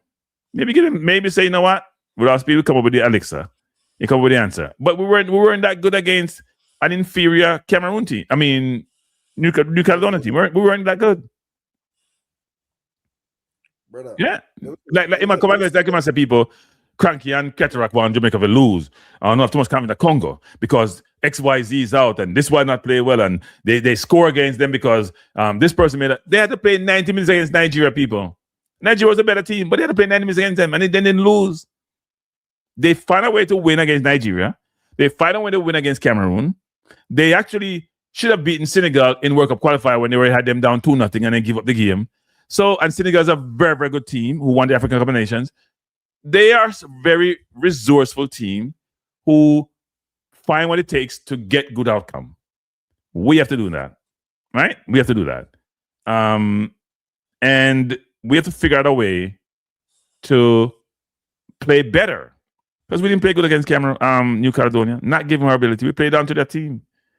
We have to give our fans confidence. We didn't give our fans any confidence. Fans are hopeful. Fans are crossing their finger. But I don't want people to come here and then if we win, oh, Cranky, you didn't support the team. You didn't do this. We all support the team. Why are we here if we're not supporting the team? Huh? We ain't going to beat our chest like some people. Because some Jamaicans like to just beat them chest. Them feel them good at everything. Them feel the best in everything. And we them not good. Them feel them are the best. And that's how we live life. You do the things are based on probabilities. I didn't give us much chance to get to the World Cup taking this route. We had a soup zone and we not achieve it through the soup zone. So why would I have more confidence in a much more difficult playoff format when the last games are more difficult? New Caledonia to me wasn't that good. And people, them rank 150, we beat them 1-0. When you rank 150 and you play you, think about any team.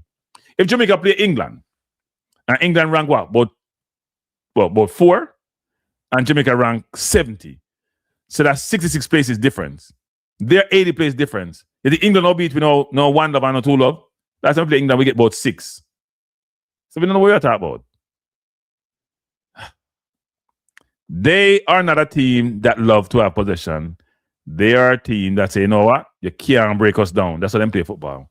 You can't break us down, and we will get the opportunities, and we're going to score. They don't have the offensive power like some teams. But I don't want anybody quote no stats if Congo come and watch Congo play a couple games. And Congo is very resourceful defensively. They're more physical than we are. They're just as robust. We're not quick. Our footballers are quick people. Apart from Cephas, tell me another quick footballer we have. We keep saying this thing. We are fast. We are quick. Who not talk about? King quick? Pinot quick? Lati quick? K-Rai quick? Palmer quick? Even Bailey quick. Bailey run past nobody. What you talk about quick? Dixon is quick. But not run past nobody. You have full quickness and good quickness, you know. You don't run. Campbell have some speed, but Campbell not run past. They not run past nobody. Cephas is the one quick person. And when you say quick, it's relative. You think them can't run past one Bissaka so easy? That's how we think about these things. We're not putting our head in the sand. We all want Jamaica to win. We don't want to think about the possibility of us not winning. We don't want to go World Cup. Just watch other team play and win United when a 48 team versus when it was 30-something teams. But don't come here and try to criticize and say we shouldn't have our own opinion. It's opinion, people. You see, are you optimistic or you're not? Everybody may know. Not everybody. Most people I know want Jamaica to go to World Cup. I had one person call me and say they want Jamaica to go World Cup because it's going to precipitate the same crap happening that we have had before. That's a narrative I'm buying to. We want Jamaica to go World Cup. Let me take some comment. Jamrock says the team is lacking a striker that can come off the bench and make an impact. That's true. I didn't like how low looked the other day. He looked like him around a quicksand. I was like, Cranky, yes, King quick if we give away the wall to the upper. Well, I can't beat King. We don't like King beating business. We don't leave King alone. Last time I mentioned the King play okay and they want to crucify me. The Bev said we can beat Congo. I'm sure we can beat somebody. I don't know who. You know, I think two people. I saw this yesterday. I should have pulled it up. You know what? I'll pull it up for you. Hey, people, I want old man team play yesterday now. I want over 30 team play yesterday now. Let me say we can't pull it up, people. I remember this. I was looking at this and saying, damn. So this is New Caledonia team. So we can't put it up. Our old man team play. I didn't realize they were so old until I took a look at it. So this is New Caledonia. Let me see if we can't find it. Let's pull this up. New Caledonia team. So the goalkeeper is 33. The left back is 25. The left winger is 29. They had 5 center back. They had 5 defenders. When I center half at 31, one is 34. Another player is 29, one at 28. Midfield at 36 and 30. The center forward at 37. So they have 1, 2, 3, 4, 5, 6 players who are 30 and over. And of the other 5, the youngest one is 25. On our team, Blake is the oldest at 35. And Pinnock at 32. All the other people are young. Efron at 26, Webster at 24, Lati 26, Campbell 22, Katamati 20. Aiden is 31. He'd be sort of young on that team. It's a old man team you play. Yeah? A old man team you play. Not supposed to say they're experienced, but yeah. So we should be able to outrun them. The old man team you play up on the team. Most of the man them old. See the team? They're not young. They're not a young team. Nobody under 25. And more than half the team 30 or over. Huh? So, Cranky, you have saved both Alex and Devon, and I had serious questions for them. So the thing about Alex will pounce upon a mistake that you make because you had brought up the Afghan stats, and it comes here. Yeah. I realized that I did it actually. Every time I did it, so I was looking for the Gold Cup, man. Right? I asked him to tell me a game in which Bailey, who has played against Wan-Bissaka, would have dominated or excelled against Wan-Bissaka. He's running to go dig up the Man U versus Aston Villa and the West Ham versus Aston Villa game, but he didn't have enough time. The fact is that there have been none. I haven't said Bailey has played bad against him, but none that would give you supreme confidence. Right? Johan Wissa, I haven't seen Johan Wissa play actively against But Wissa was playing. Yeah. He was playing at Brentford, so he was at Brentford. No. I'm saying I have not seen him play actively, competitively against Ethan Pinnock, so I can't say for either of them. Right? But I would have been happy if Rico Henry was here, because I think the combination of Rico Henry alongside Ethan Pinnock would certainly have had a lot of knowledge of Wissa, right? I don't agree with what some people are saying. I believe Congo is a team to be respected. They're not a high-scoring team, but their players are technically gifted. Right? And so Devon now says that Congo doesn't travel well. Right? That was the statement he made. And I am asking Devon, so do the Reggae Boyz travel well? Because we drew against Trinidad 1-1 and we lost to Curacao. Right? So explain your statement about Congo not traveling. Wait. But here's the thing. So people, let me give an example. People coming up when people are around them out, I just like to go to the stats. This is a Senegal game they play. We draw 1-1 in their Cup of Nations League game, right? Look at the Senegal team, people. Mane, Nicholas Jackson, Ndiaye, Sarr. Go, people. Look on it.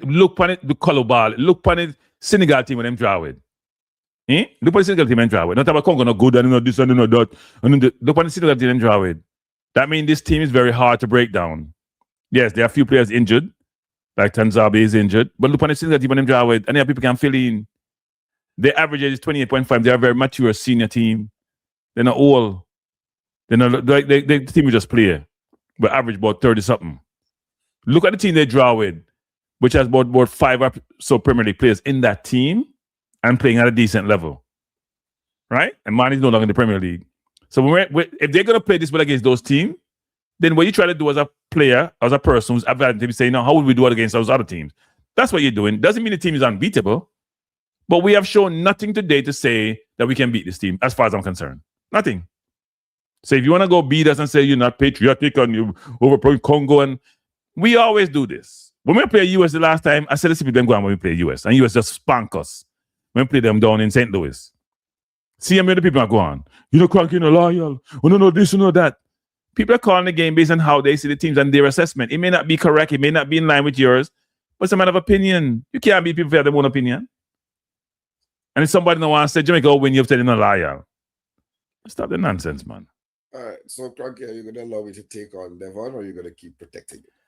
No, go on, take on Devon. Okay. So Devon, they traveled well. We were terrible in the Gold Cup, right? Absolute crap in the Gold Cup, in the last Gold Cup, right? And certainly in these qualifiers, in 2 away games, we did not get the expected result. That's just a fact. So I came again. I expect a low-scoring game. I think it will end up 1-0, and then the dreaded penalty kicks. Whosoever get Jah blessing, or Jesus blessing, or whoever Allah look on, I go through. This will be a battle of attrition to the wits. Let me also say to Devon. Devon, I would like your assessment of, because when Devon knows some youth, you know, he can't talk about them, you know. I said why was Andre Brooks ineffective, and why did Mason Clark not deliver at the level that we expected him to deliver? We expected him at least to score goals or have an assist. Why was that the case? Why did the 2 players who came in and were given the opportunity, why didn't they, in your estimation, perform, and how did you assess their performance? Go ahead, Carla. Go ahead, Carla. Yeah, cataract. Right, so you asked some things where agree with what I said, right? I call it because of the away stats we are talking about still, but you just say something again that I don't agree with, so I'm going to start with the first. Mason Clark could have assists in the last game. Easy. Them bush them. Right? The man was creative, bro. Don't do that. Right? When we can say Brooks wasn't impactful in the game, you can't say the same about Mason Clark. No, right? I said, hold on, caller. You can't misquote me. I said Brooks was ineffective, and I said Mason Clark didn't deliver to the level that we were expecting. I didn't say that he was crap or he was not effective. I said he didn't deliver to the level that we expected. Well, maybe you said more, but I saw where the player gave us about 2 easy goals to score, and we don't know about it. So they're running Magdo better than the time first game. Right. No, we just say, you see, the thing is, Alex Sena go over the top with him say, but him say a point. I'm gonna show you what I say. You see me? Maybe it's because on our side, we are very critical of the side. I also not support the side because I know if you're Fox say cataract, we get hyper blood pressure inside. So we not support the side, right? But you see this statement they want to make at times, you see me? Yes, we're not worried, but for most part, I be critical of the side in every aspect. And that's what I'm going to show you. Cataract said a while ago, Jamaica don't travel well. And them use 2 games. We say we don't travel well. If you ever check the stats them, right? Even the previous World Cup qualifier and the other games we play abroad, when we reach quarterfinal we reach in a Gold Cup, right? If you check those games, we were winning games away and having hell to win games at home. Till them to say we are away team. So for you to come now because now this World Cup qualifier we lost, and we lose one game away and draw one. And I gotta say, we're not a good away team. I don't think they are nitpick, bro. When they do them something, they are nitpick. Carla, let me stop you there. Here's what we fail to do when we're doing these arguments and discussion and this debate.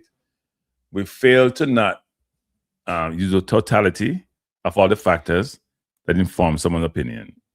So, for example, when you see you travel well away, what's the level of competition you're playing against? Do you normally beat teams which you're equal to or who are better than you? Because you play BVI and you struggle. You struggle at home against Cuba. You struggle against St. Vincent. You struggle in the Gold Cup, right? The teams you're playing, when you're playing the US and Panama and Costa Rica, and even say the Honduras of the world, even though we always beat up Honduras, and that's the competition you look at to say, how well do I perform against them? There was a little team that you have beat up all the time, they don't really count. Nobody don't really care. Right, but watch this now, Cranky. Yeah. Watch this now. So there's always a negative and a positive. You know? There's always two sides to the coin, right? Mm-hmm. Jamaica may struggle when they play against weaker teams that tend to sit back and play a low block game. But we also look better when we play against higher quality team. So that when I say, so give me example. No, give me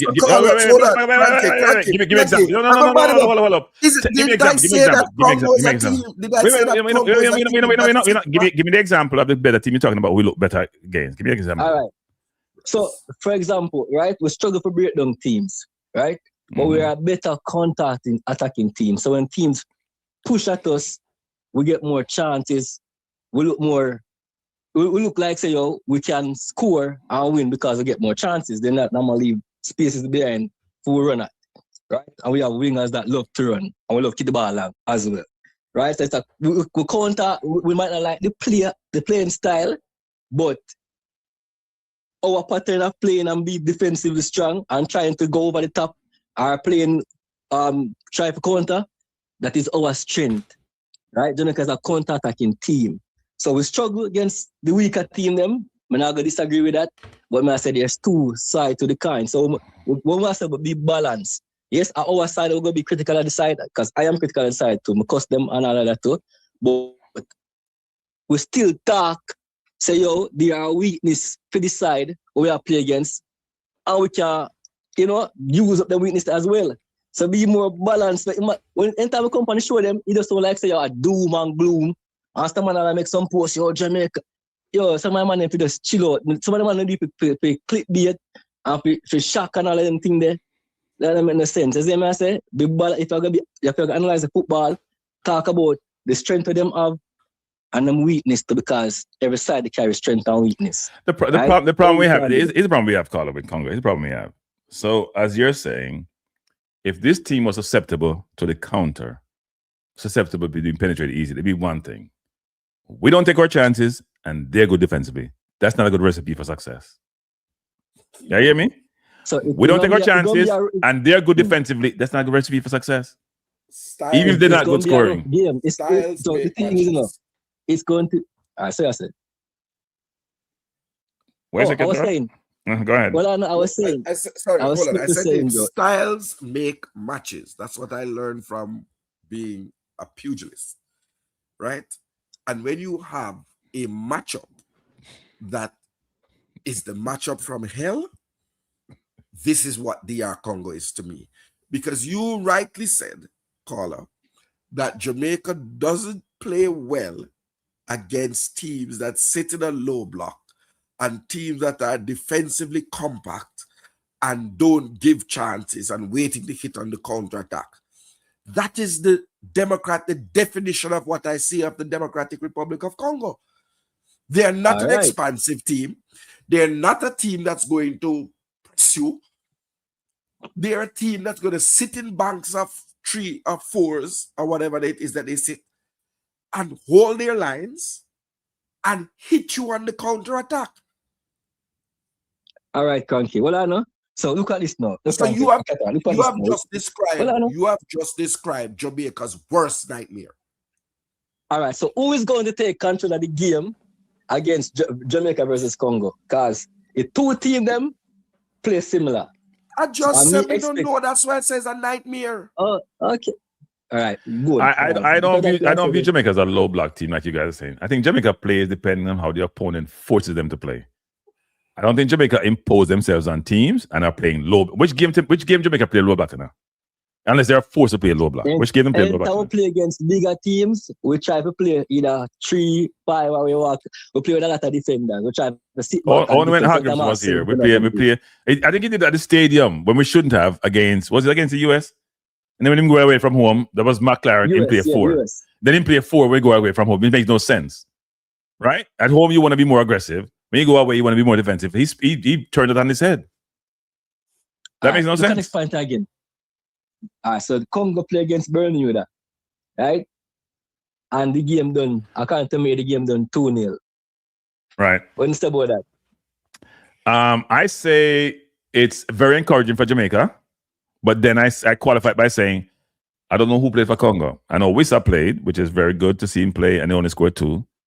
You would walk away saying, look, Jamaica beat Bermuda about 4 and could have given about 10. Trinidad bust them up. Well, no, Trinidad didn't bust them up. Curacao bust them up. So, and they had better teams then because the more local players who play against Congo. It's encouraging to see, but we don't have all the factors that inform that game. We don't know how many regular starters played. We don't know how many subs play. We don't have that information. All we know is an outcome, and the outcome's in favor of Jamaica. Okay, if you don't score against Bermuda, you feel better because you're saying, you know what? We know what Bermuda looks like when they have their best team, and they weren't that good. That's what you say. Right. So that makes sense. So the balance. So what I'm simply saying is that the argument. When I said that the other, I'm just reach and get part of the show. So I'm gonna hear the whole show. I'm gonna come here, Alex, and say and thing. When I say him, sometimes take it to a different level, cause me not go on the bridge or go, me not go put myself out there and say, yo, Jamaica have to win. What I will say is that the 2 teams them we are gonna play. There's a good possible chance for both teams to make it to the World Cup. I say because it is so close and I am a Jamaican, Cambania, I'm going to give my team the advantage for win. I'm gonna stop you. You don't have to be born in Jamaica to be a Jamaican. I'm just saying. Thank you. We're not going to root them. Just say that. But if we're I'm just saying. You said it, so I have to pull you back a little bit because I try to kill the narrative there. Because then most of it would not be citizens of the US who are in the US.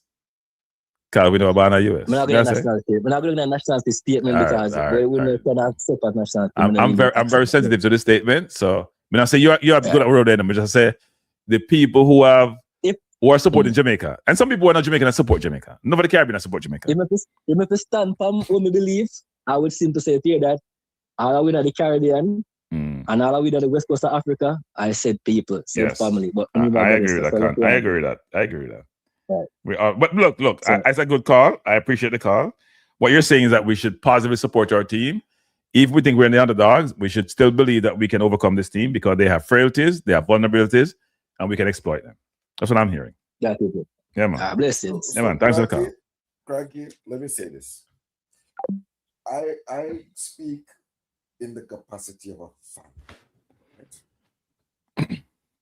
And when I have to be truthful and factual, when I sit down in a packed tracks and records, not as packed as it was for the Trinidad game, which was a lot. When the Trinidad game, there was no room. You couldn't move, you couldn't go bathroom, you couldn't go anywhere. Right? And when yesterday was full. I mean, it was full. All the seats were taken. They had to bring out some extra tables and stuff like that, some bistro tables and things, right? And when I see my friends have to put down their head on the table and can't watch the last 5 or 4 minutes, the 6 minutes of extra time against the 150th ranked team, I have to be truthful. There, at no point in the game was I comfortable in saying, move on to go play Congo. I was holding on a prayer. We scored in the 19th minute, which tells you that for 76 minutes, we failed to put the ball in the back of the net and put the game away. That has to be concerning. But I sit back and eat. Supporting Jamaica right now is like when I support Leeds United. When we turn on the TV, I watch EPL, I mean, Jesus Christ, can we just get one point? Please, Lord, please, Jesus, oh God, referee, blow the whistle, ref, please, blow the whistle, ref, please. All right, we get one more point. May I move closer to 40? By the way, one thanks for the super chat. One. Thanks for the super chat. Appreciate it. You sent me some real money. Yeah, go ahead, Ken. Go ahead, Ken. No, we have Kimo on the line. Kimo, what you saying? One put a zero behind the £5. What you say? How is Guadalajara? Guadalajara, the weather is always subjected to change here because when I arrived earlier today, as you know, the World Cup is close by, so a lot of road work is going on, a lot of dust end up catching the flu in the last. So how is the place? Because it had some issues after the cartel member got put down. Yeah. So on the road is pretty much safe because I took a stroll and grabbed something about an hour. Wait. You know it's safe because sometimes it's quiet and then all of a sudden guns start firing, so you know it's safe. Well, all right, because there are soldiers right around the premises and police. So you feel like you're one war zone? Yeah, well, no, them are do them best, because of the tournament. Them can't mess up, knowing the World Cup is close by. So, right. Based on how the things look, from my point of view, them do as much where security is concerned. So when you fly into the airport, is police escorting you to your location? Escort me, no, but there's a lot of National Guard out in the airport, on the road. Okay. So a lot of them. So right now it's pretty much because I'm asking everyone everywhere we go, what's the place like? There's a lot of tension because I know a couple of weeks ago, Right. But they said the place is kind of cool down. So yeah, but I did have actually for reach from Wednesday, but I missed my flight. I missed my flight in Panama, but I have to spend 48 hours at one hotel in Panama, and then we leave this morning early. Reach here, so I saw you have some picture with Caledonia and his father. His father's there too. Yeah, the funny, when I was gonna ask the person in the hotel where I could go to get, is there a pharmacy close by? Right. Right after they gave me the direction and I was coming down because the hotel that I am staying is right next to the one that the team is actually staying. So when we walk come out, basically it take me like maybe 2 minutes for us to reach to their hotel. Like a couple seconds, maybe 2 minutes, seconds. Right. So I see him and him father, right? Him and him father, me and my spouse is here also. So we grab 2 pictures with them and thing. Okay. So I guess we'll never see them more regular. So me and them can have a chit chat.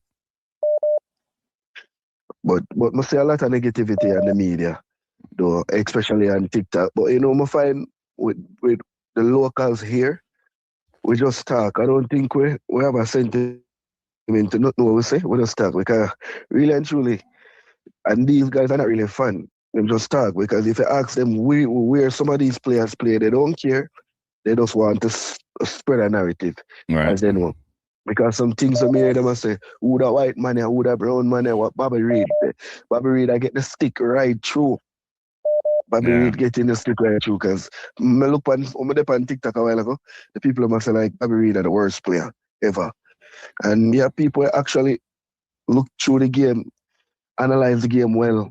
Some other bloggers overseas, in the States. They must say Bobby Reid was one of the players last night who came on and look with a sense of purpose, who's trying to galvanize the team to lift the spirit. No, he played well. I mean, he missed chances that other people are frustrated with because he's shooting boots on, but he played well. He played well. But I mean, I don't know when this thing is going to stop. As it relates to the fans of the soul, this was xenophobic outbursts. What I mean, what if we put in a performance like this against DR Congo and get a result, and that result is winning and qualifying? What would we say? Then we'll be going to the World Cup, and all Jamaicans will be acting like they never had any concern, right? But they listen. It also of concern with me, and I thought you might have been at the stadium, right? Listen, I heard the Mexicans booing, and the commentator spoke about that. Mexicans are normally our allies, but they were saying that the Mexicans were booing at the quality of the game, and they were cheering on the Caledonia team.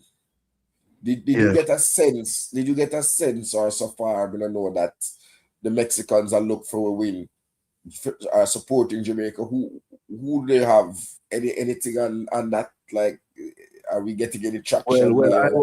Well, as I said, I came in today. I was watching the game from the hotel in Panama last night. No, I'm not talking like when you landed at the airport, the people excited for Jamaica. Because when I went to Mexico, to be honest, yeah. So the custom borders, all of them, because I had on my jersey. I bring a lot of jersey. So they were like, "Oh, you guys played last night and win." So a lot of thumbs up. They seem to be in high spirit. Like they want us to do well. You understand? So they're cognizant of the fact of the tournament and that we are taking part. So yeah, most of them know, especially in the street, because they see me in my jersey. So most of them talk about the game. So you close to the team hotel? Yeah, close. Oh, okay. You gonna go by there? I went by there when I just came, but I didn't see anyone. So I guess maybe by tomorrow, I'll stop by and call someone that's over there so I can get to meet somewhere. Okay. Well, good luck with that. Yeah. Yeah, but good for you to be there and support the team. Good thing, man. Good thing. So this is, and the thing, there are a lot of friends and maybe family see me coming here to Mexico. They're like, "You really want to go to Mexico after you see what's going on?" Yeah. Blah blah blah. The negativity, and you're really wasting your money.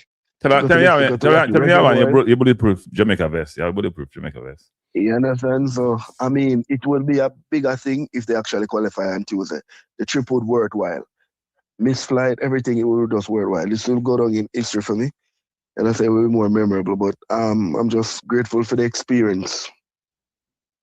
Yeah. No, it's always a good thing. It's always a good thing when you watch a team play. Normally the crowd is supporting Jamaica, and I said it'd be strange to hear that they were sort of booing or supporting the underdog team in that game. Well, I guess it's a quality, like what Cataract said. I guess it was a quality because I was watching the game and hearing the boos also. So I guess it was a quality, and they had high expectation and all of that. So. Yeah. Well, there was a lot of neutral wearing jersey though. Mexican. Yeah, but they said it was 45. They said it was 45,000. 45,000 persons were in the stadium. That's what I heard the commentators. The stadium is pretty big, so it didn't look that full, but there are a lot of people there. Right, so that is more than the office full. Yeah, it is actually. It's like 50,000 capacity at the Estadio Akron. Yeah, there were a lot of people there. A lot of people. Yeah, I got it. I think they felt let down. So we can look at that as well and say, when you have a neutral adjudicator, when the crowd turn on you, because I guess they came to get their money's worth. A lot of them love Bob Marley. And my experience in Mexico has always been good, except for the one time, when we didn't have to go on away with the club team and then we tried to broker. But apart from that, I can't say always been good because the Mexican crowd is hostile generally. But they are more hostile. They are more hostile to the Central American teams more than the Caribbean teams. But go ahead. Another thing, if we do qualify on Tuesday, you know that we come in here to play against Colombia in June. If we do qualify, we come in here. I thought it was a practice game you're talking about, but that's it. No, we have one of our games, and we're playing at the Estadio Akron, and we're playing at I think NRG Stadium in Portugal, and we're playing the last group game. You mean the winner is playing there? You mean the winner is playing? Yeah, there? the winner. Yeah, we would. You said we are playing there as if it's definitive. Atlanta. Yeah, man, I get ahead of myself. I remember just speaking into being, man. Okay. You don't find much fun like me, you know. Nothing wrong with that. Nothing wrong with that. Listen. Yeah, man, because I paid my money to see them win. Listen, I respect you. literally do because that's a thing I used to do. Can't really do a whole heap of things and can't. But let me tell you, I say this straight and open. Like I don't talk with water in my mouth. Right? I want Jamaica to win. On principle, I can't support Mr. Speed and what I see them do. But I still cheer for my team. You see me at the front of the Observer. I still love my team. They always be my team. But I pray that I go through because it will be a big achievement for Jamaica. But as the commentators said many times, and what is it? Alexis Nunes, who's on ESPN FC, said, Jamaica should never found ourselves in this position. Never. So let me make we lose sight of that. We should have never done so. Right now, we should have been playing some friendly matches qualify for try against the opponents that we have to play. So we have one Tuesday. It's our first World Cup game is on Tuesday. No, I'm just saying that's the sentiment that Jamaica should never have found itself in this position. Yeah, we would agree. I mean, but we are here, so we have to deal with it. We are now looking almost like the Spurs of the Premier League. You know, good. I'm sure Spurs fans are thinking the same way. They should never be in this position. Yeah, exactly. So all right, I'll close the program now. I've been here for about 4 hours. I'll close the program now. Big up Cranky, you know what I mean? Big up, thanks, Kimo. Kimo, have fun in Mexico. Have fun in Mexico. Sure. And a good thing you're there supporting. We were in Dallas together, so you always fly out and support the team. So a good thing. You and people like AQ and Era always on the road with the team. A good thing that, man. Big up. Yeah, man. Thanks for the call. What's up? All right, people. I'll close the program. I'm tired. I've been on here for about 4 hours. Yeah. And people, if we didn't support the team, hit the like button. Just hit the like button on the way out, man. Yeah, people, we support the team, people. Right? We support the team. It's not that we can be critical, something overly critical, but we do support the team. We want a team for win. We're not here just talking because we just like for talk. And we're not here engaging and debating. Every country that I know of, there are people who are objective in supporting their team. Some are going to be overly optimistic and effusive with their praise and never criticize. Some are overly pessimistic and criticize constantly. And some people are more balanced. Regardless of where you sit, I would say most of those people still support the team. So let's hope that the team plays well. And also, more importantly, that we have a positive outcome. If we win, we know what the prize is.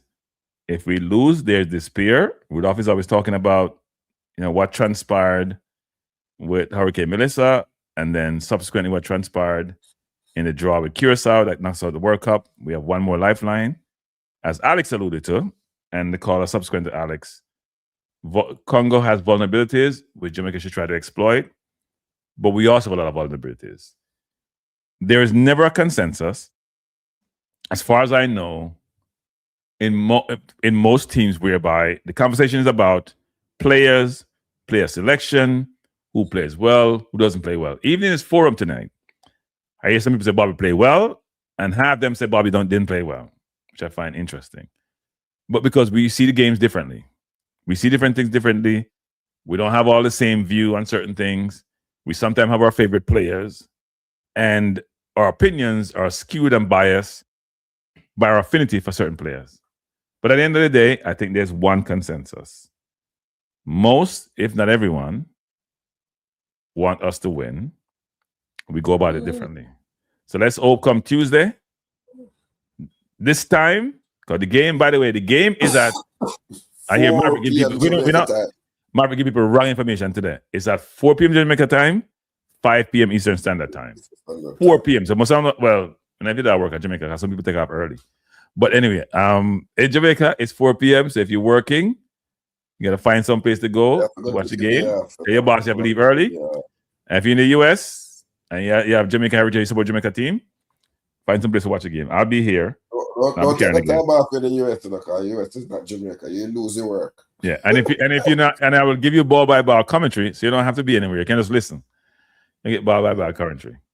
But the game is early, people. Remember, Suriname played their game at 6 p.m. Eastern Standard Time, 5 p.m. Jamaica time, the last game. So they get to play it. So the later game is between Iraq and Bolivia, and we play Congo. We are in it. We haven't lost yet. It's challenging. It's going to be difficult. But let's hope that Rudolph come with a master plan. And boy, if Rudolph make it, I retire from YouTube. All right? So have a good night, everyone. Thanks for being here. And Cataract, thanks for joining. Bless up and peace out. Bless up, everybody.